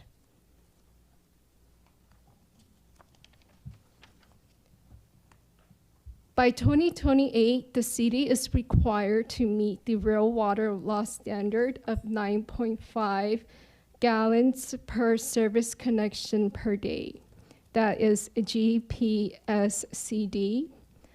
The standard was calculated using the economic model developed by the State Water Board.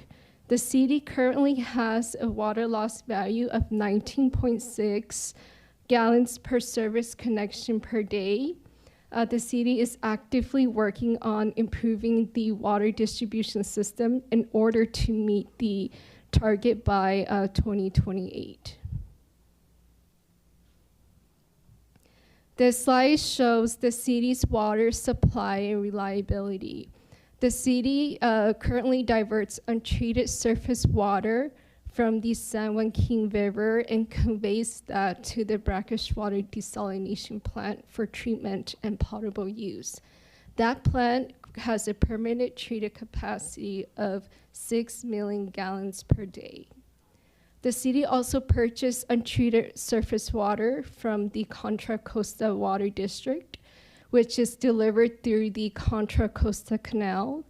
Under an agreement with CCWD, the city can also purchase up to 10 million gallons of treated water to supplement its existing water supply. In addition to this, the city received recycled water from the Delta Diablo wastewater treatment plant for landscape irrigation. As part of the urban water management plan, the city has to complete the water shortage contingency plan. The plan is to identify and respond to potential water shortage. Here shown on this slide shows 6 shortage levels. Level 1 is the city has to reduce usage by 10%. Level 2 is up to 20%, and so on. There are some actions in which the city can take, and that is to limit landscape irrigation, limit filling of swimming pools, or maybe restriction for water features. The city has implemented the following demand management measures to conserve water. The first one is the Water Waste Prevention Ordinance, in which the city has adopted. There's also water metering, conservation pricing, public education outreach, distribution system water audits, and also the city has a program coordinator to support staff to conserve water. There are additional DMMs offered by CCWD in which the city also implement. This slide shows the adoption submittals and implementation process. On April 8th, 2026, the city sent letters to Delta Diablo, CCWD, Contra Costa County, and also the cities of Brentwood, Martinez, and Pittsburgh to inform them about the preparation of the plan. On August 5th and August 12th, the city published the notice of public hearing, and as of today is the public hearing in which we are presenting the urban water management plan and the water shortage contingency plan to City Council for adoption. After the urban water management plan and water shortage contingency plan is adopted, the city has about 30 days to submit the document to the Department of Water Resources, the California State Library, and other local agencies. The urban water management plan will be available to the public. That concludes the presentation. I'm happy to answer any questions the council or public may have. Any questions at this point of council? Mr. Mayor? Are there any requests for public comments? No requests for public comments. Okay, thank you very much. We appreciate the presentation. I will close the public hearing, the matters before council. Is there a motion for approval? I'll move to approve. Councilmember Rocha moves. Second. Torres Walker seconds. On the question, roll call. Councilmember Wilson is absent. Councilmember Rocha? Yes. Councilmember Torres Walker? Aye. Mayor Pro Tem Freitas? Aye. Mayor Bernal? Yes. Motion passes 4-0. Thank you Thank very much. you. Sorry you had to wait so long to make the presentation. We'll now move to item number 9, adopt a resolution authorizing the city manager to execute a sole source agreement as Axon Enterprise, Inc. for automated license plate recognition, in-car camera, integrated public safety technology systems. Ms. Cortez? Lieutenant Maloney.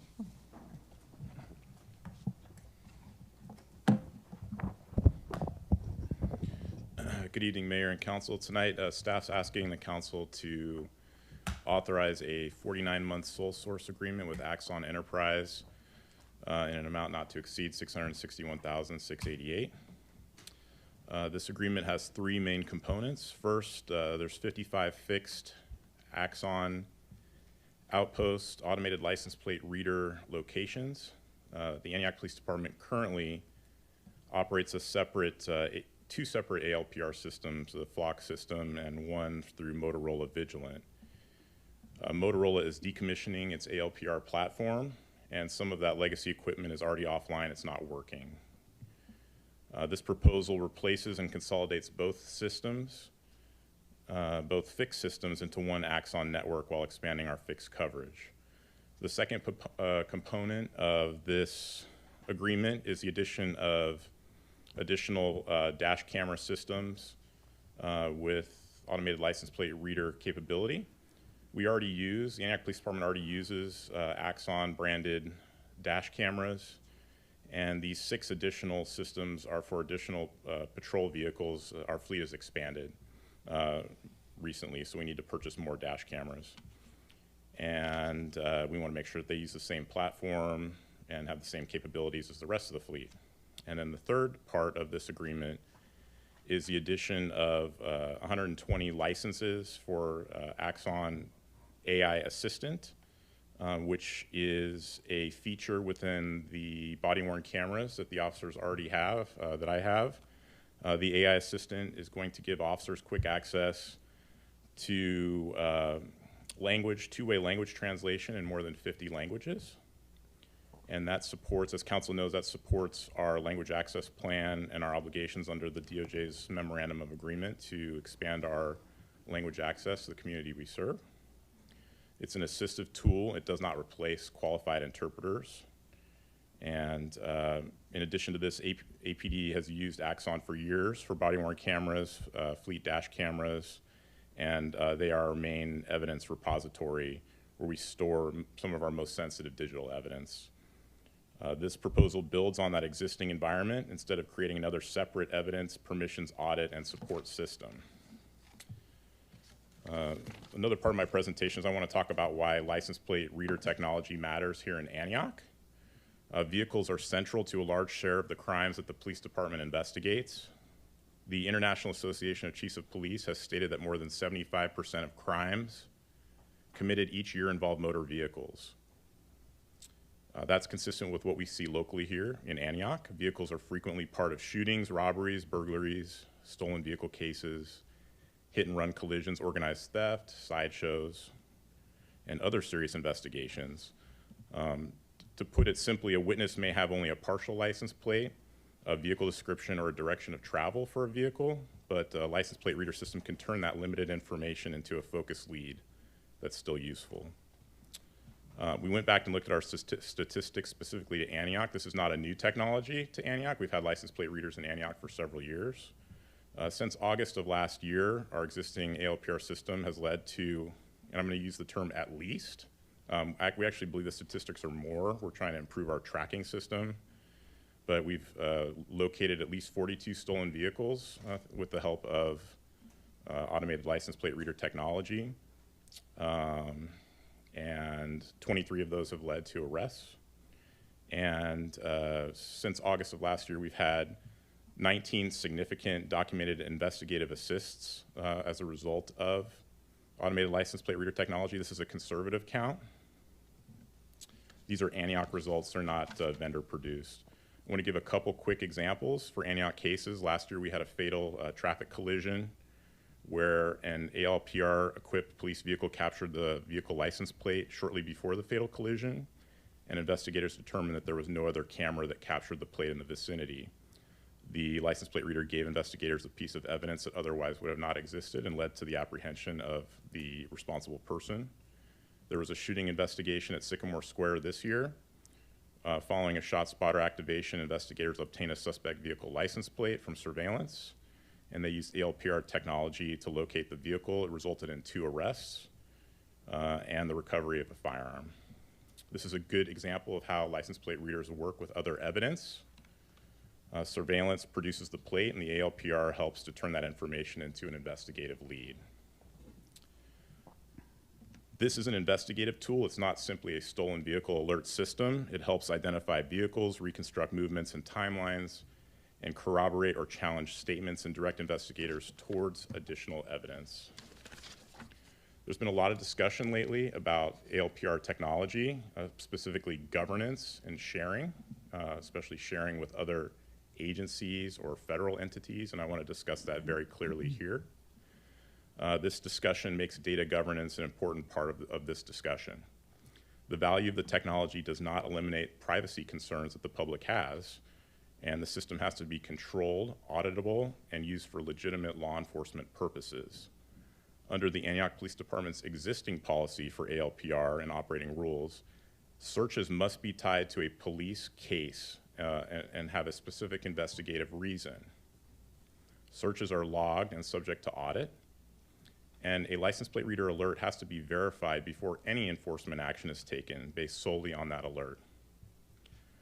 The Axon vehicle intelligent architecture is also different from the model that we have currently with our two existing systems. Axon's governance materials have sharing off by default.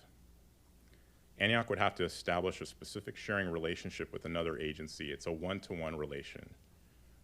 It's not an opt-in to a network, which is how the current system operates. If somebody wanted to share data with Antioch, it would require a very specific one-to-one action on both sides to initiate that sharing. Our agency would have to accept the sharing request, and the other agency would have to accept the sharing request. And that relationship is visible, logged, auditable, and revocable. Antioch already uses Axon for body-worn camera, dash cam, and our evidence.com data repository, and this system would operate in that same controlled environment with common permissions, evidence handling, auditing, and support. That summarizes what we are requesting, why the replacement is needed, the cost and consolidation rationale, and the results we've already seen from ALPR. I have several more examples if council's interested, but I didn't want to keep going on. We have numerous case solves, recent case solves with this technology, very serious violent crime investigations, hit and runs. It's the first place that investigators go to help get some of the solves we've seen. And I also wanted to mention that since we expanded our ALPR network, auto theft in Antioch, statistically, according to our recent statistics, is down 44%. And with that, I turned over to council. I'm sure you have some questions. All right, council members, any questions or comments? Mr. Mayor? Thank you for your presentation, Lieutenant Maloney. So there was an item that came before us several months ago for community cameras, correct? Yeah, I believe Lieutenant Whitaker presented to council on community cameras. This request is specific to license plate reader cameras.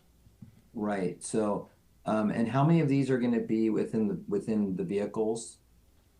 So we outfit every single marked patrol car with a dash camera, and every single dash camera will be enabled for license plate reader abilities. In addition to that, we have several strategic locations in the city that currently operate two different systems of license plate readers, both the Flock and Motorola systems. It's not the best practice for us to use these different systems, so we want to consolidate that under one platform, and that would include 55 locations in Antioch that over the next 2 years with this technology. So, so they'll be, I guess my question, they'll be implemented or installed or over the next 2 years. Then they can't be done sooner than that. We can certainly check with Axon to see what the timeline is, but it does require they have other folks ahead of us in line. Essentially, there are other communities in the Bay Area that are signing on to their platform, so we basically fall in line with them. But I can certainly ask Mr. Mayor.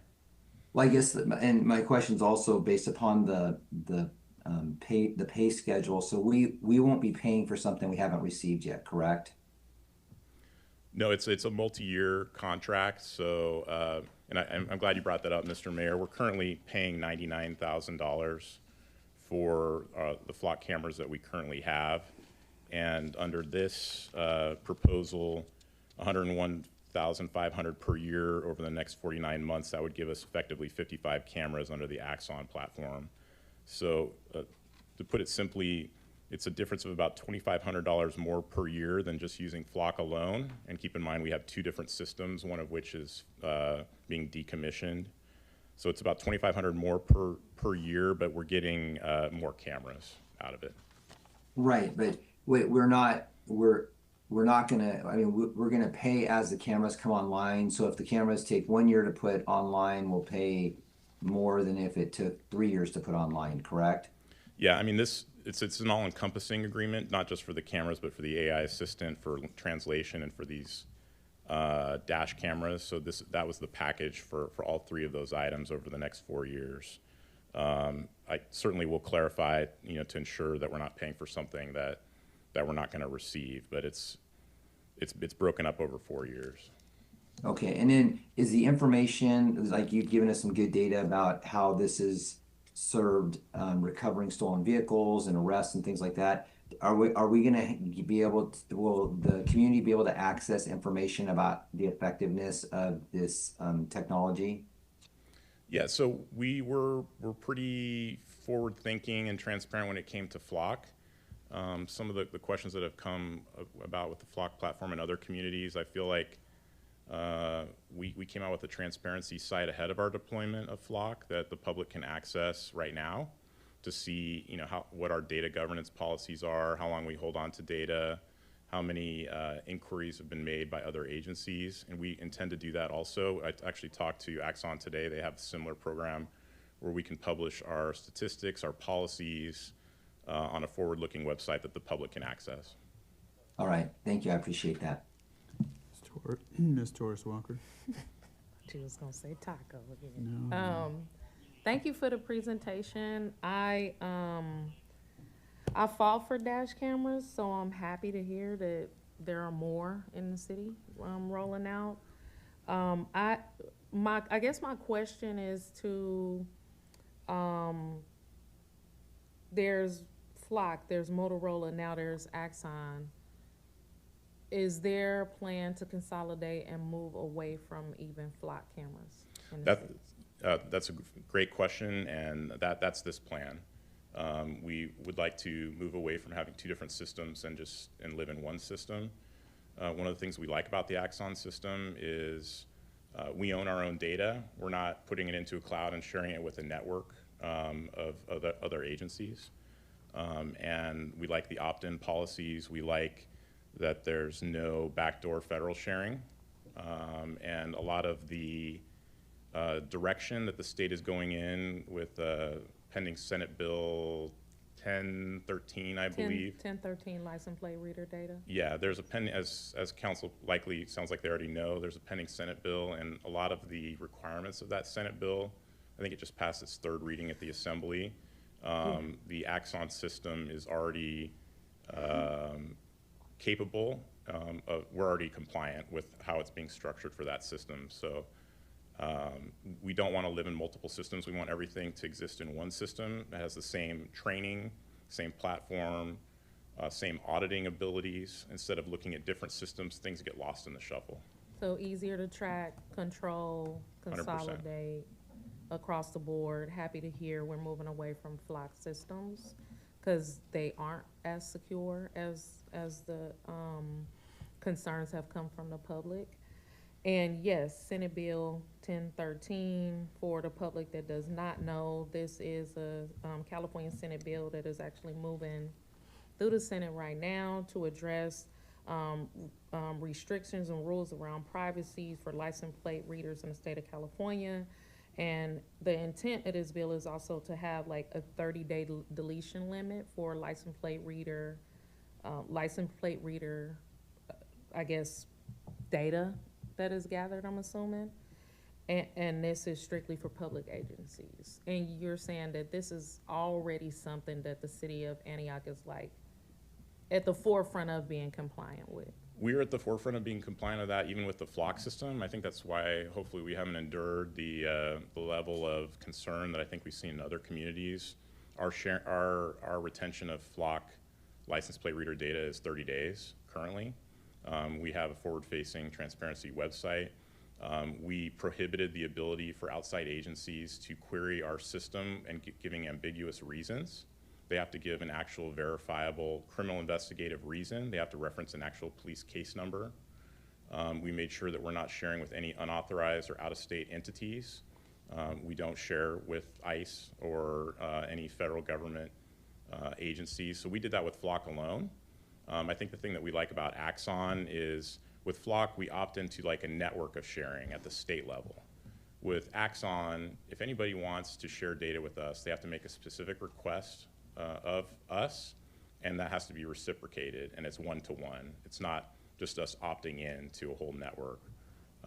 And the data retention, or we own all of our own data. I think that's the other thing is that we're not, our data isn't going off into a cloud that's shared with multiple other agencies. All of our scans that occur here in Antioch live and stay here in Antioch. They're not being shared with anybody else. So there are a lot of by design features of the Axon system that put us in compliance if 1013 passes. I think a lot of us think it will pass.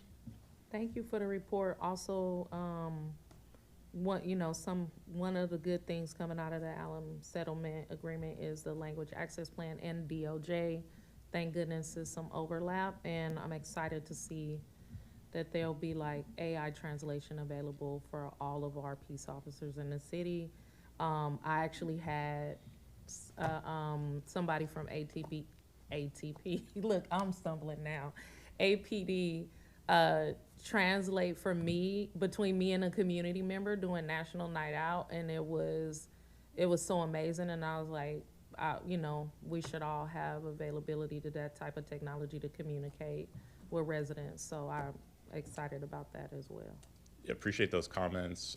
It's really cool. They literally just push a button on the side of their body-worn camera, and it activates the assistant, and they tell the assistant what language they need to translate. It covers all the major languages in our language assistance plan. It covers all the major languages that folks speak here in Antioch. In a perfect world, we would have an officer that could translate that, and while we've hired a number of bilingual officers in many different languages over the last couple of years, which we're super proud of, there are times that those officers are not available and they're waiting on hold. I actually was told the other day that an officer needed to speak to a Dari translator for an incident they were handling, and the language line had nobody available, and we were not able to communicate with that person. So with this technology, the officer will just be able to push on the side of their camera, and it will translate one-to-one, and it will record it, and it will retain it. So I just think it's really going to break down barriers and just make folks want to come forward and know that they're not going to encounter this potential obstacle to speak to and report things to police. Well, so much progress has been made. I think you all should be proud, and we all should be proud, and we continue to be watching. Thank you. Thank you. Any other comments? Any Yes, public? we have some Zoom comments. Okay. Frank Sterling.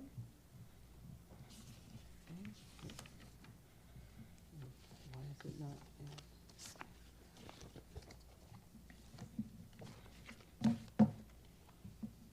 Okay, well then let's move on to Mike. I see their hands, but it is not giving me the option. Let me check with Techno in the back.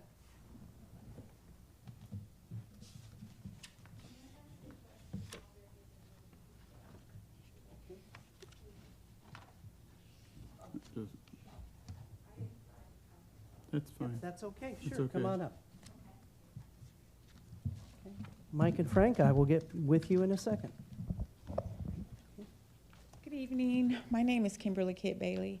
I just wanted to know, like the extra cameras that you're going to be putting around, are they only going to be in like the trouble areas, or will they be all over the city? That's my only question. Another great question. They are in all locations of the city. We try to cover all the major entry and exit points of town, all the major thoroughfares, major intersections, but we're not just concentrating on specific neighborhoods.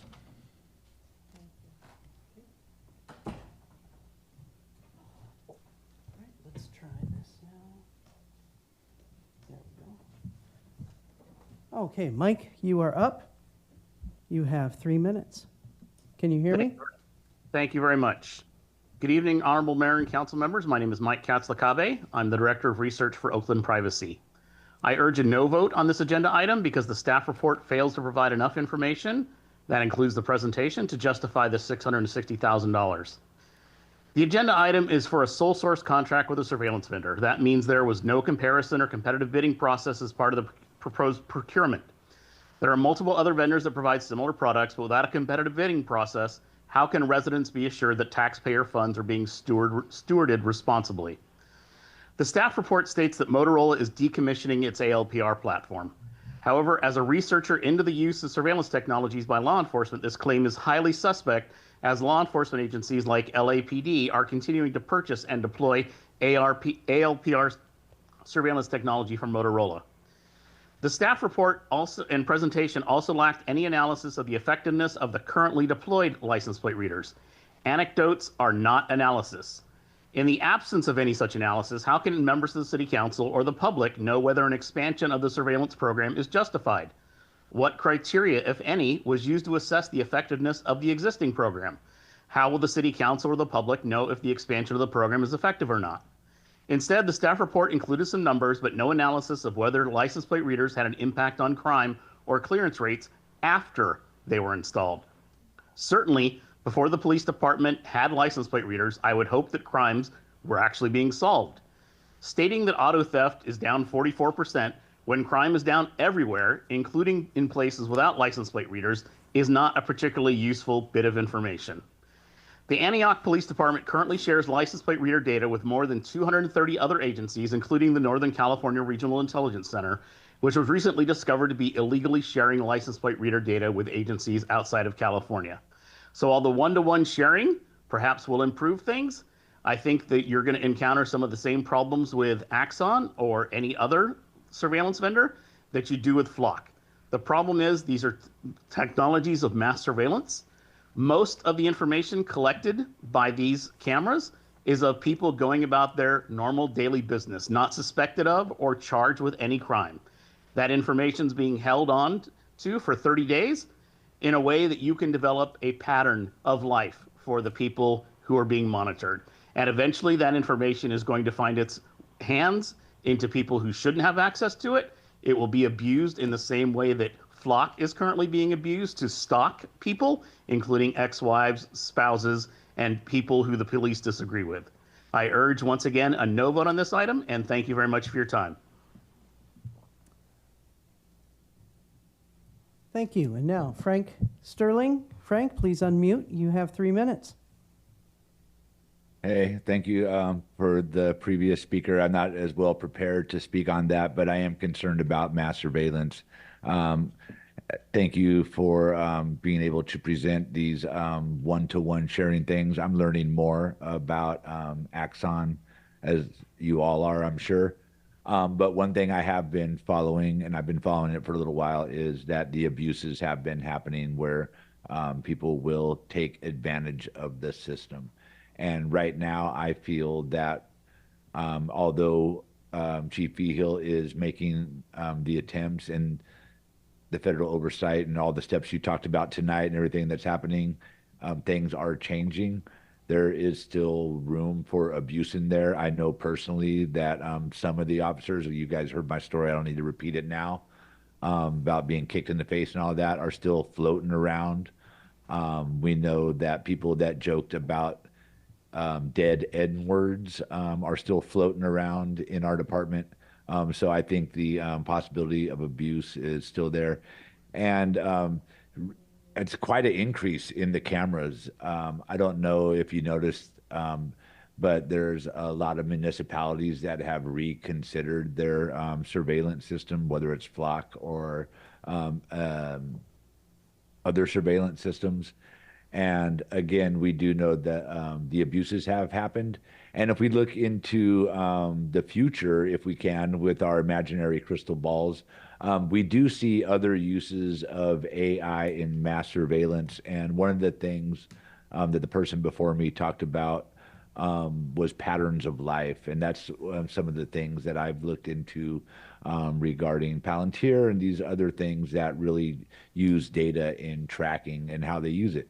So basically, they could follow my movements through town. I can go over to Denny's, And let's say I go to Denny's every Tuesday and then I go to the bank to do some business. It starts developing little hot spot patterns of what you're doing, and that data becomes trackable. And if they say, oh, we need to intercept Frank somewhere. Well, he's at Denny's every Thursday at 3 o'clock, and then he goes to the bank right after. So I've just used that as a simple example. And I know there's these precautions that we heard in the presentation about not sharing with ICE and federal agents. But how long do we trust that? We see where our world has been changing lately.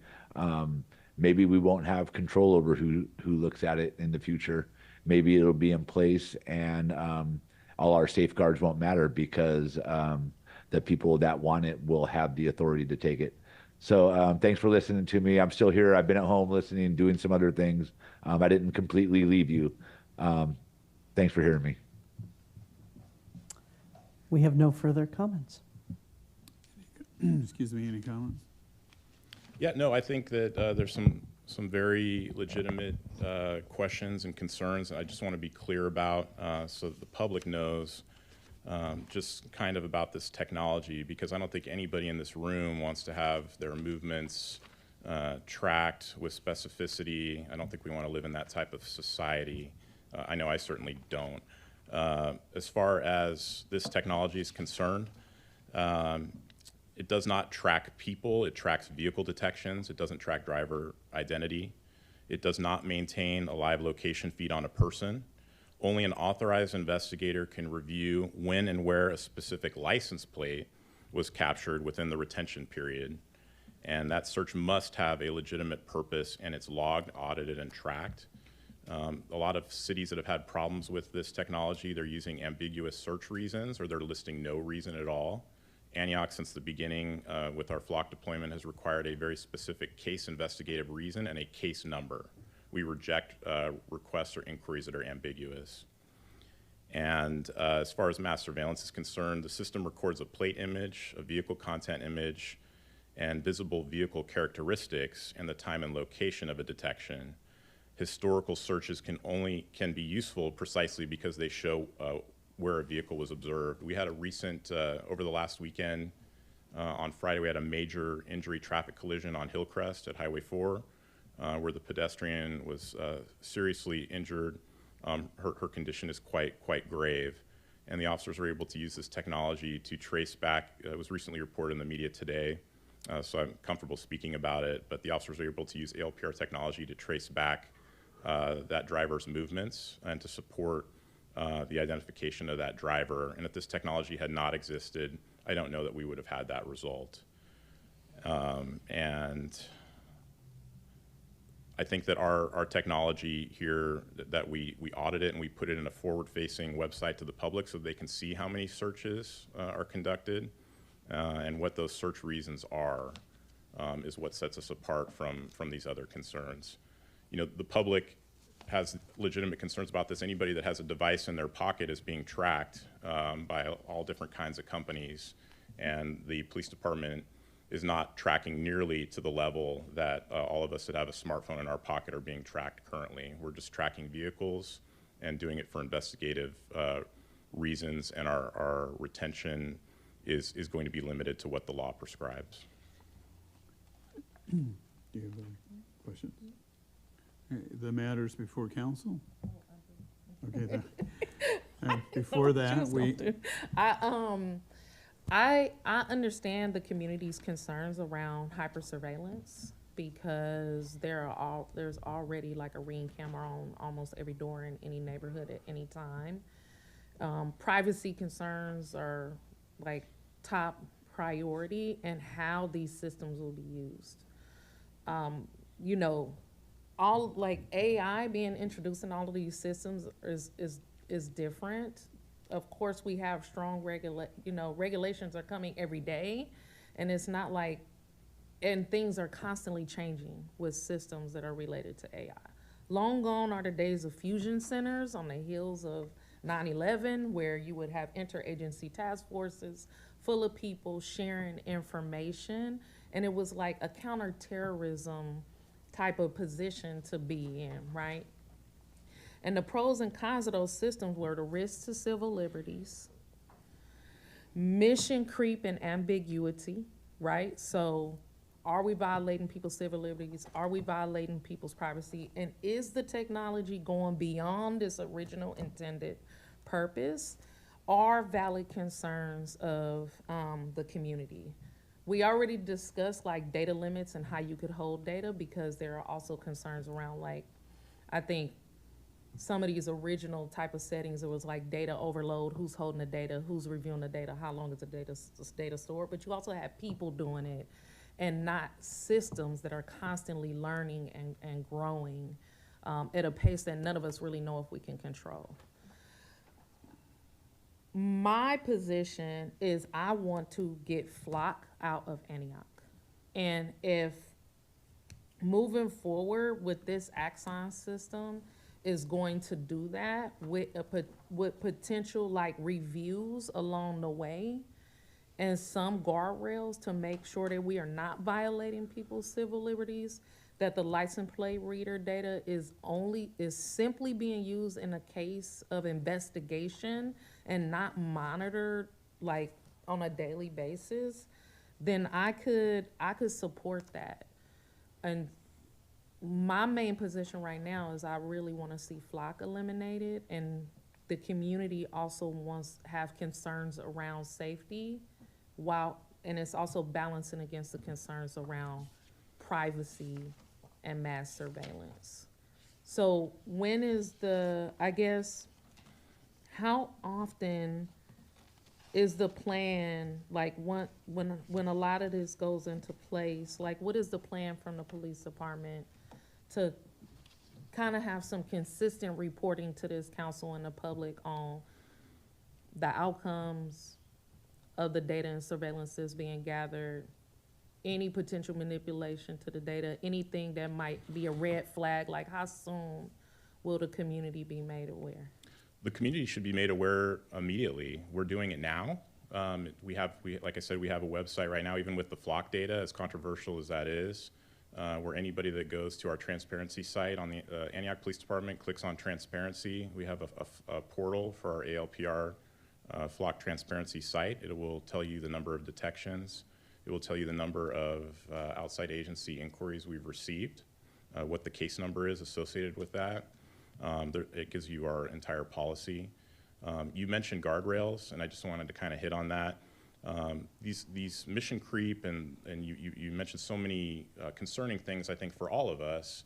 The only assurance that the best assurance I can give this council and the community is that we're auditing the system. We require very specific criteria. We reject any ambiguous criteria. We have a policy about it already, and we're not going to share with the network. We're going to do one-to-one sharing. And then the first speaker mentioned NICRIC. The NICRIC is a fusion center that you mentioned for the Bay Area that a number of agencies are a part of. And NICRIC has assured us that NICRIC has state officers assigned to the fusion center, and only California police officers at NICRIC are authorized to view Flock data, is the assurance that we've received, that no federal officers will be reviewing or receiving that data, is what their director reported to us. Now, we haven't received a request from NICRIC for Axon, and if they do make that request, then we will evaluate that in a very strict manner to ensure that it meets California law and our policy and community values. So as far as guardrails are concerned, through auditing, strong policy, and tracking, I think that's how we prevent this mission creep or some of these concerns that have been identified in other communities where people are using it for personal reasons to track ex-girlfriends and things like that. We have nothing like that here. With the Axon system, the data is not used to train any other AI models. It's a closed system, and it's a closed system that we have complete control over with the vendor. Can you explain what was the justification for a sole source agreement? There's a few reasons. Obviously, we're looking for a unified platform. We're already using Axon's body-worn cameras. We're already using their digital evidence platform. We've trusted Axon with our most sensitive digital evidence. We're talking about sexual assault investigations. We're talking about child abuse investigations. All of that evidence is being stored in Axon's environment. We've trusted them to do that. They've never had a data breach. And all of our personnel are trained in that system. As far as auditing and training, it's one consistent system. So I don't have to run audits of multiple systems. I can run it on just one system. We can train folks on one system. The body-worn camera is going to upload to our evidence system. The translation is going to record on this body-worn camera and seamlessly upload with our existing system in Axon. Same with the license plate reader data. It all feeds into the same system. So that's one of the main reasons why we sought sole source on this. So we don't have these multiple systems. We have to train personnel, dispatchers, officers, support staff on multiple systems. We have one unified system. Yeah, we fought for dash camera systems and language access, and I support those elements in this agreement for sure, while also having concerns still around monitoring. Councilmember Rocha? I think the sole source justification and the way it's written, you just alluded to it, is what's most attractive to me, and the features that you've described. So I'd like to move to approve this agreement to move forward with this resolution for sole source agreement with Axon Enterprise. Is there a question? Is there a second? I'll second it. Okay, so the motion has been made by Councilmember Rocha, seconded by Mayor Burnell. But I do have a question that came up from Councilmember Torres Walker. If the council is to approve this, when would they be implemented? In the first phase, I guess. I don't have the exact implementation timeline, but I know that we're falling in behind different implementations that they're already doing in the Bay Area. I don't have the exact schedule for it. I can report back to council on that, but I don't think it's going to be a lengthy implementation. The reason why I'm asking that question, if the maker and the second of motion, because I think Councilmember Torres Walker brings up a good point. When we have implemented, I would suggest that annually a report come back to the city council, giving us the detailed information, both positive or negative. I think you're asking, for us to somewhat monitor, and so I would request the maker of the motion and the seconder of the motion to include that once the system implemented annually from that date when it's up and operational, a report come back to the city council. I'm agreeable to that. Yeah, I am as well. Okay. So, I have one more question, and you may have already answered it, but what is the timeline or the approximate timeline for moving away from Flock with this new system? I think a lot of it depends on how soon we can get the new system up and running. We're already using their dash cam products and have turned on the license plate reader capability for some of our dash cam products. So we don't want to go without the previous system and possibly compromise serious case investigations, or if we have a serious crime that occurs next week, we don't want to have a gap. So if at all possible, I'd like to report back to you on that, or possibly have the chief report back to you on an implementation schedule and when we can fully move away from the Flock platform, because I can see that that's a priority. All right. And then, it's not and then gonna be 12 months. 2 years, 3 years? No, I don't believe so. 6 months, maybe? I don't believe so. I mean, When you have that information, could you have either the chief or you provide us We will, and just to reiterate is that the Flock system is costing us $99,000 just for their system, and Axon is giving us more capability. So we're as anxious to increase our capability and maximize the value to the taxpayer. So would the Flock cameras go first then? Would that be the strategy? I missed the last part. I'm sorry, Mr. Mayor, He could you said would the repeat? Flock cameras go first before we put the other ones up?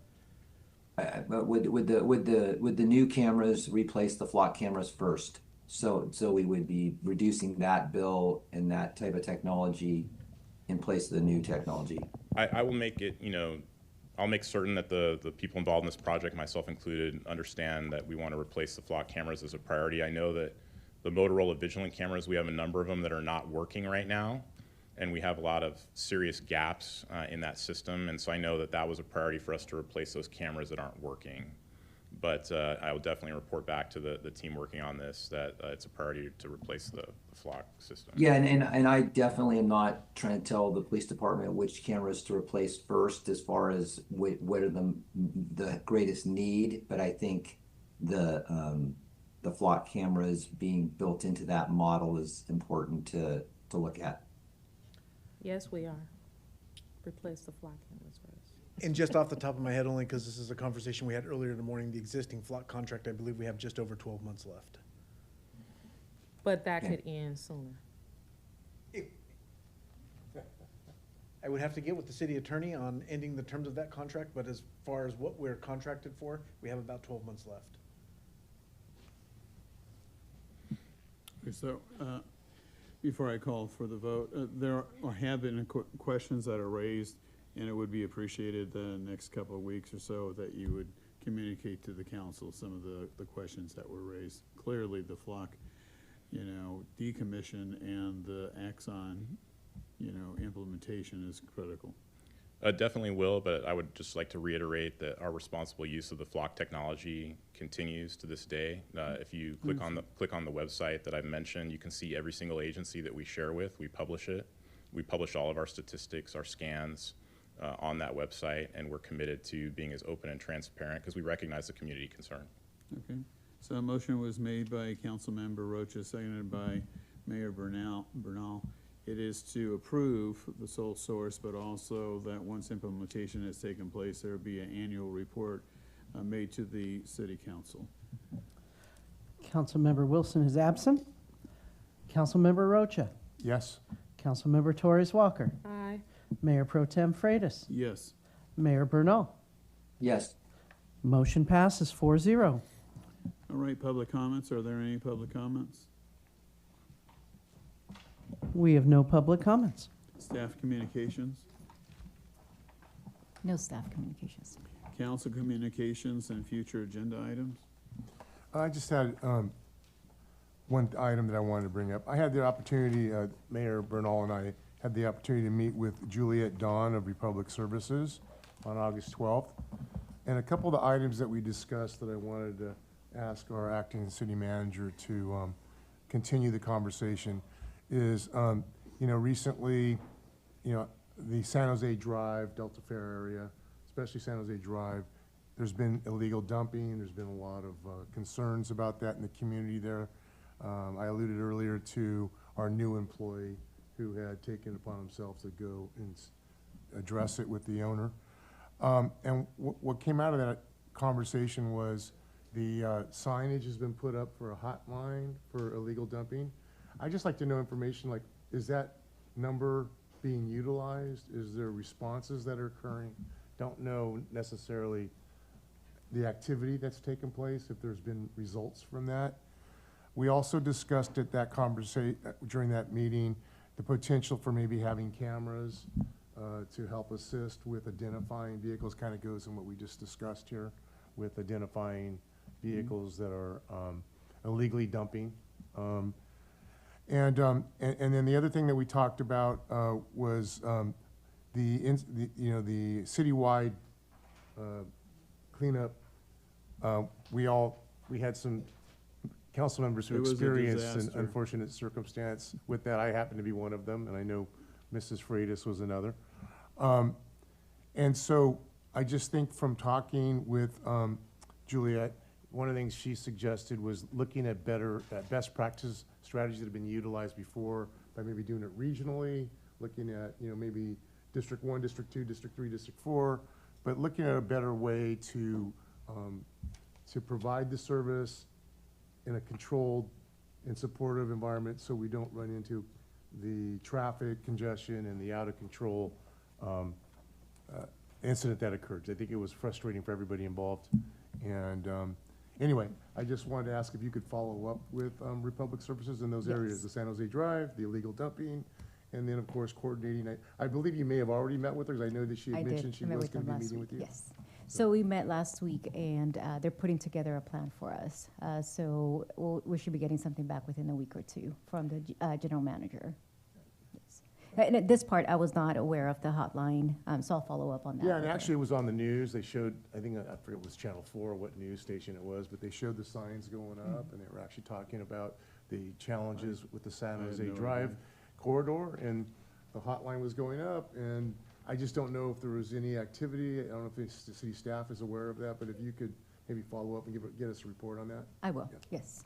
Thank you. And could, when you do get the plan from Republic, could you share it with the council before it actually gets implemented so that we can see what it's about and maybe provide some comment? Absolutely, yes. Yeah. Could, we have one person that would still like to make public comment, so.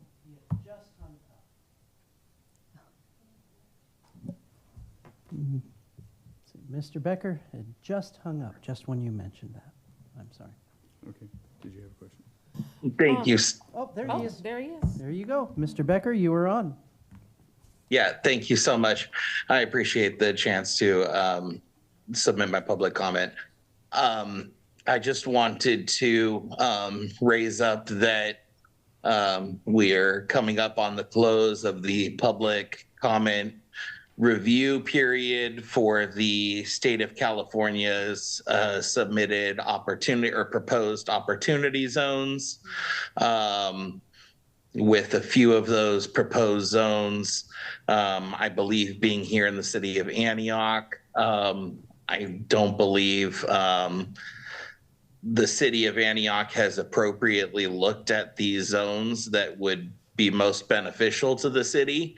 And I am a little saddened that not only did we lose out on last opportunity zone round developments, but once again, as we talk about economic development, as we talk about regional growth and infrastructure growth, as I work with local developers and hear daily about the infrastructure needs or deficits here in the city, we continue to pass up these incredible opportunities that, when matched together, really are the central pieces that build large-scale developments.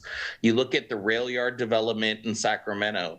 You look at San Diego and their harbor district. I mean, the infrastructure that we can build here in our city is what is going to speak to the final opportunity. And I think that Mayor Pro Tem Freitas said it best at a previous meeting when he spoke about the opportunities in downtown Antioch and how we can become a hub.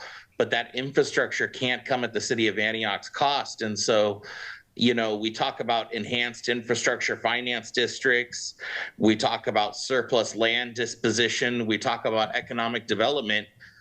But we also say how city staff is not present to be able to do the work. Let's be realistic. An economic development director coming in is not going to do the work either.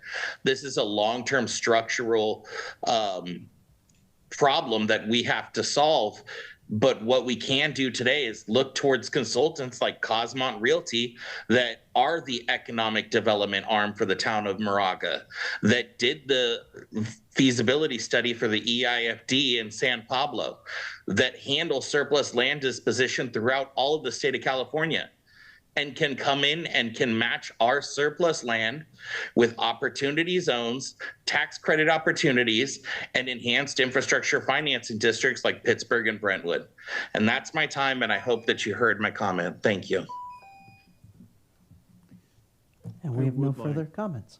I would like to know where we're at with the opportunity. I will check with Acting Director Kevin Scudero. Yes. And particularly what deadline is coming up. Okay, anything else? Is there a motion? No. Taking my whole 20, no, I don't have 20 minutes. First, I want to thank Mayor Pro Tem Don Freitas for running an efficient meeting tonight. So excited to get out of here before midnight. I would like to say first that Councilwoman Monica Wilson couldn't be here tonight because she had a real urgent family issue. So please make sure you keep her in your prayers. I want to request that the council reconsider and place the Biddy Lumberyard back on the CIP. And the reason why I'm making this request is because if the city ever turns this lot back over to the speculative market, it may fall under the Surplus Land Act, and the first developers that we will have to concede to will be affordable housing developers. So it might not meet the exact need that we want as a city with that lot. And so I want us to have further discussions on what the vision is for, so that it doesn't, so that this piece of property doesn't fall victim to the Surplus Land Act. I want to raise up that I'm really grateful for the encampment cleanup on the railway on A Street. However, my major concerns are that every time we clear an encampment, people just end up somewhere else. And the Rite Aid parking lot was a mess. And I understand that people are not blight, but if we are going to clean encampments, we need a strategy and a plan for where we're gonna place people so that we're not just pushing them from corner to corner. And lastly, I would like to say, no, myself and Mayor Pro Tem Freitas started having conversations about the El Campanile Theater back in 2025 when we started our dialogue about the Carnegie Library. Because we understood that centers for arts and culture and these spaces for a community were important. So for people who said that we were dragging our feet and that we were behind the curve and we haven't been having conversations, that is absolutely untrue.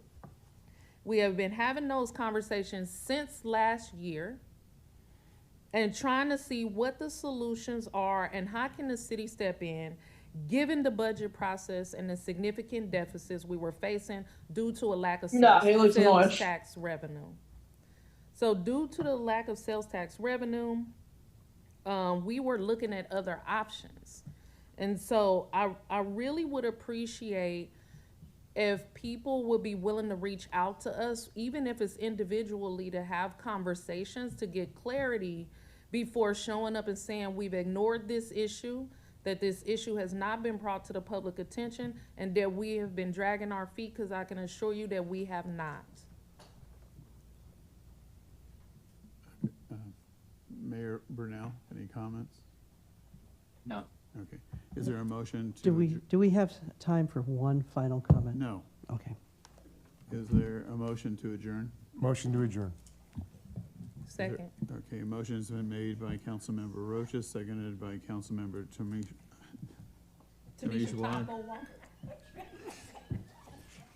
Tamisha Torres Walker to adjourn. Roll call. Councilmember Wilson is absent. Councilmember Rocha? Yes. Councilmember Torres Walker? Aye. Mayor Pro Tem Freitas? Aye. Mayor Brunel? Yes. Thank you. Motion passes 4-0. Thank you. We are adjourned. Good night.